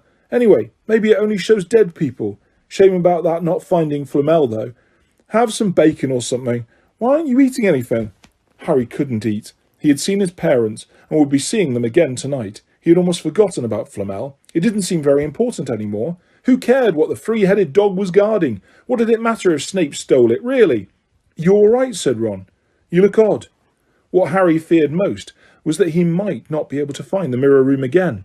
With Ron covered in the cloak too, they had to walk much more slowly next night. They tried retracing Harry's route from the library, wandering around the dark passageways for nearly an hour. "I'm freezing," said Ron. "Let's forget it and go back." "No," Harry hissed. "I know it's here somewhere." They passed the ghost of a tall witch, gliding in the opposite direction, but saw no one else. Just as Ron started moaning that his feet were dead and cold, Harry spotted the suit of armour. "It's here, just here, yes." They pushed the door open. Harry dropped the cloak from around his shoulders and ran to the mirror. There they were, his mother and father beaming at the sight of him. "See?" Harry whispered. "I can't see anything. Look at them all. There are loads of them." "I can only see you." "Look in it properly. Go on. Stand where I am." Harry stepped aside, but with Ron in front of the mirror, he couldn't see his family any more. Just Ron in his paisley pyjamas. Ron, though, was staring transfixed at his image. "Look at me," he said. "Can you see all your family standing around you?" "No, I'm alone. But I'm different. I look older. And I'm head boy." "What?" "I am. I'm wearing the badge like Bill used to. And I'm holding the house cup and the Quidditch cup. I'm Quidditch captain too." Ron tore his eyes away from this splendid sight to look excitedly at Harry. "Do you think this mirror shows the future?" "How can it? All my family are dead. Let me have another look." "You had it to yourself all last night. Give me a bit more time." "You're only holding the Quidditch cup. What's interesting about that? I want to see my parents." "Don't push me." A sudden noise outside in the corridor put an end to their discussion. They hadn't realised how loudly they'd been talking. "Quick!" Ron threw the cloak back over them as the luminous eyes of Mrs. Norris came around the door. Ron and Harry stood quite still, both thinking the same thing. Did the cloak work on cats? After what seemed an age, she turned and left. "This isn't safe. She might have gone for Filch. I bet she heard us. Come on." And Ron pulled Harry out of the room. The snow still hadn't melted next morning. "Want to play chess, Harry?" said Ron. "No." "Why don't we go down and visit Hagrid?" "No, you go." "I know what you're thinking about, Harry, that mirror. Don't go back tonight." "Why not?" "I don't know. I've just got a bad feeling about it. And anyway, you've had too many close shaves already. Filch, Snape and Mrs. Morris are wandering around. So what if they can't see you? What if they walk into you? What if you knock something over?" "You sound like Hermione." "I'm serious, Harry. Don't go." But Harry only had one thought in his head, which was to get back in front of the mirror, and Ron wasn't going to stop him. That third night, he found his way more quickly than before. He was walking so fast, he knew he was making more noise than was wise, but he didn't meet anyone. And there was his mother and father smiling at him again, and one of his grandfathers nodding happily. Harry sank down to sit on the floor in front of the mirror. There was nothing to stop him staying here all night with his family. Nothing at all. Except... "So, back again, Harry." Harry felt as though his insides had turned to ice. He looked behind him. Sitting on one of the desks by the wall was none other than Albus Dumbledore. Harry must have walked straight past him. So desperate to get to the mirror, he hadn't noticed him. I didn't see you, sir." "Strange how Short-sighted. Being invisible can make you, said Dumbledore, and Harry was relieved to see that he was smiling. So, said Dumbledore, slipping off the desk to sit on the floor with Harry, you, like hundreds before you, have discovered the delights of the Mirror of Erised. I didn't know it was called that, sir, but I expect you've realised by now what it does. It shows my family, and it showed your friend Ron himself as head boy. How did you know? I don't need a cloak to become invisible, said Dumbledore gently. Now, can you think what the Mirror of Erised shows us all? Harry shook his head. Let me explain. The happiest man on earth will be able to use the Mirror of Erised like a normal mirror. That is, he would look into it and see himself exactly as he is. Does that help? Harry thought. Then he said slowly, it shows us what we want. Whatever we want. Yes and no, said Dumbledore quietly. It shows us nothing more or less than the deepest, most desperate desire of our hearts. You, who have never known your family, see them standing around you. Ronald Weasley, who has always been overshadowed by his brothers, sees himself standing alone, the best of all of them. However, this mirror will give us neither knowledge or truth. Men have wasted away before it, entranced by what they have seen, or been driven mad, not knowing if what it shows is real or even possible. The mirror will be moved to a new home tomorrow, Harry, and I ask you not to go looking for it again. If you ever do run across it, you will now be prepared. It does not do to dwell on dreams and forget to live, remember that. Now, why don't you put that admirable cloak back on and get off to bed? Harry stood up. Sir, Professor Dumbledore, can I ask you something? Obviously, you've just done so, Dumbledore smiled. You may ask me one more thing, however. What do you see when you look in the mirror? I see myself holding a pair of thick woolen socks. Harry stared. One can never have enough socks, said Dumbledore. Another Christmas has come and gone, and I didn't get a single pair. People will insist on giving me books. It was only when he was back in bed that it struck Harry that Dumbledore might not have been quite truthful. But then he thought, as he shoved Scabbers off his pillow, it had been quite a personal question. Dumbledore had convinced Harry not to go looking for the Mirror of Erised again, and for the rest of the Christmas holidays the invisibility cloak stayed folded at the bottom of his trunk. Harry wished he could forget what he'd seen in the mirror as easily, but he couldn't. He started having nightmares. Over and over again he dreamed about his parents disappearing in a flash of green light, while a high voice crackled with laughter. You see, Dumbledore was right. That mirror could drive you mad, said Ron, when Harry told him about these dreams. Hermione, who came back the day before term started, took a different view of things. She was torn between horror at the idea of Harry being out of bed, roaming the school 3 nights in a row, if Filch had caught you, and disappointment that he hadn't at least found out who Nicholas Flamel was. They'd almost given up hope of ever finding Flamel in a library book, even though Harry was sure he'd read the name somewhere. Once term had started, they were back to skimming through books for 10 minutes during their breaks. Harry had even less time than the other two because Quidditch practice had started again. Wood was working the team harder than ever. Even the endless rain that had replaced the snow couldn't dampen his spirits. The Weasleys complained that Wood was becoming a fanatic, but Harry was on Wood's side. If they won the next match against Hufflepuff, they would overtake Slytherin in the House Championship for the first time in 7 years. Quite apart from wanting to win, Harry found that he had fewer nightmares when he was tired out after training. Then, during one particularly wet and muddy practice session, Wood gave the team a bit of bad news. He just got very angry with the Weasleys, who kept dive-bombing each other and pretending to fall off their brooms. "Will you stop messing around?" he yelled. "That's exactly the sort of thing that'll lose us the match. Snape's refereeing this time, and he'll be looking for any excuse to knock points off Gryffindor." George Weasley really did fall off his broom at these words. "Snape's refereeing?" he spluttered through a mouthful of mud. "When's he ever refereed a Quidditch match? He's not going to be fair. If we might overtake Slytherin." The rest of the team landed next to George to complain too. "It's not my fault," said Wood. "We've just got to make sure we play a clean game, so Snape hasn't got an excuse to pick on us." Which was all very well, thought Harry, but he had another reason for not wanting Snape near him while he was playing Quidditch. The rest of the team hung back to talk to each other, as usual at the end of practice, but Harry headed straight back to the Gryffindor common room, where he found Ron and Hermione playing chess. Chess was the only thing Hermione ever lost at, something Harry and Ron thought was very good for her. Don't talk to me for a moment, said Ron, when Harry sat down next to him. I need to He caught sight of Harry's face. What's the matter with you? You look terrible.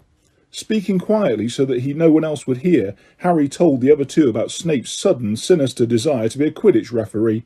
Don't play, said Hermione at once. Say you're ill, said Ron. Pretend to break your leg, Hermione suggested. Really break your leg, said Ron. I can't, said Harry. There isn't a reserve seeker. If I back out, Gryffindor can't play at all. At that moment, Neville toppled into the common room. How he had managed to climb through the portrait hole was anyone's guess because his legs had been stuck together with what they recognised at once as the leg locker curse. He must have had to bunny hop all the way to Gryffindor Tower. Everyone fell about laughing except Hermione, who leapt up and performed the counter curse. Neville's legs sprang apart and he got to his feet, trembling. What happened? Hermione asked him, leading him over to sit with Harry and Ron. Malfoy, said Neville shakily. I met him outside the library. He said he'd been looking for someone to practice that on. Go to Professor McGonagall, Hermione urged Neville. Report him. Neville shook his head. I don't want more trouble, he mumbled. You've got to stand up to him, Neville, said Ron. He's used to walking all over people. But that's no reason to lie down in front of him and make it easier. There's no need to tell me. I'm not brave enough to be in Gryffindor. Malfoy's already done that. Neville choked. Harry felt in the pocket of his robes and pulled out a chocolate frog, the very last one from the box Hermione had given him for Christmas. He gave it to Neville, who looked as though he might cry. You're worth 12 of Malfoy, Harry said. The Sorting Hat chose you for Gryffindor, didn't it? And where's Malfoy? In stinking Slytherin. Neville's lips twitched in a weak smile as he unwrapped the frog. Thanks, Harry. I think I'll go to bed. Do you want the card? You collect them, don't you? As Neville walked away, Harry looked at the famous wizard card. Dumbledore again, he said. He was the first one I ever... He gasped. He stared at the back of the card. Then he looked up at Ron and Hermione. I found him, he whispered. I found Flamel. I told you I'd read the name somewhere before. I read it on the train coming here. Listen to this. Professor Dumbledore is particularly famous for his defeat of the dark wizard Grindelwald in 1945, for the discovery of the 12 uses of dragon's blood, and his work on alchemy with his partner, Nicholas Flamel. Hermione jumped to her feet. She hadn't looked so excited since they'd got back the marks for their very first piece of homework. Stay there, she said, and she sprinted up the stairs to the girls' dormitories. Harry and Ron barely had time to exchange mystified looks before she was dashing back, an enormous old book in her arms. I never thought to look in here, she whispered excitedly. I got this out of the library weeks ago for a bit of light reading. Light, said Ron, but Hermione told him to be quiet until she'd looked something up, and started flicking frantically through the pages, muttering to herself. At last, she found what she was looking for. I knew it! I knew it! Are we allowed to speak yet? Said Ron grumpily. Hermione ignored him. Nicholas Flamel, she whispered dramatically, is the only known maker of the Philosopher's Stone. This didn't have quite the effect she'd expected. The what? Said Harry and Ron. Oh, honestly, don't you two read? Look, read that there. She pushed the book towards them, and Harry and Ron read. The ancient study of alchemy is concerned with making the Philosopher's Stone, a legendary substance with astonishing powers. The stone will transform any metal into pure gold. It also produces the elixir of life, which will make the drinker immortal. There have been many reports of the Philosopher's Stone over the centuries, but the only stone currently in existence belongs to Mr. Nicholas Flamel, the noted alchemist and opera lover. Mr. Flamel, who celebrated his 665th birthday last year, enjoys a quiet life in Devon with his wife, Perenelle, 658. See, said Hermione, with Harry and Ron, and when Harry and Ron had finished. The dog must be guarding Flamel's Philosopher's Stone. I bet he asked Dumbledore to keep it safe for him, because they're friends and he knew someone was after it. That's why he wanted the stone moved out of Gringotts. A stone that makes gold and stops you ever dying, said Harry. No wonder Snape's after it. Anyone would want it.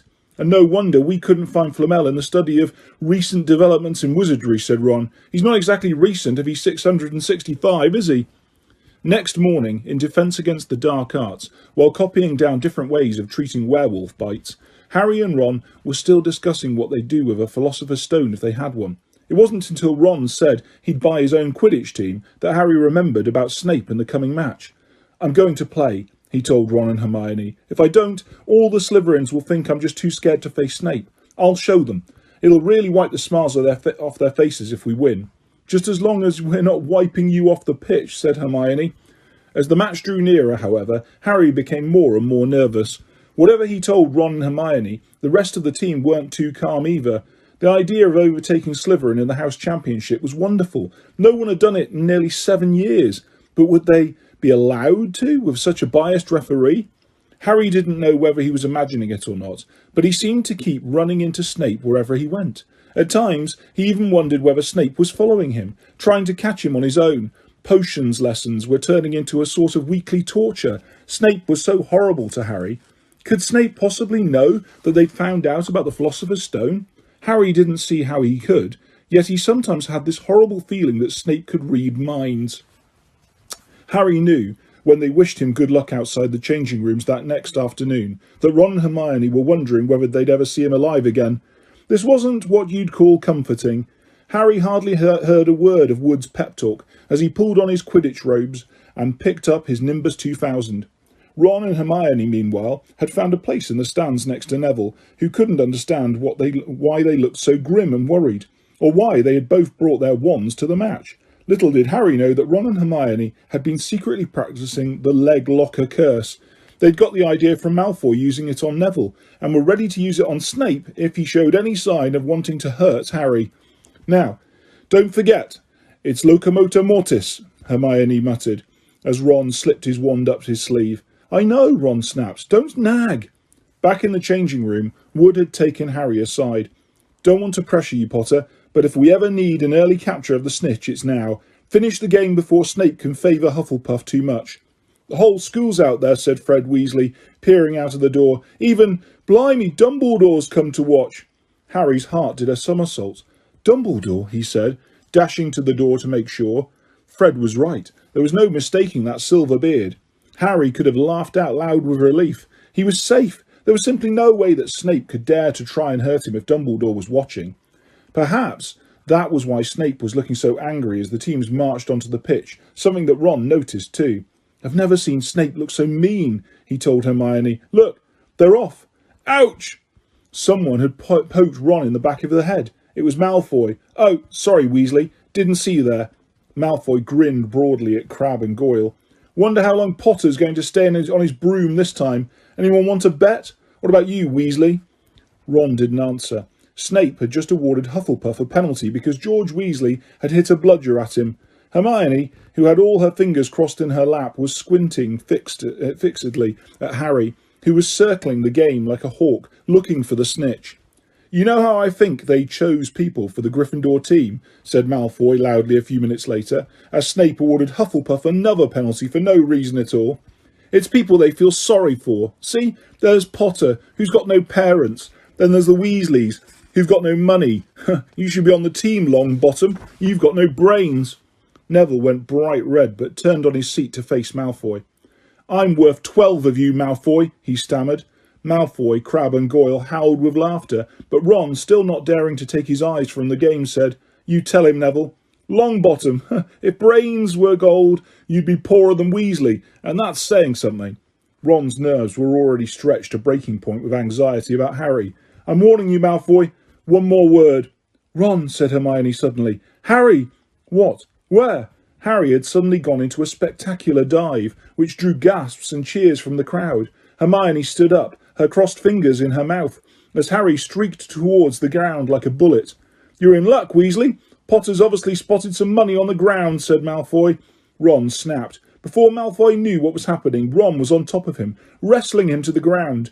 Neville hesitated, then clambered over the back of his seat to help.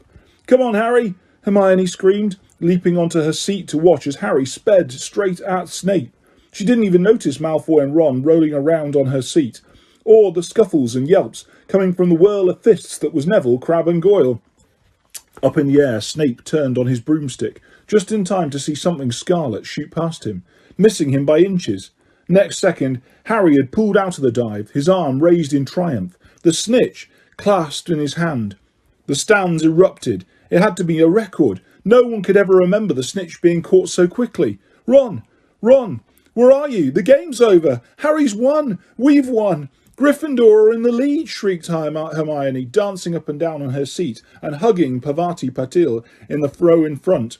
Harry jumped off his broom, a foot from the ground. He couldn't believe it. He'd done it. The game was over. It had barely lasted 5 minutes. As Gryffindors came spilling onto the pitch, he saw Snape land nearby, white-faced and tight-lipped.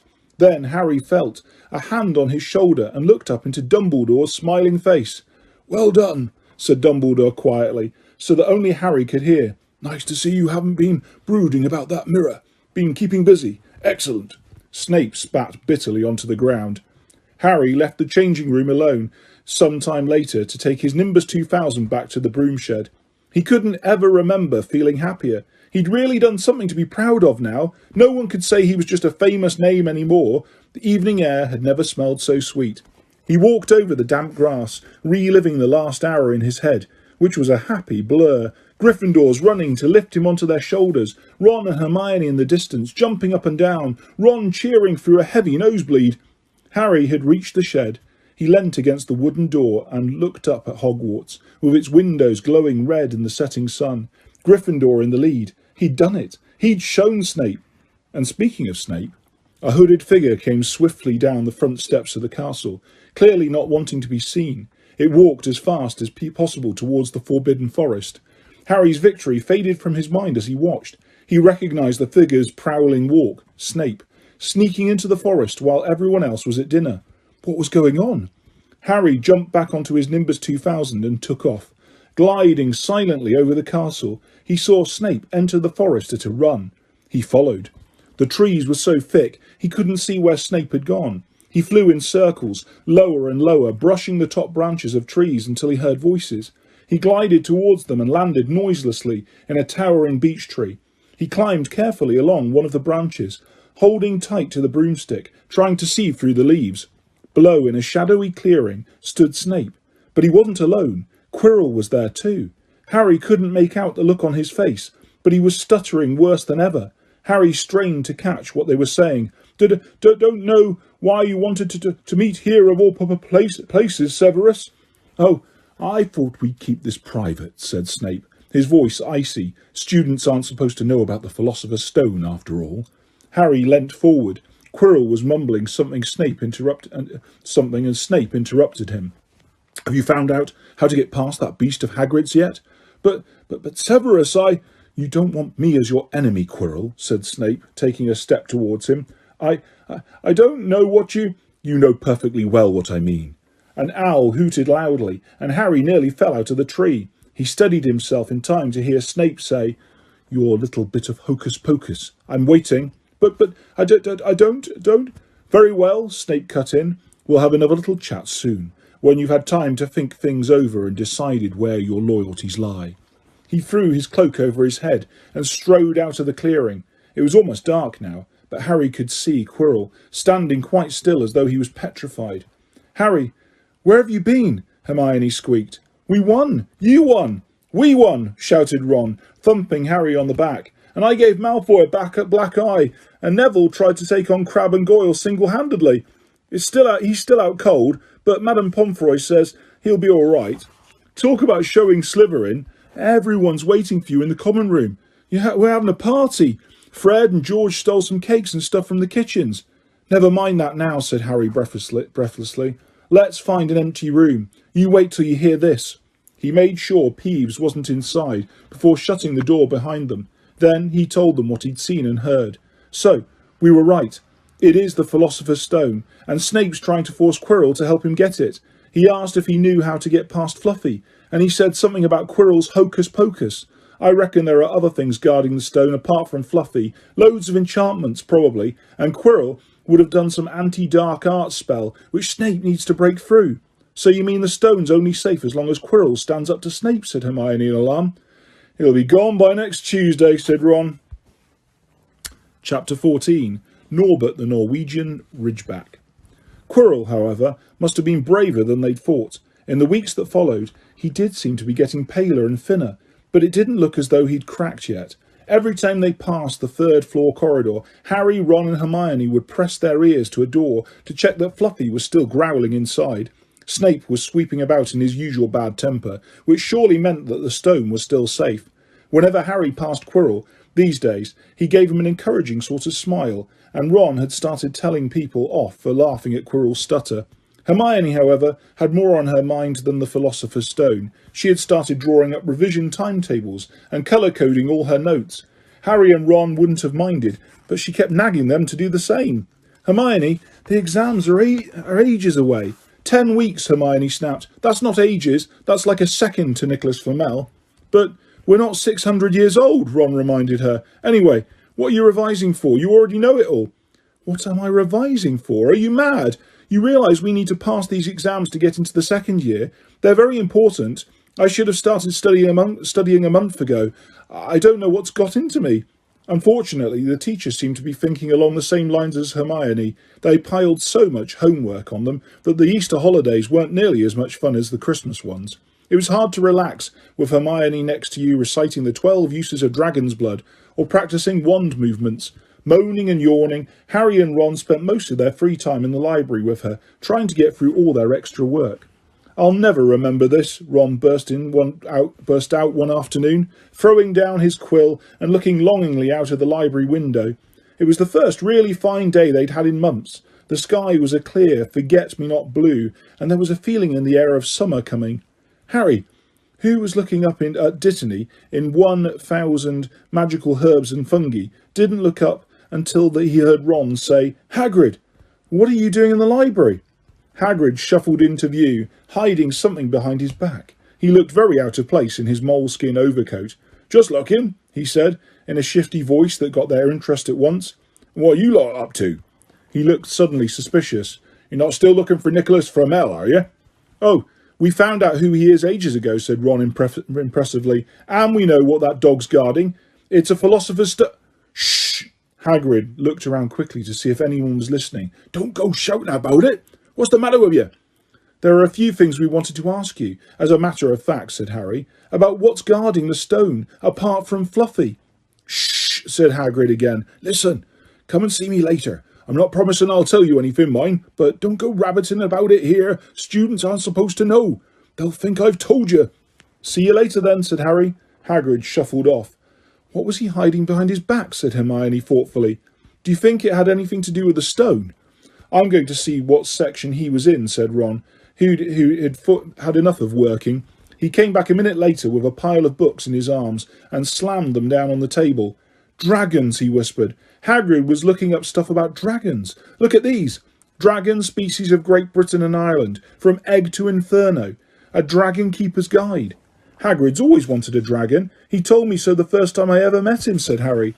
"But it's against our laws," said Ron. "Dragon breeding was outlawed by the Warlocks Convention of 1709. Everyone knows that. It's hard to stop muggles noticing if we're keeping dragons in the back garden. Anyway, you can't tame dragons, it's dangerous.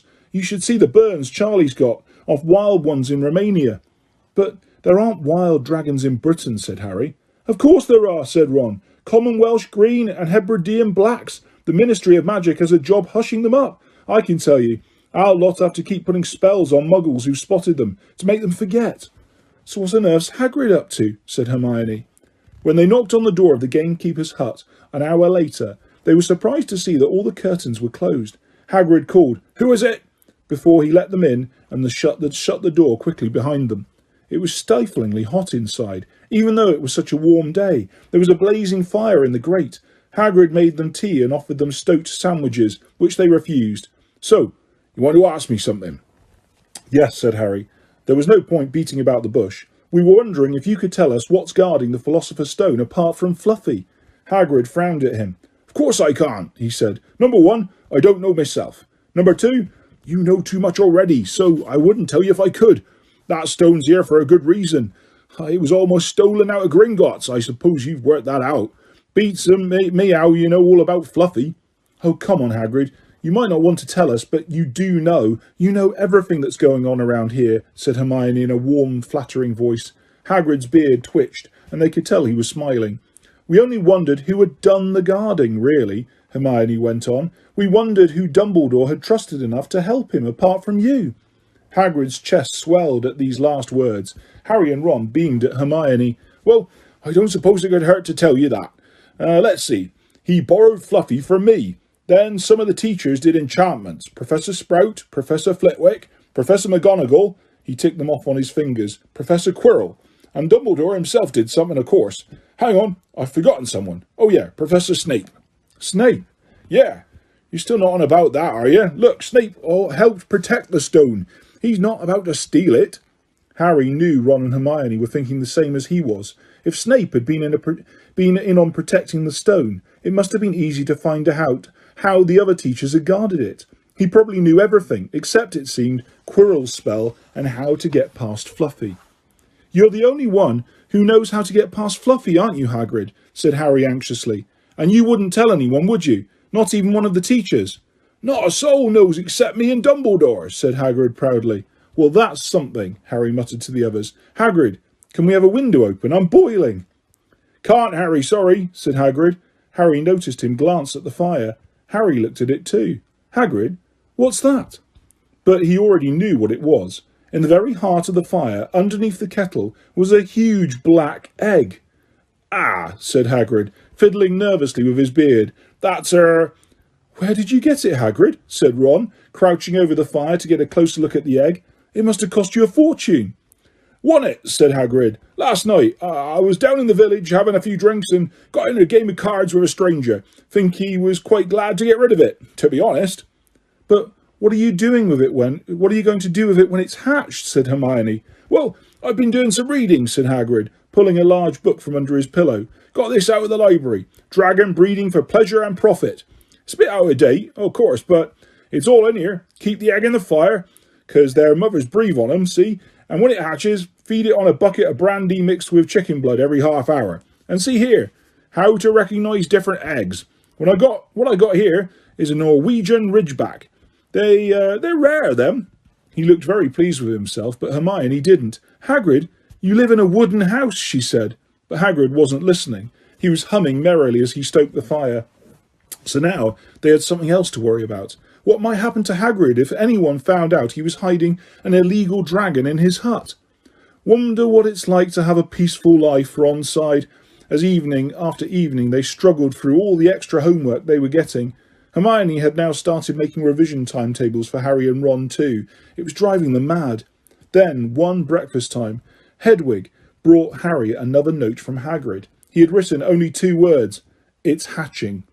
Ron wanted to skip herbology and go straight down to the hut. Hermione wouldn't hear of it.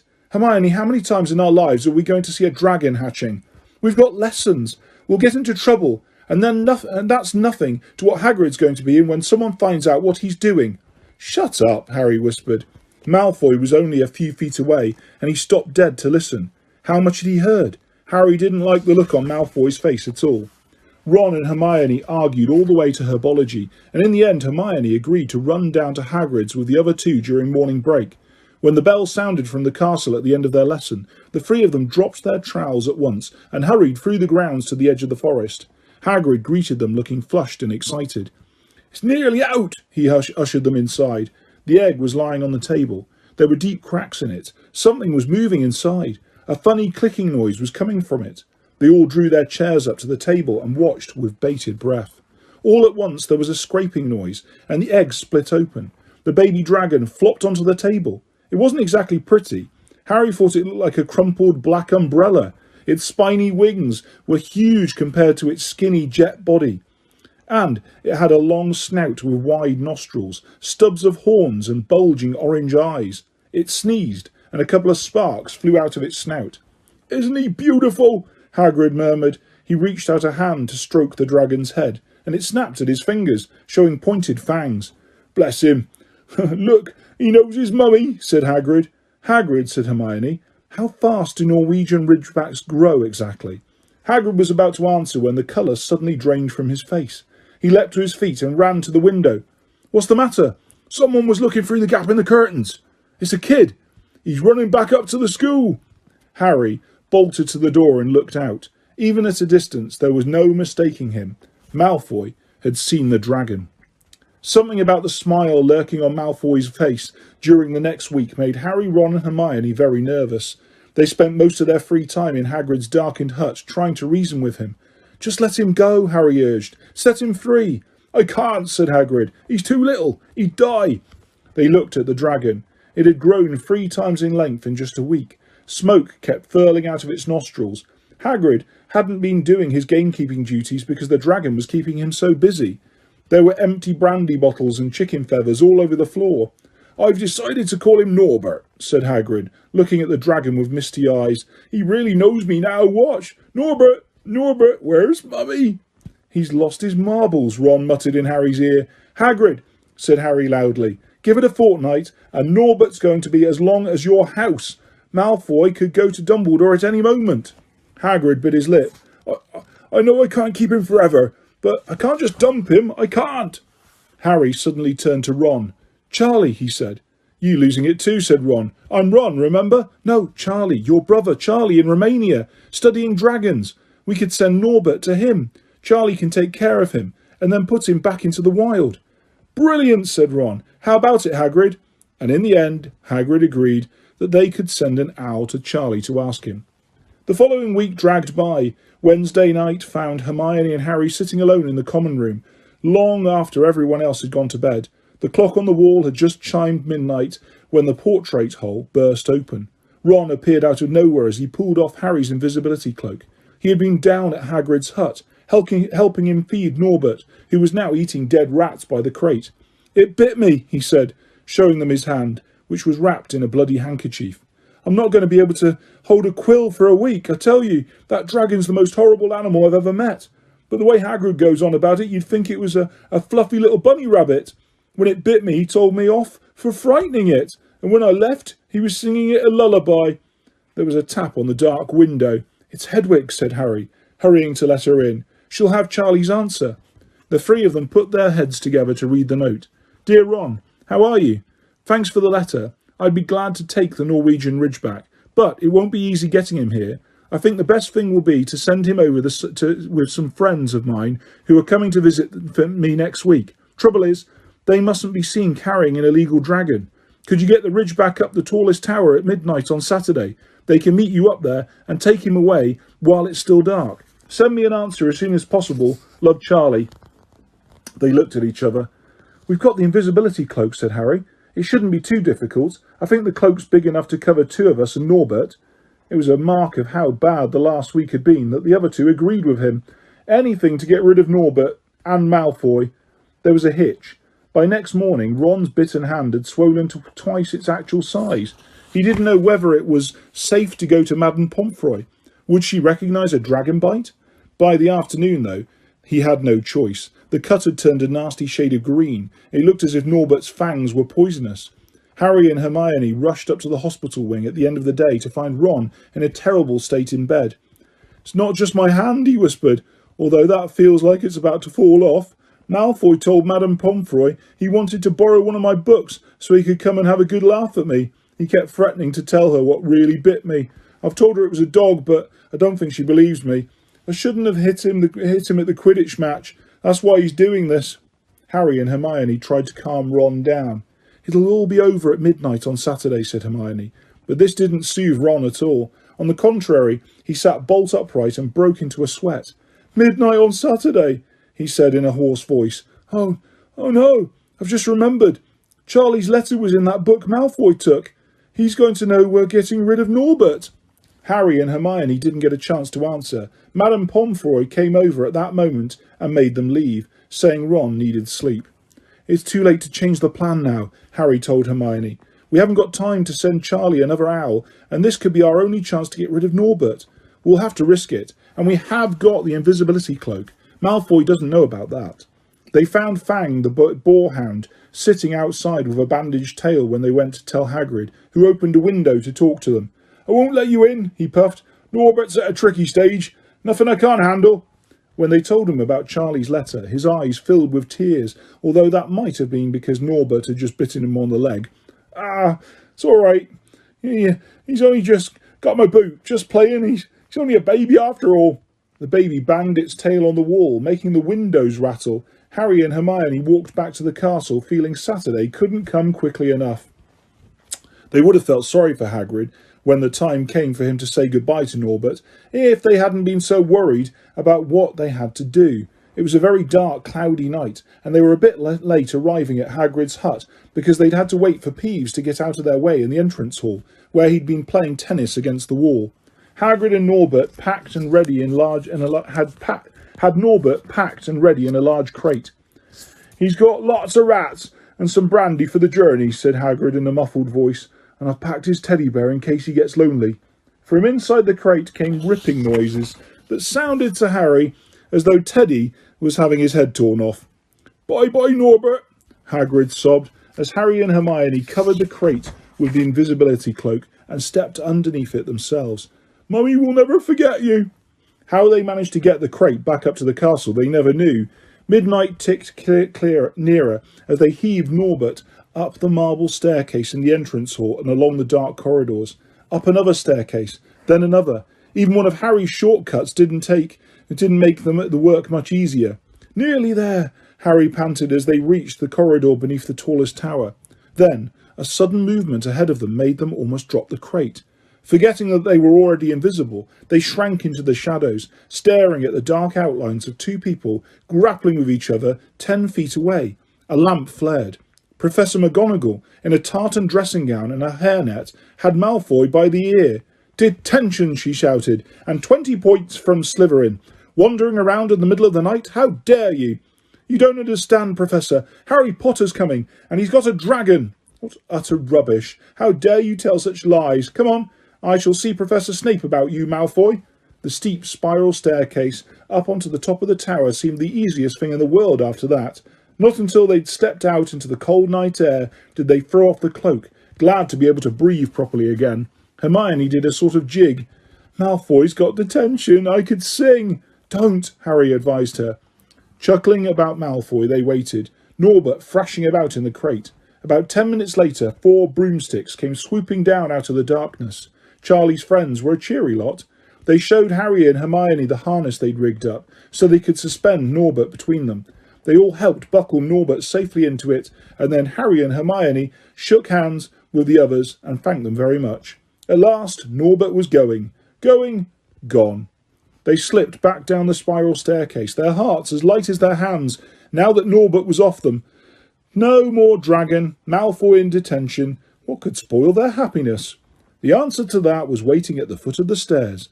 As they stepped into the corridor, Filch's face loomed suddenly out of the darkness. "Well, well, well," he whispered. "We are in trouble."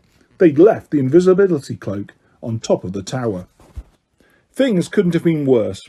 Filch took them down to Professor McGonagall's study on the first floor, where they sat and waited without saying a word to each other. Hermione was trembling.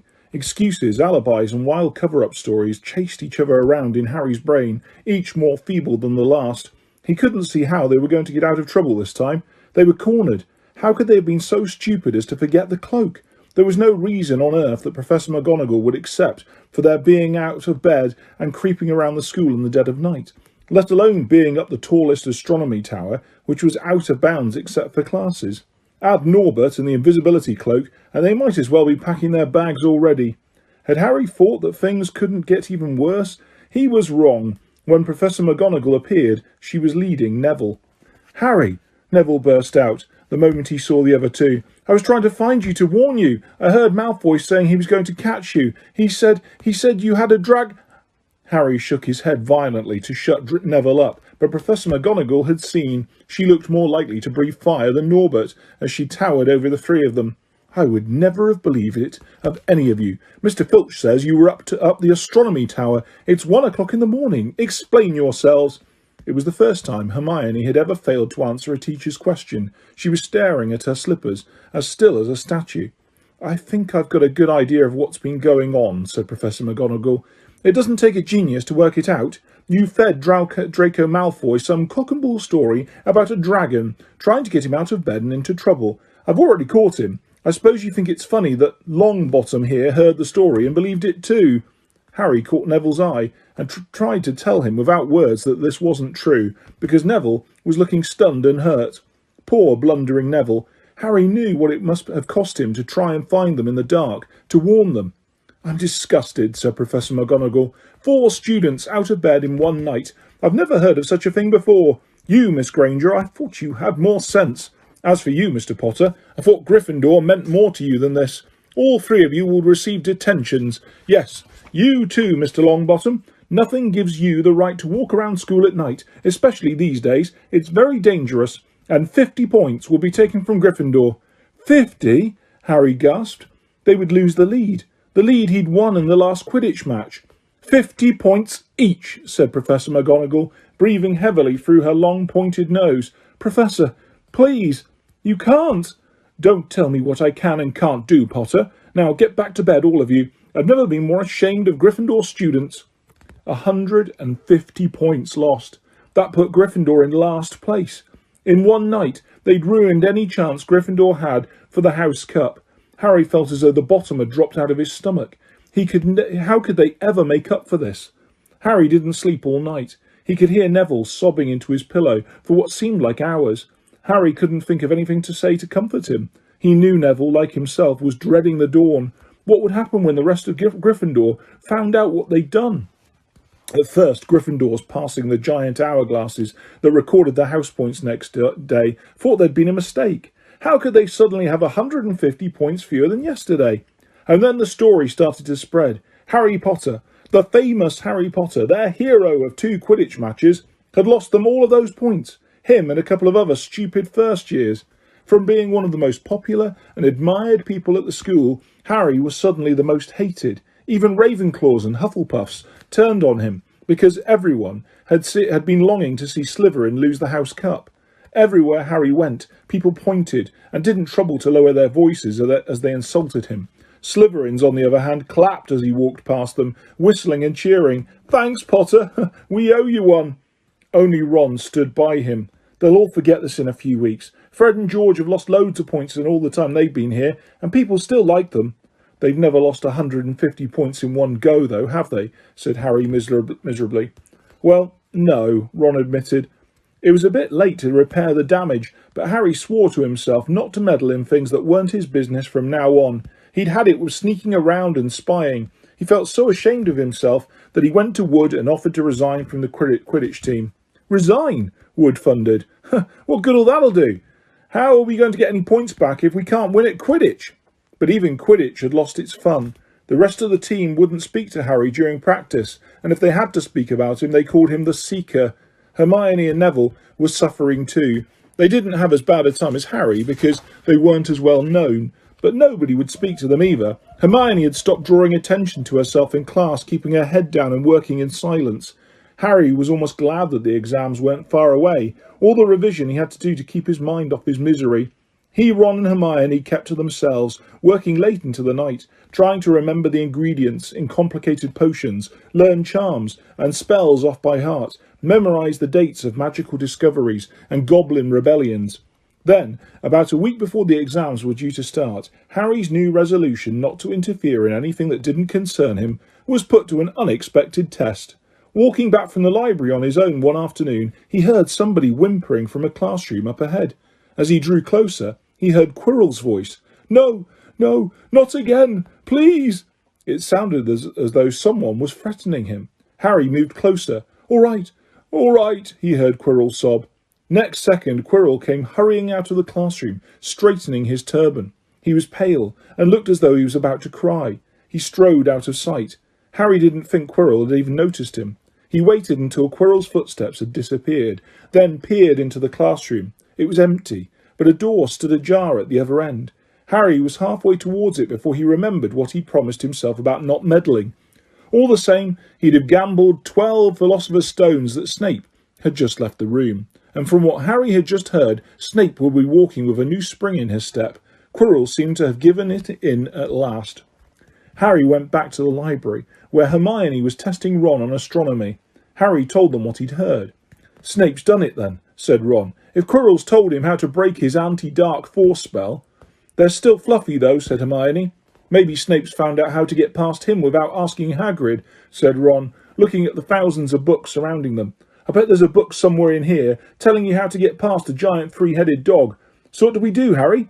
The light of adventure was kindling again in Ron's eyes, but Hermione answered before Harry could.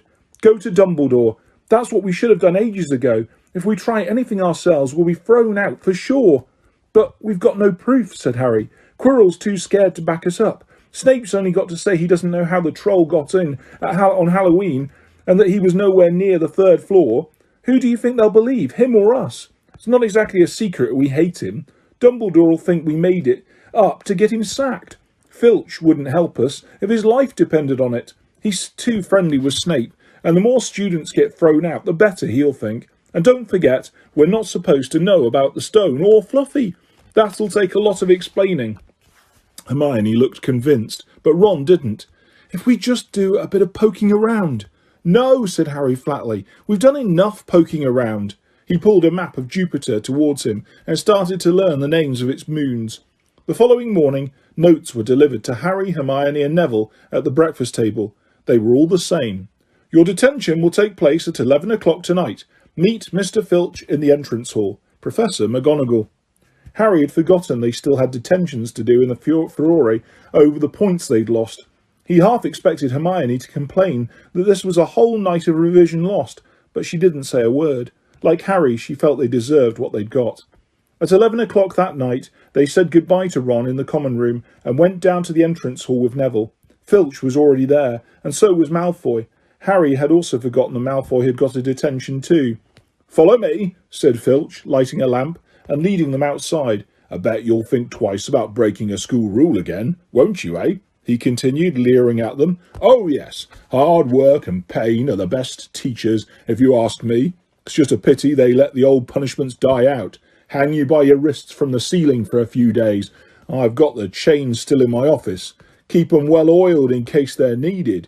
Right, off we go, and don't think of running off now. It'll be worse for you if you do. They marched off across the dark grounds. Neville kept sniffing. Harry wondered what their punishment was going to be.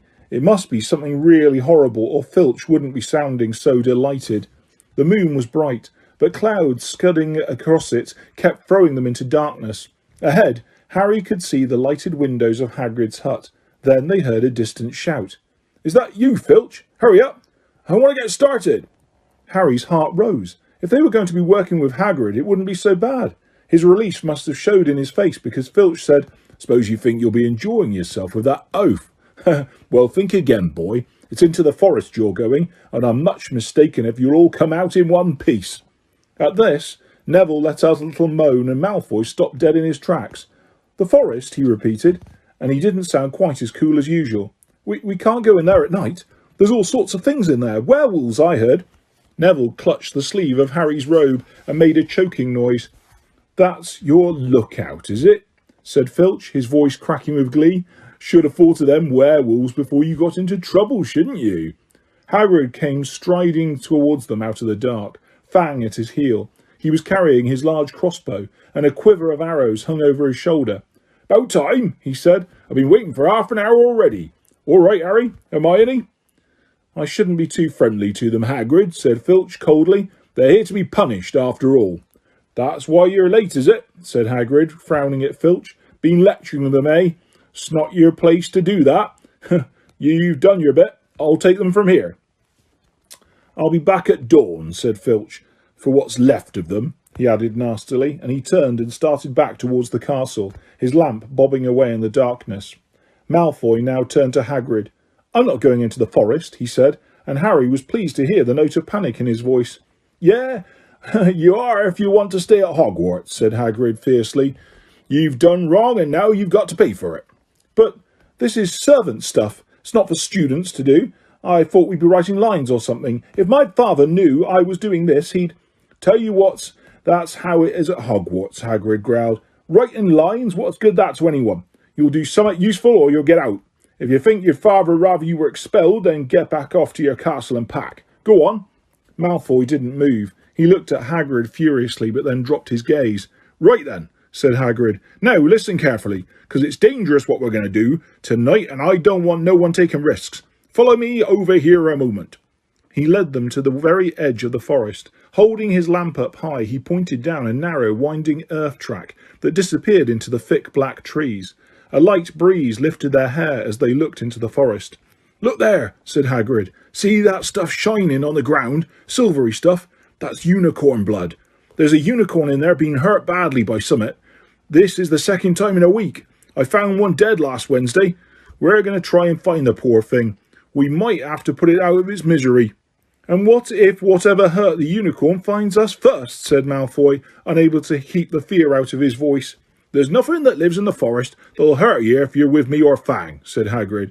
"And keep to the path. Right, now, we're going to split into 2 parties and follow the trail in different directions. There's blood all over the place. It must have been staggering around since last night at least."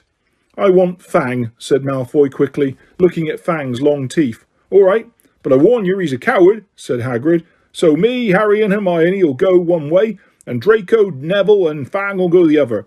Now, if any of us finds the unicorn, we'll send up green sparks, right? Get your wands out and practice now. That's it. And if anyone gets in trouble, send up red sparks, and we'll all come and find you. So be careful. Let's go." The forest was black and silent. A little way into it, they reached a fork in the earth path, and Harry, Hermione and Hagrid took the left path, while Malfoy, Neville and Fang took the right. They walked in silence, their eyes on the ground. Every now and then a ray of moonlight came through the branches above and lit a spot of silver-blue blood on the fallen leaves. Harry saw that Hagrid looked very worried. Could a werewolf be killing the unicorns? Harry asked. "Not fast enough," said Hagrid. "It's not easy to catch a unicorn. They're powerful magic creatures. I never knew one to be hurt before." They walked past a mossy tree trunk. Harry stood here running water. There must be a stream somewhere close by. There were still spots of unicorn blood here and there along the winding path. "You all right, Hermione?" Hagrid whispered. "Don't worry.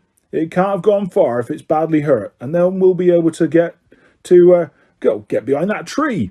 Hagrid seized Harry and Hermione and hoisted them off the path behind a towering oak.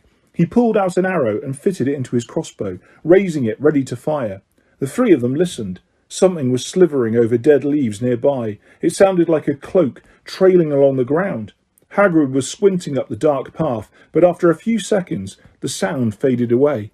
"I knew it," he murmured. "There's something in here that shouldn't be." "A werewolf?" Harry suggested. "That wasn't no werewolf, and it wasn't no unicorn neither," said Hagrid grimly. "Right, follow me, but careful now." They walked more slowly, ears straining for the faintest sound. Suddenly, in a clearing ahead, something definitely moved. "Who's there?" Hagrid called. "Show yourself! I'm armed!" And into the clearing came... Was it a man? Or a horse? To the waist a man with red hair and beard, but below that was a horse's gleaming chestnut body with a long reddish tail. Harry and Hermione's jaws dropped. "Oh, it's you, Ronan," said Hagrid in relief. "How are you?" He walked forward and shook the centaur's hand. "Good evening to you, Hagrid," said Ronan. He had a deep, sorrowful voice. "Were you going to shoot me?" "Can't be too careful, Ronan," said Hagrid, patting his crossbow. "There's something bad loose in this forest. This is Harry Potter and Hermione Granger, by the way, students up at the school. And this is Ronan. You two, he's a centaur." "We'd noticed," said Hermione faintly. "Good evening," said Ronan. "Students, are you? And do you learn much up at school?"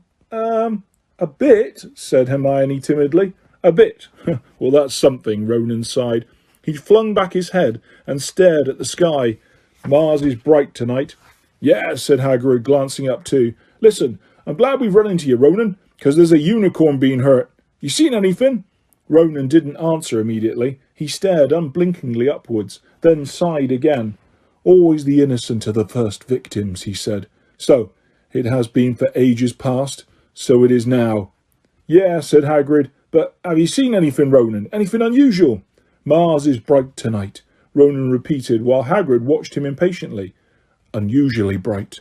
"Yeah, but I was meaning anything unusual a bit nearer home," said Hagrid. "So, you haven't noticed anything strange?" Yet again Ronan took a while to answer. At last he said, "The forests hide many secrets." A movement in the trees behind Ronan made Hagrid raise his bow again, but it was only a second centaur, black-haired and bodied, and wilder looking than Ronan. "Hello, Bane," said Hagrid. "All right?" "Good evening, Hagrid. I hope you're well. Well enough. Look, I've just been asking Ronan, you seen anything odd in here lately? Only there's a unicorn being injured. Would you know anything about it? Bane walked over to stand next to Ronan. He looked skywards. Mars is bright tonight, he said simply. We've heard, said Hagrid grumpily. Well, if either of you do see anything, let me know, won't you? We'll be off then. Harry and Hermione followed him out of the clearing, staring over their shoulders at Ronan and Bane until the trees blocked their view. Never, said Hagrid irritably.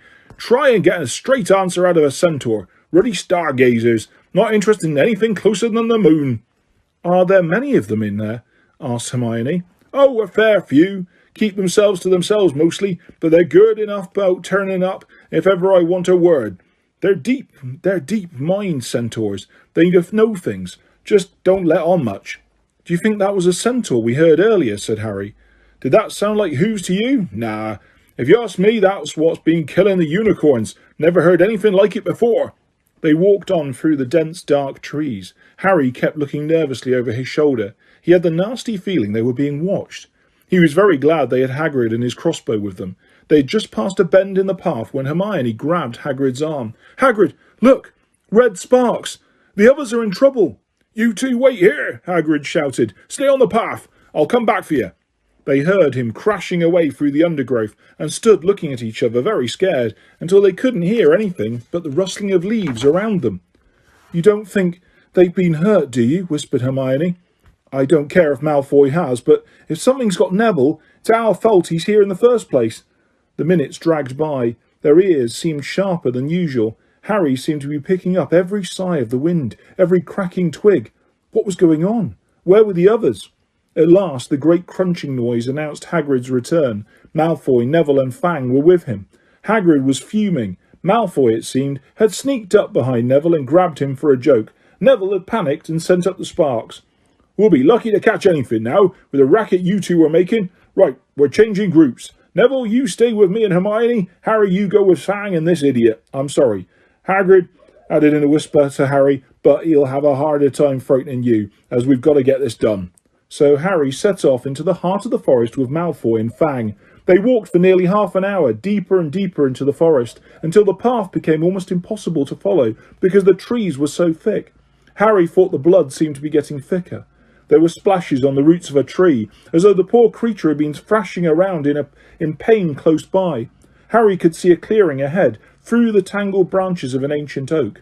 Look, he murmured, holding out his arm to stop Malfoy. Something bright white was gleaming on the ground. They inched closer. It was the unicorn, all right, and it was dead. Harry had never seen anything so beautiful and sad. Its long, slender legs were stuck out at odd angles where it had fallen, and its mane was spread pearly white on the dark leaves. Harry had taken one step towards it when a slivering sound made him freeze where he stood. A bush on the edge of the clearing quivered. Then, out of the shadows, a hooded figure came crawling across the ground like some stalking beast. Harry, Malfoy and Fang stood transfixed. The cloaked figure reached the unicorn. It lowered its head over the wound in the animal's side and began to drink its blood. Ah! Malfoy let out a terrible scream and bolted. So did Fang. The hooded figure raised its head and looked right at Harry. Unicorn blood was dribbling down its front. It got to its feet and came swiftly towards him. He couldn't move for fear. Then a pain pierced his head like he'd never felt before. It was as though his scar was on fire. Half blinded, he staggered backwards. He heard hooves behind him galloping, and something jumped clean over him, charging at the figure.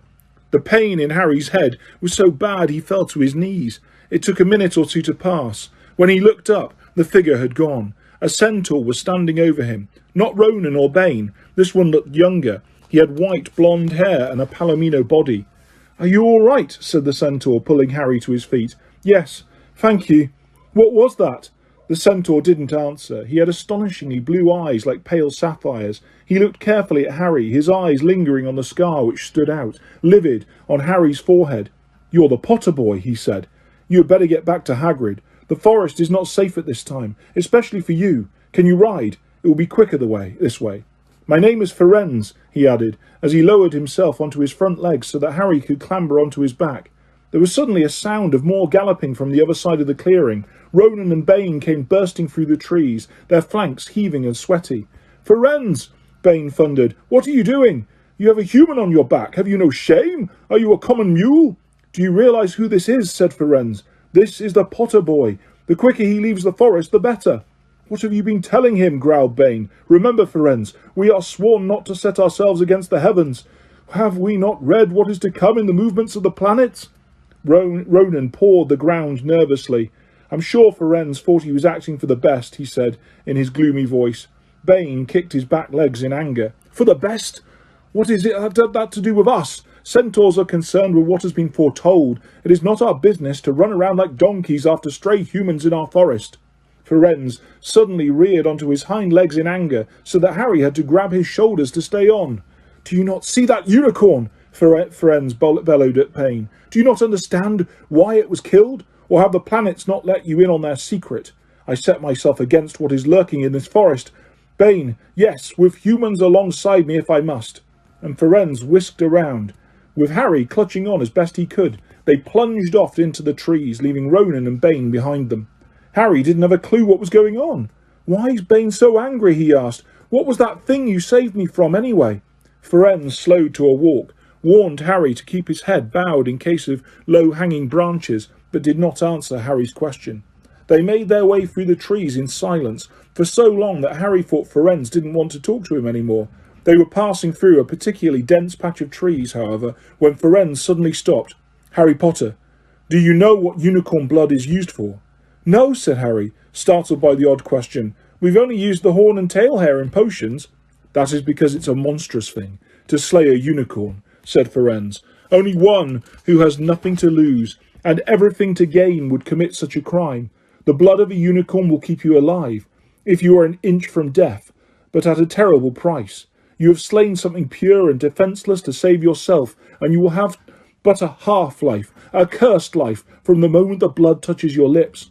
Harry stared at the back of Firenze's head, which was dappled silver in the moonlight. "But who'd be that desperate?" he wondered aloud. "If you're going to be cursed forever, death's better, isn't it?" "It is," Firenze agreed, "unless all you need is to stay alive long enough to drink something else. Something that will bring you back to full strength and power. Something that will mean you can never die. Mr. Potter, do you know what is hidden in the school at this very moment?" "The Philosopher's Stone. Of course, the elixir of life, but I don't understand who—" "Can you think of nobody who has waited many years to return to power, who has clung to life, awaiting their chance?" It was as though an iron fist had clenched suddenly around Harry's heart. Over the rustling of the trees, he seemed to hear once more what Hagrid had told him on the night they had met. "Some day he died. Codswallop. He hasn't died, in my opinion. Dunno if he had enough human left in him to die." "Do you mean?" Harry croaked. "That was... Harry, are you all right?" Hermione was running towards them down the path, Hagrid puffing along behind her. "I'm fine," said Harry, hardly knowing what he was saying. "The unicorn's dead, Hagrid. It's in that clearing back there." "This is where I leave you," Firenze murmured, as Hagrid hurried off to examine the unicorn. "You are safe now." Harry slid off his back. "Good luck, Harry Potter," said Firenze. "The planets have been read wrongly before now, even by centaurs. I hope this is one of those times." He turned and cantered back into the depths of the forest, leaving Harry shivering behind him. Ron had fallen asleep in the dark common room, waiting for them to return. He shouted something about Quidditch fouls when Harry roughly shook him awake. In a matter of seconds, though, he was wide-eyed as Harry began to tell him and Hermione what had happened in the forest. Harry couldn't sit down. He paced up and down in front of the fire. He was still shaking. "Snape wants the stone for Voldemort, and Voldemort's waiting in the forest, and all this time we thought Snape just wanted to get rich." "Stop saying the name," said Ron in a terrified whisper, as if he thought Voldemort could hear him. Harry wasn't listening. "Firenze saved me." "But he shouldn't have done. Bane was furious. He was talking about interfering with what the planets say is going to happen. They must know. They must show that Voldemort's coming back. Bane thinks Firenze should have let Voldemort kill me. I suppose that's written in the stars as well." "Will you stop saying the name?" Ron hissed. "So, all I've got to wait for is Snape to steal the stone," Harry went on feverishly. Then Voldemort will be able to come and finish me off. Well, I suppose Bane will be happy." Hermione looked very frightened, but she had a word of comfort. "Harry, everyone says Dumbledore's the only one you-know-who was ever afraid of. With Dumbledore around, you-know-who won't touch you. Anyway, who says the centaurs are right? It sounds like fortune-telling to me, and Professor McGonagall says that's a very imprecise branch of magic." The sky had turned light before they stopped talking. They went to bed exhausted, their throats sore, but the night's surprises weren't over. When Harry pulled back his sheets, he found his invisibility cloak folded neatly underneath them. There was a note pinned to it, "Just in case." In years to come, Harry would never quite remember how he managed to get through his exams when he half expected Voldemort to come bursting through the door at any moment. Yet the days crept by, and there could be no doubt that Fluffy was still alive and well behind the locked door. It was swelteringly hot, especially in the large classroom where they did their written papers. They had been given special new quills for the exams, which had been bewitched with an anti-cheating spell. They had practical exams as well. Professor Flitwick called them one by one into his class to see if they could make a pineapple tap dance across the desk. Professor McGonagall watched them turn a mouse into a snuff box. Points were given for how pretty the snuff box was, but taken away if it had whiskers. Snape made them all nervous, breathing down their necks while they tried to remember how to make a forgetfulness potion. Harry did the best he could, trying to ignore the stabbing pains in his forehead, which had been bothering him ever since his trip into the forest. Neville thought Harry had a bad case of exam nerves because Harry couldn't sleep, but the truth was that Harry kept being woken by his old nightmare, except that it was now worse than ever because there was a hooded figure dripping blood in it. Maybe it was because they hadn't seen what Harry had seen in the forest, or because they didn't have scars burning on their foreheads, but Ron and Hermione didn't seem as worried about the stone as Harry. The idea of Voldemort certainly scared them, but he didn't keep visiting them in dreams, and they were so busy with their revision, they didn't have much time to fret about what Snape or anyone else might be up to. Their very last exam was History of Magic. 1 hour of answering questions about batty old wizards who'd invented self-stirring cauldrons, and they'd be three. 3 for a whole wonderful week until the exam results came out. When the ghost of Professor Binns told them to put down their quills and roll up their parchment, Harry couldn't help cheering with the rest. "That was far easier than I thought it would be," said Hermione, as they joined the crowds flocking out into the sunny grounds. "I needn't have learnt about the 1637 Werewolf Code of Conduct or the uprising of Elfric the Eager." Hermione always liked to go through their exam papers afterwards, but Ron said this made him feel ill, so they wandered down to the lake and flopped under a tree. The Weasley twins and Lee Jordan were tickling the tentacles of a giant squid, which was basking in the warm shallows. "No more revision," Ron sighed happily, stretching out on the grass. "You could look more cheerful, Harry. We've got a week before we find out how badly we've done. There's no need to worry yet." Harry was rubbing his forehead. "I wish you knew what this means," he burst out angrily. "My scar keeps hurting. It happened before, but never as often as this." "Go to Madame Pomfrey," Hermione suggested. "I'm not ill," said Harry. "I think it's a warning. It means danger's coming."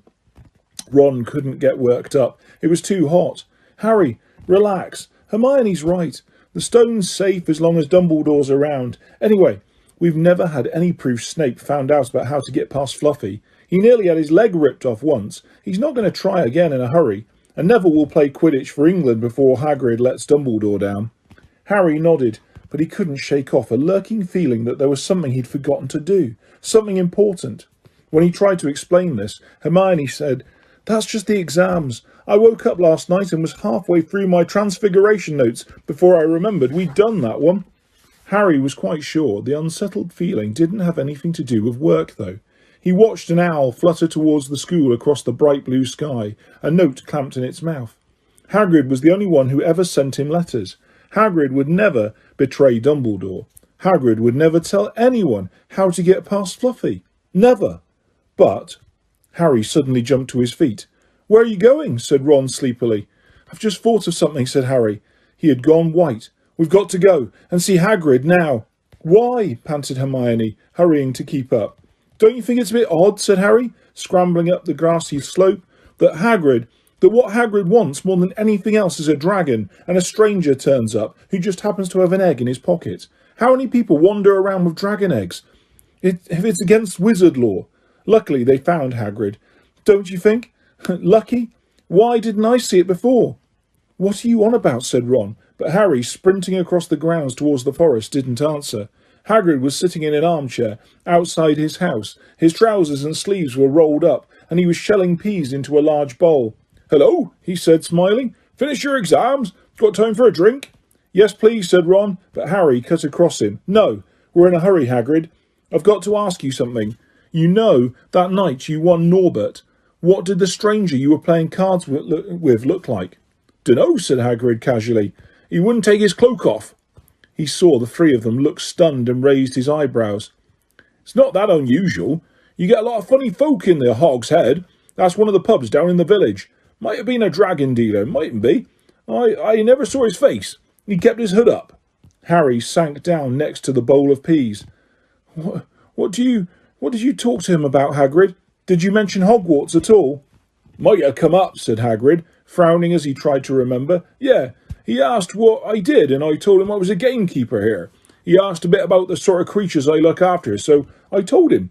And I said what I always really wanted was a dragon. And then, I can remember too well, because he kept buying me drinks. Well, I can't remember too well. Let's see, yeah. Then he said he had the dragon egg, and we could play cards for it if I wanted. But he had to be sure I could handle it. He didn't want it to go to any old home. So I told him after Fluffy, a dragon would be easy. And did he? Did he seem interested in Fluffy? Harry asked, trying to keep his voice calm. Well, yeah. How many three-headed dogs do you ever meet? Even around Hogwarts. So I told him Fluffy's a piece of cake. If you know how to calm him down, just play him a bit of music, and he'll go straight off to sleep. Hagrid suddenly looked horrified. I shouldn't have told you that, he blurted out.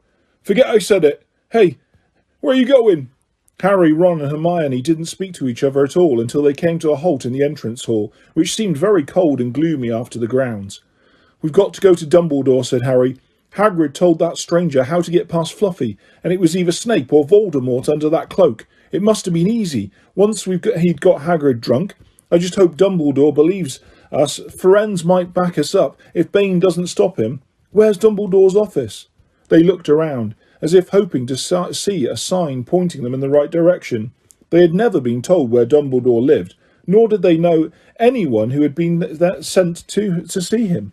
We'll just have to, Harry began, but a voice suddenly rang across the hall. What are you three doing inside? It was Professor McGonagall, carrying a large pile of books. We want to see Professor Dumbledore, said Hermione, rather bravely. Harry and Ron fought. See Professor Dumbledore? Professor McGonagall repeated, as though this was a very fishy thing to want to do. Why? Harry swallowed. Now what? It's sort of a secret, he said, but he wished at once he hadn't, because Professor McGonagall's nostrils flared. Professor Dumbledore left 10 minutes ago, she said coldly. He received an urgent owl from the Ministry of Magic and flew off to London at once. He's gone, said Harry frantically. Now? Professor Dumbledore is a very great wizard, Potter. He has many demands on his time. But this is very important. Something you have to say is more important than the Ministry of Magic, Potter? Look, said Harry, throwing caution to the winds. Professor, it's about the Philosopher's Stone. Whatever Professor McGonagall had expected, it wasn't that. The books she was carrying tumbled out of her arms, but she didn't pick them up. How do you know? She spluttered. Professor, I think I know that someone's going to try and steal the stone. I've got to talk to Professor Dumbledore. She eyed him with a mixture of shock and suspicion. Professor Dumbledore will be back tomorrow, she said finally. I don't know how you found out about the stone, but rest assured no one can possibly steal it. It's too well protected. But, Professor Potter, I know what I'm talking about, she said shortly. She bent down and gathered up the fallen books. I suggest you all go back outside and enjoy the sunshine. But they didn't. It's tonight, said Harry, once he was sure Professor McGonagall was out of earshot. Snape's going through with the trapdoor tonight. He's found out everything he needs, and now he's got Dumbledore out of the way. He sent that note. I bet the Ministry of Magic will get a real shock when Dumbledore turns up. But what can we? Hermione gasped. Harry and Ron wheeled around. Snape was standing there. "Good afternoon," he said smoothly. They stared at him. "You shouldn't be inside on a day like this," he said, with an odd twisted smile. "We were—" Harry began without any idea what he was going to say. "You want to be more careful," said Snape. "Hanging around like this, people will think you're up to something, and Gryffindor really can't afford to lose any more points, can they?" Harry flushed. They turned to go back outside, but Snape called them back. "Be warned, Potter. Any more nighttime wanderings and I will personally make sure you are expelled. Good day to you." He strode off in the direction of the staff room. Out on the stone steps, Harry turned to the others. "Right, here's what we've got to do," he whispered urgently. "One of us has to keep an eye on Snape. Wait outside the staff room and follow him in if he leaves it. Hermione, you better do that." "Why me?" "It's obvious," said Ron. "You can pretend to be waiting for Professor Flitwick, you know." He put on a high voice. "Oh, Professor Flitwick, I'm so worried. I think I got question 14B wrong." "Oh, shut up," said Hermione, but she agreed to go and watch out for Snape. "And we'd better stay outside the third-floor corridor," Harry told Ron. "Come on." But that part of the plan didn't work. No sooner had they reached the door, separating Fluffy from the rest of the school, than Professor McGonagall turned up again, and this time she lost her temper. "I suppose you think you're harder to get past than a pack of enchantments," she stormed. "Enough of this nonsense. If I hear you've come anywhere near here again, I'll take another 50 points from Gryffindor. Yes, Weasley, from my own house." Harry and Ron went back to the common room. Harry had just said, "At least Hermione's on Snape's tail," when the portrait of the fat lady swung open and Hermione came in. "I'm sorry, Harry," she wailed. "Snape came out and asked me what I was doing, so I said I was waiting for Flitwick, and then Snape went to get him, and I've only just got away. I don't know where Snape went." "Well, that's it then, isn't it?" Harry said. The other two stared at him. He was pale and his eyes were glittering. "I'm going out here tonight, and I'm going to try and get to the stone first." "You're mad," said Ron. "You can't," said Hermione. "After what McGonagall and Snape have said, you'll be expelled." "So what?" Harry shouted. "Don't you understand? If Snape gets hold of the stone, Voldemort's coming back. Haven't you heard what it was like when he was trying to take over? There won't be any Hogwarts to get expelled from. He'll flatten it, or turn it into a school for the dark arts. Losing points doesn't matter anymore. Can't you see? Do you think he'll leave you and your families alone if Gryffindor win the House Cup? If I get caught before I can get to the stone, well, I'll have to go back to the Dursleys and wait for Voldemort to find me there. It's only dying a bit later than I would have done. Perhaps I'm never going over to the dark side. I'm going through the trapdoor tonight, and nothing you two say is going to stop me. Voldemort killed my parents, remember?" He glared at them. "You're right, Harry," said Hermione in a small voice. "I'll use the invisibility cloak," said Harry. "It's just lucky I got it back." "But will it cover all three of us?" said Ron. All three of us? Oh, come off it. You don't think we'd let you go alone?" "Of course not," said Hermione briskly. "How do you think you'd get to the stone without us? I'd better go and look through my books. There might be something useful." "But if we get caught, you two will be expelled too." "Not if I can help it," said Hermione grimly. "Flitwick told me in secret that I got 112% on his exam. They're not throwing me out after that." After dinner, the three of them sat nervously apart in the common room. Nobody bothered them. None of the Gryffindors had anything to say to Harry anymore. After all, this was the first night he'd been upset by it. Hermione was skimming through all her notes, hoping to come across one of the enchantments they were about to try and break. Harry and Ron didn't talk much. Both of them were thinking about what they were about to do. Slowly, the room emptied as people drifted off to bed. "Better get the cloak," Ron muttered, as Lee Jordan finally left, stretching and yawning. Harry ran upstairs to the dark dormitory. He pulled out the cloak, and then his eyes fell on the flute Hagrid had given him for Christmas. He pocketed it to use on Fluffy. He didn't feel much like singing. He ran back down to the common room. "We'd better put the cloak on here and make sure it covers all three of us. If Filch spots one of our feet wandering along on its own—" "What are you doing?" said a voice from the corner of the room. Neville appeared from behind an armchair, clutching Trevor the Toad, who looked as though he'd been making another bid for freedom. "Nothing, Neville. Nothing," said Harry, hurriedly putting the cloak behind his back. Neville stared at their guilty faces. "You're going out again," he said. No, said Hermione. "No, we're not. Why don't you go to bed, Neville?" Harry looked at the grandfather clock by the door. They couldn't afford to waste any more time. Snape might even now be playing Fluffy to sleep. You can't go out, said Neville. You'll be caught again. Gryffindor will be in even more trouble. You don't understand, said Harry. This is important. But Neville was clearly steeling himself to do something desperate. I won't let you do it, he said, hurrying to stand in front of the portrait hole. I'll fight you. Neville, Ron exploded, get away from the hole and don't be an idiot. Don't you call me an idiot, said Neville. I don't think you should be breaking any more rules. And you were the one who told me to stand up to people. Yes, but not to us, said Ron in exasperation. Neville, you don't know what you're doing. He took a step forward and Neville dropped Trevor the Toad, who leapt out of sight. Go on then, try and hit me, said Neville, raising his fists. I'm ready. Harry turned to Hermione. Do something, he said desperately. Hermione stepped forward. Neville, she said, I'm really, really sorry about this. She raised her hand. Petrificus totalis, she cried, pointing it at Neville. Neville's arms snapped to his sides. His legs sprang together, his whole body rigid. He swayed where he stood, and then fell flat on his face, stiff as a board. Hermione ran to turn him over. Neville's jaws were jammed together so he couldn't speak. Only his eyes were moving, looking at them in horror. What have you done to him? Harry whispered.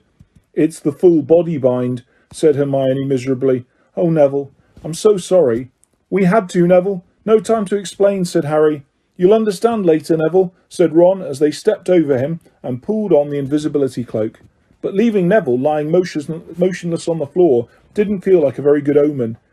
In their nervous state, every statue's shadow looked like Filch. Every distant breath of wind sounded like Peeves swooping down on them. At the foot of the first set of stairs, they spotted Mrs. Norris, skulking near the top. Oh, let's kick her, just this once, Ron whispered in Harry's ear, but Harry shook his head. As they climbed carefully around her, Mrs. Norris turned her lamp-like eyes on them, but didn't do anything. They didn't meet anyone else until they reached the staircase, up to the 3rd floor. Peeves was bobbing halfway up, loosening the carpet so that people would trip. Who's there? He said, suddenly as they climbed towards him. He narrowed his wicked black eyes. Know you're there, even if I can't see you. Are you ghouly or ghosty or wee student beastie? He rose up in the air and floated there, squinting at them. Should call Filch. I could, if some things are creeping around unseen. Harry had a sudden idea. Peeves, he said in a hoarse whisper, the bloody Baron has his own reasons for being invisible. Peeves almost fell out of the air in shock. He caught himself in time and hovered about a foot off the stairs. So sorry, your bloodiness, Mr. Baron, sir, he said greasily. My mistake. I didn't see you. Of course, I didn't. You're invisible. Forgive old Peevesy and his little joke, sir. I have business here, Peeves, croaked Harry. Stay away from this place tonight. I will, sir. I most certainly will, said Peeves, rising up in the air again. I hope your business goes well, Baron. I'll not bother you. And he scooted off. Brilliant, Harry, whispered Ron. A few seconds later, they were there, outside the 3rd floor corridor, and the door was already ajar. Well, there you are, Harry said quietly. Snape's already got past Fluffy. Seeing the open door somehow seemed to impress upon all three of them what was facing them. Underneath the cloak, Harry turned to the other two. If you want to go back, I won't blame you, he said. You can take the cloak, I won't need it now. Don't be stupid, said Ron.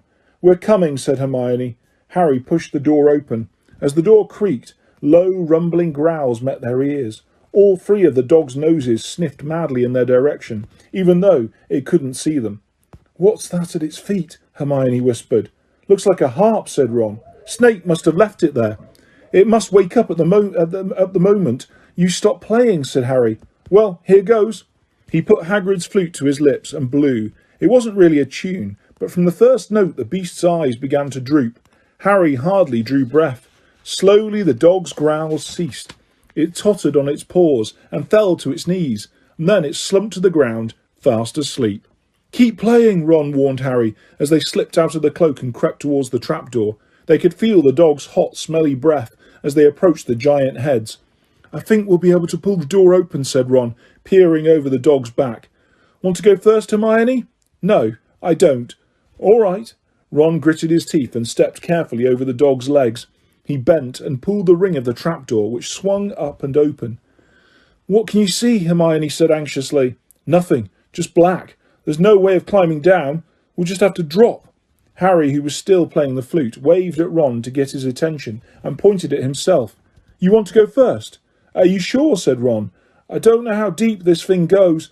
Give the flute to Hermione so she can keep him asleep. Harry handed the flute over. In the few seconds' silence, the dog growled and twitched, but the moment Hermione began to play, it fell back into a deep sleep. Harry climbed over it and looked down through the trapdoor. There was no sign of the bottom. He lowered himself through the hole until he was hanging on by his fingertips. Then he looked up at Ron and said, If anything happens to me, don't follow. Go straight to the owlery and send Hedwig to Dumbledore, right? Right, said Ron. See you in a minute, I hope. And Harry let go. Cold, damp air rushed past him as he fell down, down, down, and flump. With a funny, muffled sort of thump, he landed on something soft. He sat up and felt around, his eyes not used to the gloom. It felt as though he was sitting on some sort of plant. It's okay, he called up to the light, the size of a postage stamp which was the open trapdoor. It's a soft landing. You can jump. Ron followed straight away. He landed sprawled next to Harry. What is this stuff? Were his first words. Dunno. Sort of plant thing. I suppose it's here to break the fall. Come on, Hermione. The distant music stopped. There was a loud bark from the dog, but Hermione had already jumped. She landed on Harry's other side. We must be miles under the school, she said. Lucky this plant thing's here, really, said Ron. Lucky, shrieked Hermione. Look at you both. She leapt up and struggled towards a damp wall. She had to struggle because the moment she had landed, the plant had started to twist snake-like tendrils around her ankles. As for Harry and Ron, their legs had already been bound tightly in long creepers without their noticing. Hermione had managed to free herself before the plant got a firm grip on her. Now she watched in horror as the two boys fought to pull the plant off them. But the more they strained against it, the tighter and faster the plant wound around them. Stop moving, Hermione ordered them. I know what this is. It's Devil's Snare.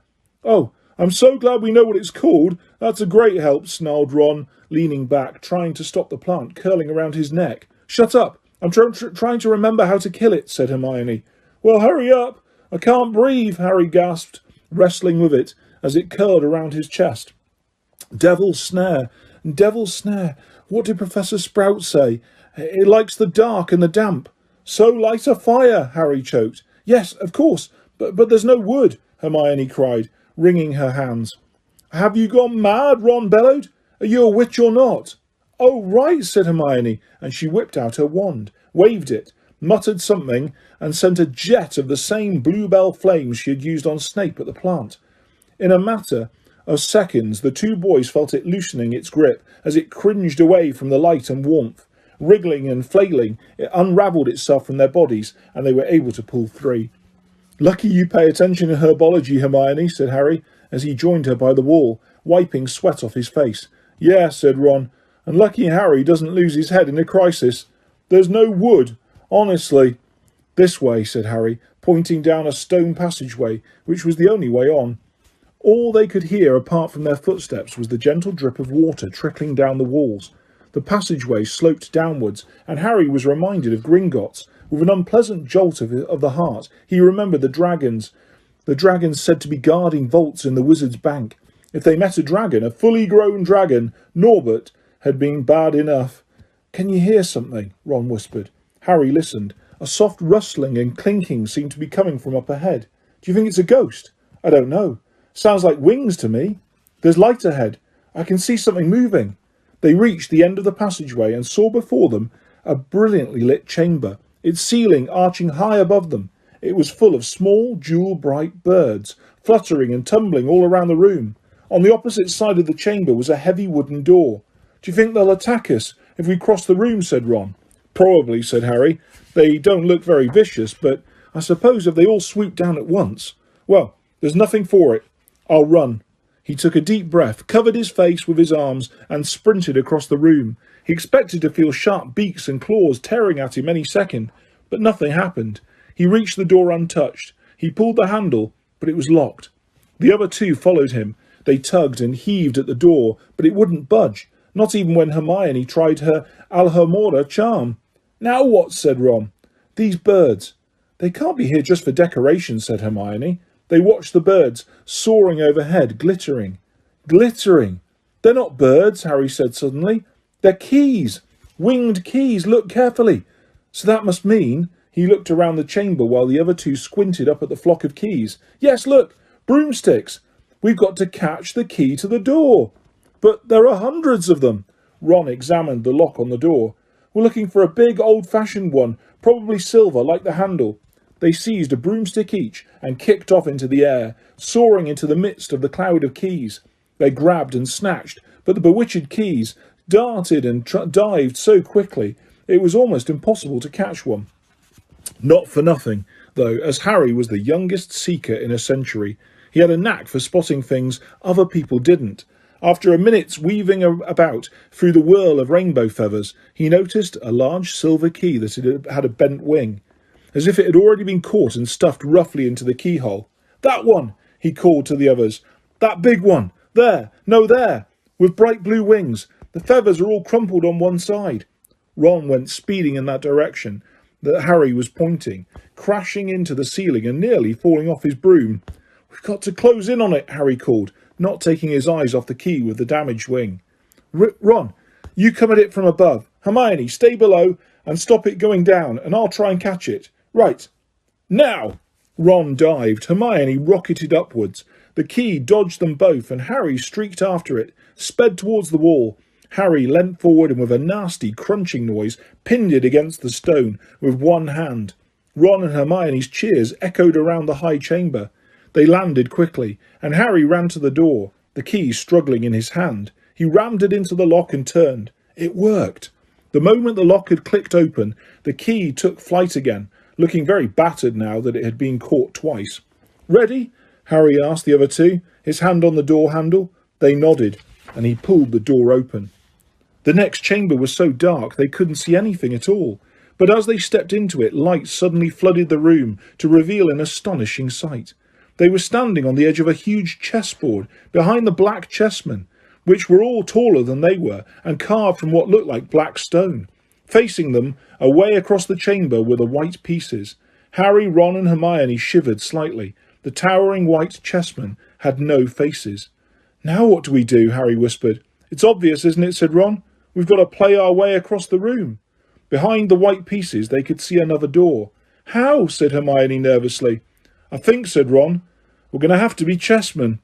He walked up to a black knight and put his hand out to touch the knight's horse. At once the stone sprang to life. The horse pawed the ground and the knight turned his helmeted head to look down at Ron.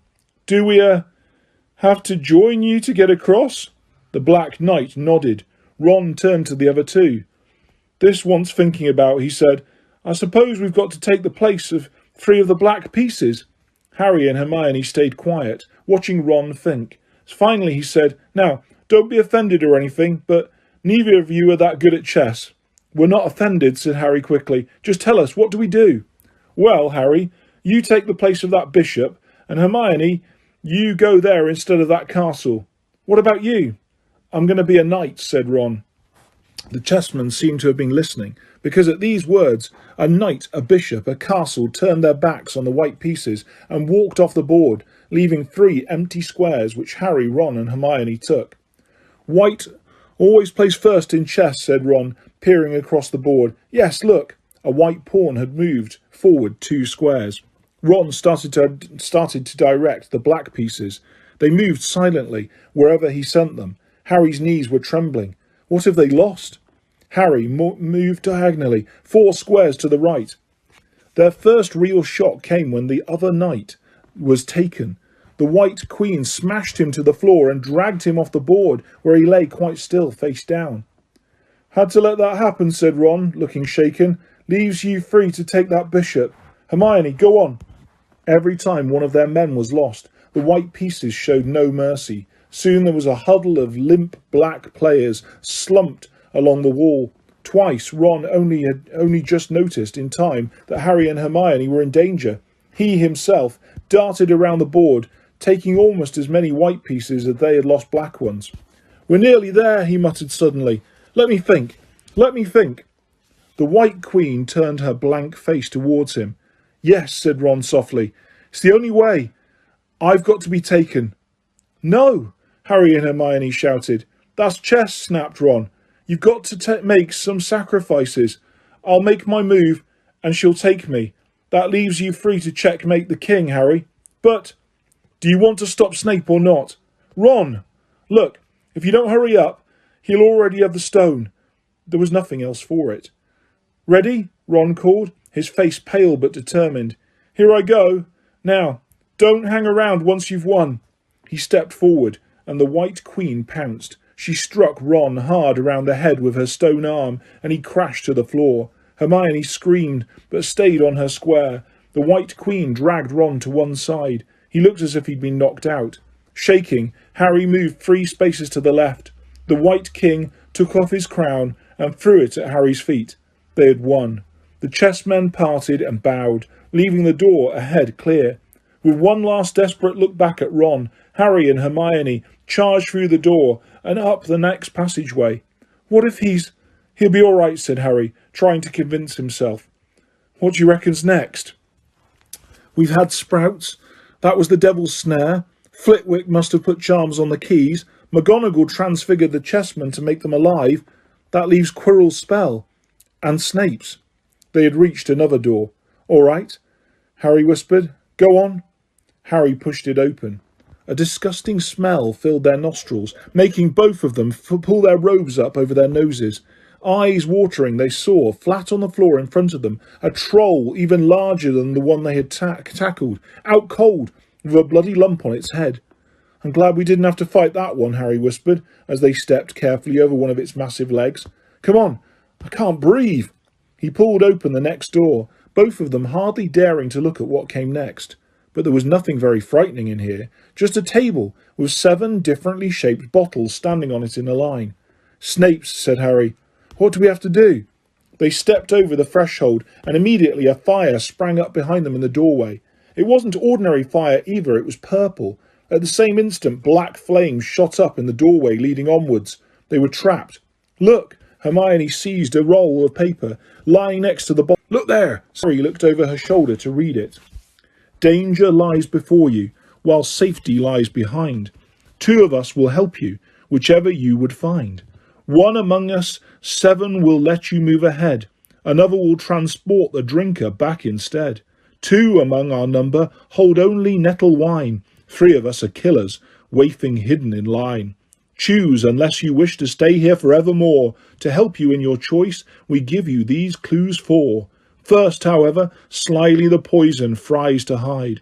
You will always find someone in nettle wine's left side. Second, different are those who stand in either end. But if you would move onwards, neither is your friend. Third, as you see clearly, are all different size. Neither dwarf nor giant holds death in their insides. Fourth, the second left and the second on the right are twins once you taste them, though different at first sight. Hermione let out a great sigh, and Harry, amazed, saw that she was smiling. The very last thing he felt like doing. Brilliant, said Hermione. This isn't magic, it's logic, a puzzle. A lot of the greatest wizards haven't got an ounce of logic. They'd be stuck in here forever. But so will we, won't we? Of course not, said Hermione. Everything we need is here on this paper. 7 bottles, 3 are poison, 2 are wine, 1 will get us safely through the black fire, and 1 will get us back through the purple. But how do we know which to drink? Give me a minute. Hermione read the paper several times. Then she walked up and down the line of bottles, muttering to herself and pointing at them. At last, she clapped her hands. Got it, she said. The smallest bottle will get us through the black fire, towards the stone. Harry looked at the tiny bottle. There's only enough there for 1 of us, he said. That's hardly 1 swallow. They looked at each other. Which one will get you back through the purple flames? Hermione pointed at a rounded bottle at the right end of the line. You drink that, said Harry. No, listen. Get back and get Ron. Grab brooms from the flying key room. They'll get you out of the trapdoor and past Fluffy. Go straight to the owlery and send Hedwig to Dumbledore. We need him. I might be able to hold Snape off for a while, but I'm no match for him, really. But Harry, what if you know who's with him? Well, I was lucky once, wasn't I? Said Harry, pointing at his scar. I might get lucky again. Hermione's lip trembled, and she suddenly dashed at Harry and threw her arms around him. Hermione? Harry, you're a great wizard, you know. I'm not as good as you, said Harry, very embarrassed, as she let go of him. Me, said Hermione. Books and cleverness? There are more important things, friendship and bravery and... Oh, Harry, be careful. You drink first, said Harry. You are sure which is which, aren't you? Positive, said Hermione. She took a long drink from the round bottle at the end and shuddered. It's not poison, said Harry anxiously. No, but it's like ice. Quick, go, before it wears off. Good luck. Take care. Go! Hermione turned and walked straight through the purple fire. Harry took a deep breath and picked up the smallest bottle. He turned to face the black flames. Here I come, he said, and he drained the little bottle in one gulp. It was indeed as though ice was flooding his body. He put the bottle down and walked forward. He braced himself, saw the black flames licking his body, but couldn't feel them. For a moment he could see nothing but dark fire. Then he was on the other side, in the last chamber. There was already someone there. But it wasn't Snape. It wasn't even Voldemort. It was Quirrell. You, gasped Harry. Quirrell smiled. His face wasn't twitching at all. Me, he said calmly. I wondered whether I'd be meeting you here, Potter. But I thought... Snape! Severus? Quirrell laughed, and it wasn't his usual quivering treble either, but cold and sharp. Yes, Severus does seem the type, doesn't he? So useful to have him swooping around like an overgrown bat. Next to him, who would suspect poor stuttering Professor Quirrell? Harry couldn't take it in. This couldn't be true. It couldn't. But Snape tried to kill me. No, I tried to kill you. Your friend Miss Granger accidentally knocked me over as she rushed to set fire to Snape at that Quidditch match. She broke my eye contact with you. Another few seconds and I'd have got you off that broom. I'd have managed it before then if Snape hadn't been muttering a counter-curse trying to save you. Snape was trying to save me. Of course, said Quirrell coolly. Why do you think he wanted to referee your next match? He was trying to make sure I'd do it again. I didn't do it again. Funny, really. He needn't have bothered. I couldn't do anything with Dumbledore watching. All the other teachers thought Snape was trying to stop Gryffindor winning. He did make himself unpopular, and what a waste of time, when after all that, I'm going to kill you tonight. Quirrell snapped his fingers. Ropes sprang out of thin air and wrapped themselves tightly around Harry. You're too nosy to live, Potter, scurrying around the school at Halloween like that. For all I knew, you'd seen me coming to look at what was guarding the stone. You let the troll in? Certainly. I have a special gift with trolls. You must have seen what I did to the one in the chamber back there. Unfortunately, while everyone else was running around looking for it, Snape was already suspecting me, went straight to the third floor to head me off. And not only did my troll fail to beat you to death, the three-headed dog didn't even manage to bite Snape's leg off properly. Now, wait quietly, Potter. I need to examine this interesting mirror. It was only then that Harry realised what was standing behind Quirrell. It was the mirror of Erised. The mirror is the key to finding the stone, Quirrell murmured, tapping his way around the frame. Trust Dumbledore to come up with something like this. But he's in London. I'll be far away by the time he gets back. All Harry could think of doing was to keep Quirrell talking and stop him concentrating on the mirror. I saw you and Snape in the forest, he blurted out. Yes, said Quirrell idly, walking around the mirror to look at the back. He was on to me by that time, trying to find out how far I'd got. He suspected me all along, tried to frighten me, as though he could, when I had Lord Voldemort on my side. Quirrell came back out from behind the mirror and stared hungrily into it. I see the stone. I'm presenting it to my master. But where is it? Harry struggled against the ropes binding him, but they didn't give. He had to keep Quirrell from giving his whole attention to the mirror. But Snape always seemed to hate me so much. Oh, he does, said Quirrell casually. Heavens, yes. He was at Hogwarts with your father, didn't you know? They loathed each other. But he never wanted you dead. But I heard you a few days ago sobbing. I thought Snape was threatening you. For the first time, a spasm of fear flitted across Quirrell's face. Sometimes, he said, I find it hard to follow my master's instructions. He is a great wizard, and I am weak. You mean he was there in the classroom with you? Harry gasped.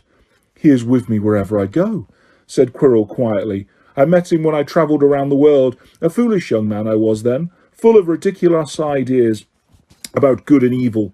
Lord Voldemort showed me how wrong I was. There is no good in evil, there is only power, and those too weak to seek it. Since then I have served him faithfully, although I have let him down many times. He has had to be very hard on me. Quirrell shivered suddenly. He does not forgive mistakes easily. When I failed to steal the stone from Gringotts, he was most displeased. He punished me, decided he would have to keep a closer watch on me. Quirrell's voice tailed away. Harry was remembering his trip to Diagon Alley. How could he have been so stupid? He'd seen Quirrell there that very day, shaken hands with him in the leaky cauldron. Quirrell cursed under his breath. I don't understand. Is the stone inside the mirror? Should I break it? Harry's mind was racing. What I want more than anything else in the world at the moment, he thought, is to find the stone before Quirrell does. So if I look in the mirror, I could see myself finding it, which means I'll see where it's hidden. But how can I look without Quirrell realising what I'm up to? He tried to edge to the left, to get in front of the glass, without Quirrell noticing, but the ropes around his ankles were too tight. He tripped and fell over. Quirrell ignored him. He was still talking to himself. What does this mirror do? How does it work? Help me, master! And to Harry's horror, a voice answered, and the voice seemed to come from Quirrell himself. Use the boy. Use the boy. Quirrell rounded on Harry. Yes, Potter, come here. He clapped his hands once, and the ropes binding Harry fell off. Harry got slowly to his feet. Come here, Quirrell repeated. Look in the mirror and tell me what you see. Harry walked towards him. I must lie, he thought desperately. I must look and lie about what I see, that's all. Quirrell moved close behind him. Harry breathed in the funny smell that seemed to come from Quirrell's turban. He closed his eyes, stepped in front of the mirror, and opened them again. He saw his reflection, pale and scared-looking at first, but a moment later the reflection smiled at him. It put his hand into his pocket and pulled out a blood-red stone. It winked and put the stone back in its pocket. And as it did so, Harry felt something heavy drop into his real pocket. Somehow, incredibly, he'd got the stone. Well, said Quirrell impatiently, what do you see? Harry screwed up his courage. I see myself shaking hands with Dumbledore, he invented. I've won the House Cup for Gryffindor. Quirrell cursed again.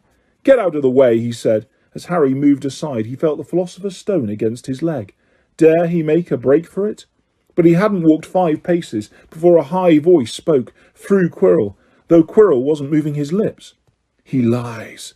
He lies. Potter came back here. Potter, come back here, Quirrell shouted. Tell me the truth. What did you just see? The high voice spoke again. Let me speak to him, face to face. Master, you are not strong enough. I have strength enough for this. Harry felt as if Devil's Snare was rooting him to the spot. He couldn't move a muscle. Petrified, he watched as Quirrell reached up and began to unwrap his turban. What was going on? The turban fell away. Quirrell's head looked strangely small without it. Then he turned slowly on the spot.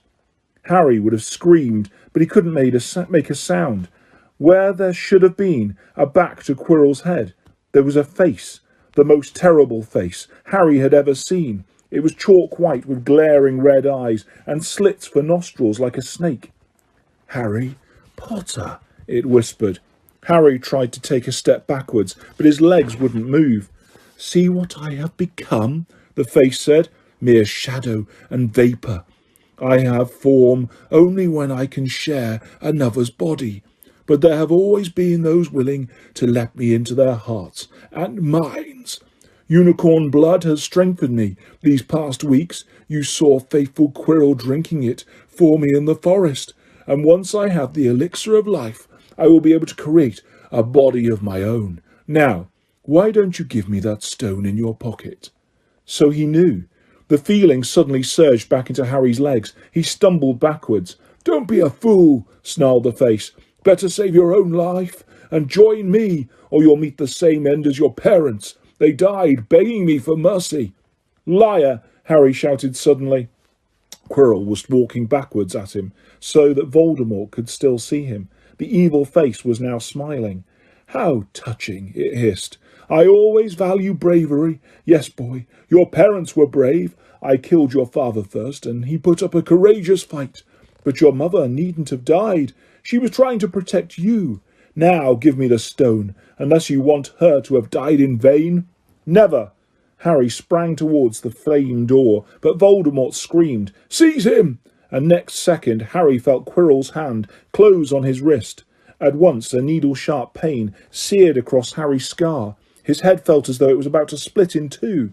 He yelled, struggling with all his might, and to his surprise, Quirrell let go of him. The pain in his head lessened. He looked around wildly to see where Quirrell had gone, and saw him hunched in pain, looking at his fingers.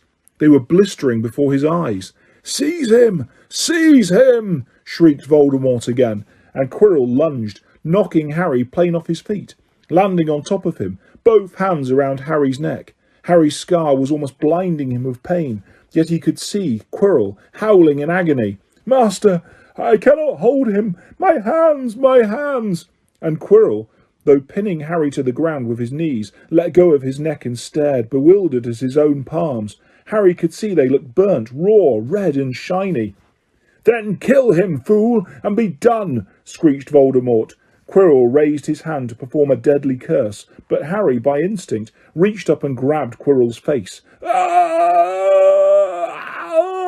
Quirrell rolled off him, his face blistering too, and then Harry knew Quirrell couldn't touch his bare skin, not without suffering terrible pain. His only chance was to keep hold of Quirrell, keep him in enough pain to stop him doing a curse.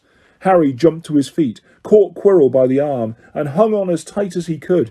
Quirrell screamed and tried to throw Harry off. The pain in Harry's head was building. He couldn't see. He could only hear Quirrell's terrible shrieks and Voldemort's yells of "Kill him! Kill him!" and other voices, maybe in Harry's own head, crying, "Harry! Harry!" He felt Quirrell's arm wrenched from his grasp, knew all was lost, and fell into blackness. Down, down, down. Something gold was glinting just above him. The snitch! He tried to catch it, but his arms were too heavy. He blinked. It wasn't the snitch at all. It was a pair of glasses. How strange! He blinked again. The smiling face of Albus Dumbledore swam into view above him. "Good afternoon, Harry," said Dumbledore. Harry stared at him. Then he remembered. "Sir, the stone! It was Quirrell. He's got the stone. Sir, quick!" "Calm yourself, dear boy. You are a little behind the times," said Dumbledore. "Quirrell does not have the stone." "Then who does, sir? Harry, please relax, or Madame Pomfrey will have me thrown out."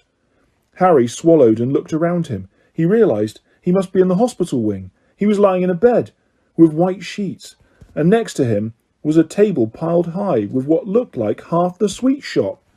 "Tokens from your friends and admirers," said Dumbledore, beaming. "What happened down in the dungeons between you and Professor Quirrell is a complete secret, so naturally the whole school knows. I believe your friends, Misters Fred and George Weasley, were responsible for trying to send you a lavatory seat. No doubt they thought it would amuse you. Madame Pomfrey, however, felt it might not be very hygienic and confiscated it." "How long have I been in here?" 3 days. Mr. Ronald Weasley and Miss Granger will be most relieved you have come round. They have been extremely worried. But, sir, the stone." "I see you are not to be distracted. Very well, the stone. Professor Quirrell did not manage to take it from you. I arrived in time to prevent that, although you were doing very well on your own, I must say." "You got there. You got to Hermione's owl. You got Hermione's owl. We must have crossed in mid-air. No sooner had I reached London than it became clear to me that the place I should be was the one I had just left. I arrived just in time to pull Quirrell off you. It was you. I feared I might be too late. You nearly were. I couldn't have kept him off the stone much longer. Not the stone, boy. You. The effort involved nearly killed you. For one terrible moment there, I was afraid it had. As for the stone, it has been destroyed." "Destroyed?" said Harry blankly. "But your friend, Nicholas Flamel." "Oh, you know about Nicholas," said Dumbledore, sounding quite delighted. "You did do the thing properly, didn't you? Well, Nicholas and I have had a little chat and agreed it's all for the best. But that means he and his wife will die, won't they?" They have enough elixir stored to set their affairs in order, and then, yes, they will die. Dumbledore smiled at the look of amazement on Harry's face. To one as young as you, it sure seems incredible, but to Nicholas and Perenelle, it really is like going to bed after a very, very long day. After all, to the well-organized mind, death is but the next great adventure. You know, the stone was really not such a wonderful thing. As much money and life as you could want. The two things most human beings would choose above all. The trouble is, humans do have a knack of choosing precisely those things which are worst for them. Harry lay there, lost for words. Dumbledore hummed a little and smiled at the ceiling. Sir, said Harry, I've been thinking. Sir, even if the stone's gone, you know who. Call him Voldemort, Harry.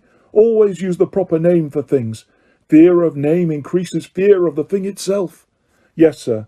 Well, Voldemort's going to try other ways of coming back, isn't he? He hasn't gone, has he? No, Harry, he has not. He is still out there somewhere, perhaps looking for another body to share. Not being truly alive, he cannot be killed. He left Quirrell to die. He shows just as little mercy to his followers as his enemies. Nevertheless, Harry, while you may only have delayed his return to power, it will merely take someone else who is prepared to fight what seems a losing battle next time, and if he is delayed again and again, why, he may never return to power. Harry nodded, but stopped quickly, because it made his head hurt. Then he said, Sir, there are some other things I'd like to know. If you can tell me, things I want to know the truth about. The truth, Dumbledore sighed. It is a beautiful and terrible thing, and should therefore be treated with great caution. However, I shall answer your questions, unless I have a very good reason not to, in which case I beg you'll forgive me. I shall not, of course, lie. Well, Voldemort said that he only killed my mother because she tried to stop him killing me. But why would he want to kill me in the first place? Dumbledore sighed very deeply this time. Alas, the first thing you ask me, I cannot tell you. Not today, not now. You will know one day. Put it from your mind for now, Harry. When you are older, I know you hate to hear this. When you are ready, you will know. And Harry knew it would be no good to argue. But why couldn't Quirrell touch me? Your mother died to save you. If there is one thing Voldemort cannot understand, it is love. He didn't realise that love as powerful as your mother's for you leaves its own mark, not a scar, no visible sign. To have been loved so deeply, even though the person who loved us is gone, will give us some protection forever. It is in your very skin. Quirrell, full of hatred, greed and ambition, sharing his soul with Voldemort, could not touch you for this reason. It was agony to touch a person marked by something so good. Dumbledore now became very interested in a bird out on the windowsill, which gave Harry time to dry his eyes on the sheet. When he had found his voice again, Harry said, And the invisibility cloak, do you know who sent it to me? Ah, your father happened to leave it in my possession, and I thought you might like it. Dumbledore's eyes twinkled. Useful things. Your father used it mainly for sneaking off to the kitchens to steal food when he was here. And there's something else. Fire away. Quirrell and Snape. Professor Snape, Harry. Yes, him. Quirrell said he hates me because he hated my father. Is that true? Well, they did rather detest each other, not unlike yourself and Mr. Malfoy, and then your father did something Snape could never forgive. What? He saved his life. What? Yes, said Dumbledore dreamily. Funny the way people's minds work, isn't it? Professor Snape couldn't bear being in your father's debt. I do believe he worked so hard to protect you this year because he felt you would make him and your father quit. Then he could go back to hating your father's memory in peace. Harry tried to understand this, but it made his head pound, so he stopped. And, sir, there's one more thing. Just the one? How did I get the stone out of the mirror? Ah, now, I'm glad you asked me that. It was one of my more brilliant ideas, and between you and me, that's saying something. You see, only one who wanted to find the stone, find it, but not use it, would be able to get it. Otherwise, they just see themselves making gold or drinking elixir of life. My brain surprises even me sometimes. Now, enough questions. I suggest you make a start on these sweets. Ah, Bertie Botts. Every flavour beans. I was unfortunate enough in my youth to come across a vomit-flavoured one, and since I'm afraid I've rather lost my liking for them. But I think I'll be safe with a nice toffee, don't you? He smiled and popped the golden brown bean into his mouth. Then he choked and said, Alas, earwax. Madame Pomfroy, the matron, was a nice woman, but very strict. Just 5 minutes, Harry pleaded. Absolutely not. You let Professor Dumbledore in? Well, of course, that was the headmaster. Quite different. You need rest. I am resting. Look, lying down and everything. Oh, go on, Madame Pomfroy. Oh, very well, she said, but 5 minutes only. And she let Ron and Hermione in. Harry! Hermione looked ready to fling her arms around him again, but Harry was glad she held herself in, as his head was still very sore. Oh, Harry, we were sure you were going to... Dumbledore was so worried. The whole school's talking about it, said Ron. What really happened? It was one of those rare occasions when the true story is even more strange and exciting than the wild rumours. Harry told them everything. Quirrell, the mirror, the stone and Voldemort. Ron and Hermione were a very good audience. They gasped in all the right places, and when Harry told them what was under Quirrell's turban, Hermione screamed out loud.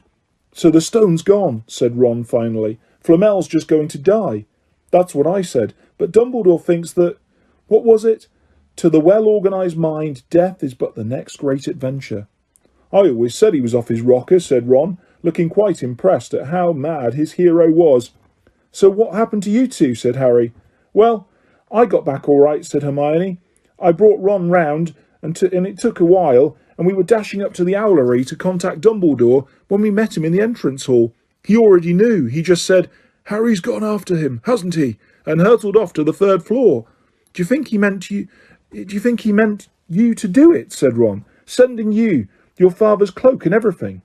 Well, Hermione exploded, if he did, I mean to say, that's terrible. You could have been killed. No, it isn't, said Harry thoughtfully. He's a funny man, Dumbledore. I think he sort of wanted to give me a chance. I think he knows more or less everything that goes on here, you know. I reckon he had a pretty good idea what we were going to try, and instead of stopping us, he just taught us enough to help. I don't think it was an accident he let me find out how the mirror worked. It's almost like he thought I had the right to face Voldemort if I could. Yeah, Dumbledore's barking all right, said Ron proudly. Listen, you've got to be up for the end of the year feast tomorrow. The points are all in and Slytherin won, of course. You missed the last Quidditch match. We were steamrolled by Ravenclaw without you, but the food will be good. At that moment, Madame Pomfroy bustled over. You've had nearly 15 minutes now. Out, she said firmly. After a good night's sleep, Harry felt nearly back to normal. I want to go to the feast, he told Madame Pomfroy, as she straightened his many sweet boxes. I can, can't I? Professor Dumbledore says you are to be allowed to go, she said sniffily, as though in her opinion Professor Dumbledore didn't realise how risky feasts could be. And you have another visitor. Oh, good, said Harry. Who is it? Hagrid sidled through the door as he spoke. As usual when he was indoors, Hagrid looked too big to be allowed. He sat down next to Harry, took one look at him and burst into tears. It's all my bloody fault, he sobbed, his face in his hands. I told the evil Get how to get past Fluffy. I told him. It was the only thing he didn't know, and I told him. Yeah, you could have died. All for a dragon egg. I'll never drink again. I should have chucked out and made to live as a muggle. Hagrid, said Harry, shocked to see Hagrid shaking with grief and remorse, great tears leaking down into his beard. Hagrid, he'd have found out somehow. This is Voldemort we're talking about. He'd have found out even if you hadn't told him. You could have died, sobbed Hagrid. And don't say the name. Voldemort, Harry bellowed, and Hagrid was so shocked he stopped crying. I've met him, and I'm calling him by his name. Please cheer up, Hagrid. We saved the stone. It's gone. He can't use it. Have a chocolate frog. I've got loads. Hagrid wiped his nose on the back of his hand and said, That reminds me. I've got you a present. It's not a stoat sandwich, is it? Said Harry anxiously, and at last Hagrid gave a weak chuckle. Nah, Dumbledore gave me the day off yesterday to fix it, 'cause he should have sacked me instead. Anyway, got you this. It seemed to be a handsome leather-covered book. Harry opened it curiously. It was full of wizard photographs. Smiling and waving at him from every page were his mother and father.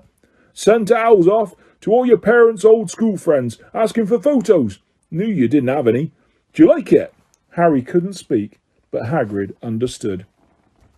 Harry made his way down to the end-of-year feast alone that night. He had been held up by Madame Pomfrey fussing about, insisting on giving him one last check-up, so the great hall was already full. It was decked out in the Slytherin colours of green and silver to celebrate Slytherins winning the House Cup for the 7th year in a row. A huge banner showing the Slytherin serpent covered the wall behind the high table. When Harry walked in, there was a sudden hush, and then everybody started talking loudly at once. He slipped into a seat between Ron and Hermione at the Gryffindor table and tried to ignore the fact that people were standing up to look at him. Fortunately, Dumbledore arrived moments later. The babble died away. "Another year gone," Dumbledore said cheerfully, "and I must trouble you with an old man's wheezing waffle before we sink our teeth into our delicious feast. What a year it has been! Hopefully your heads are all a little fuller than they were. You have the whole summer ahead to get them nice and empty before next year starts. Now, as I understand it, the House Cup here needs awarding, and the points stand thus. In 4th place, Gryffindor, with 312 points. In 3rd, Hufflepuff, with 352. Ravenclaw have 426, and Slytherin, 472. A storm of cheering and stamping broke out from the Slytherin table. Harry could see Draco Malfoy banging his goblet on the table. It was a sickening sight. Yes, well done, Slytherin," said Dumbledore. "However, recent events must be taken into account." The room went very still. The Slytherin smiles faded a little. "Ahem," said Dumbledore. "I have a few last-minute points to dish out. Let me see, yes. First, to Mr. Ronald Weasley." Ron went purple in the face. He looked like a radish with bad sunburn. "For the best played game of chess Hogwarts has seen in many years, I award Gryffindor House 50 points. Gryffindor cheers nearly raised the bewitched ceiling. The stars overhead seemed to quiver. Percy could be heard telling the other prefects, "My brother, you know, my youngest brother, got past McGonagall's giant chess set." At last there was silence again. "Second, to Miss Hermione Granger, for the use of cool logic in the face of fire, I award Gryffindor House 50 points. Hermione buried her face in her arms. Harry strongly suspected she had burst into tears. Gryffindors up and down the table were beside themselves. They were 100 points up. "Third, to Mr. Harry Potter," said Dumbledore. The room went deadly quiet. "For pure nerve and outstanding courage, I award Gryffindor House 60 points. The din was deafening. Those who could add up while yelling themselves hoarse knew that Gryffindor now had 472 points, exactly the same as Slytherin. They had drawn for the House Cup. If only Dumbledore had given Harry just one more point. Dumbledore raised his hand. The room gradually fell silent. "There are all kinds of courage," said Dumbledore, smiling. "It takes a great deal of bravery to stand up to our enemies, but just as much to stand up to our friends. I therefore award 10 points to Mr. Neville Longbottom." Someone standing outside the Great Hall might well have thought some sort of explosion had taken place.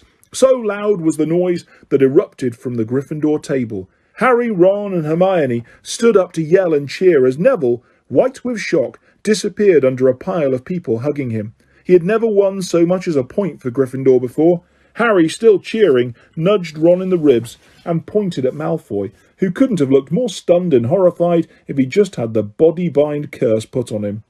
"Which means," Dumbledore called over the storm of applause, for even Ravenclaw and Hufflepuff were celebrating the downfall of Slytherin, "we need a little change of decoration."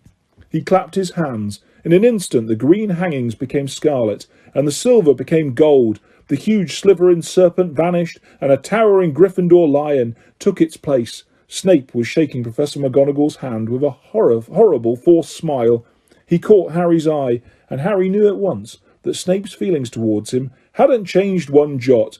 This didn't worry Harry. It seemed as though life would be back to normal next year, or as normal as it ever was at Hogwarts. It was the best evening of Harry's life, better than winning at Quidditch, or Christmas, or knocking out mountain trolls. He would never, ever forget tonight. Harry had almost forgotten that the exam results were still to come, but come they did. To their great surprise, both he and Ron passed with good marks. Hermione, of course, came top of the year. Even Neville scraped through, his good herbology mark making up for his abysmal potions one. They had hoped that Goyle, who was almost as stupid as he was mean, might be thrown out, but he passed too. It was a shame, but as Ron said, you couldn't have everything in life. And suddenly their wardrobes were empty, their trunks were packed. Neville's toad was found lurking in a corner of the toilets. Notes were handed out to all students, warning them not to use magic over the holidays. I always hope they'll forget to give us these, said Fred Weasley sadly. Hagrid was there to take them down to the fleet of boats that sailed across the lake. They were boarding the Hogwarts Express, talking and laughing as the countryside became greener and tidier, eating Bertie Bott's every flavour beans as they sped past Muggle towns, pulling off their wizard robes and putting on jackets and coats, pulling into Platform 9 and 3/4 at King's Cross Station. It took quite a while for them all to get off the platform. A wizened old guard was up by the ticket barrier, letting them go through the gate in 2s and 3s so they didn't attract attention by all bursting out of a solid wall at once and alarming the Muggles. You must come and stay this summer, said Ron. Both of you. I'll send you an owl. Thanks, said Harry. I'll need something to look forward to. People jostled them as they moved forwards towards the gateway back to the Muggle world. Some of them called, Bye, Harry. See you, Potter. Still famous, said Ron, grinning at him. Not where I'm going, I promise you, said Harry. He, Ron and Hermione passed through the gateway together. There he is, Mum. There he is, look. It was Ginny Weasley, Ron's younger sister, but she wasn't pointing at Ron. Harry Potter, she squealed. Look, Mum, I can see. Be quiet, Ginny, and it's rude to point. Mrs. Weasley smiled down at them. Busy year, she said. Very, said Harry. Thanks for the fudge and the jumper, Mrs. Weasley. Oh, it's nothing, dear. Ready, are you? It was Uncle Vernon, still purple-faced, still moustached, still looking furious at the nerve of Harry carrying an owl in a cage in a station full of ordinary people. Behind him stood Aunt Petunia and Dudley, looking terrified at the very sight of Harry. You must be Harry's family, said Mrs. Weasley. In a manner of speaking, said Uncle Vernon. Hurry up, boy. We haven't got all day. He walked away. Harry hung back for a last word with Ron and Hermione. See you over the summer, then? Hope you have a good holiday, said Hermione, looking uncertainly after Uncle Vernon, shocked that anyone could be so unpleasant. Oh, I will, said Harry, and they were surprised at the grin that was spreading over his face. They don't know we're not allowed to use magic at home. I'm going to have a lot of fun with Dudley this summer.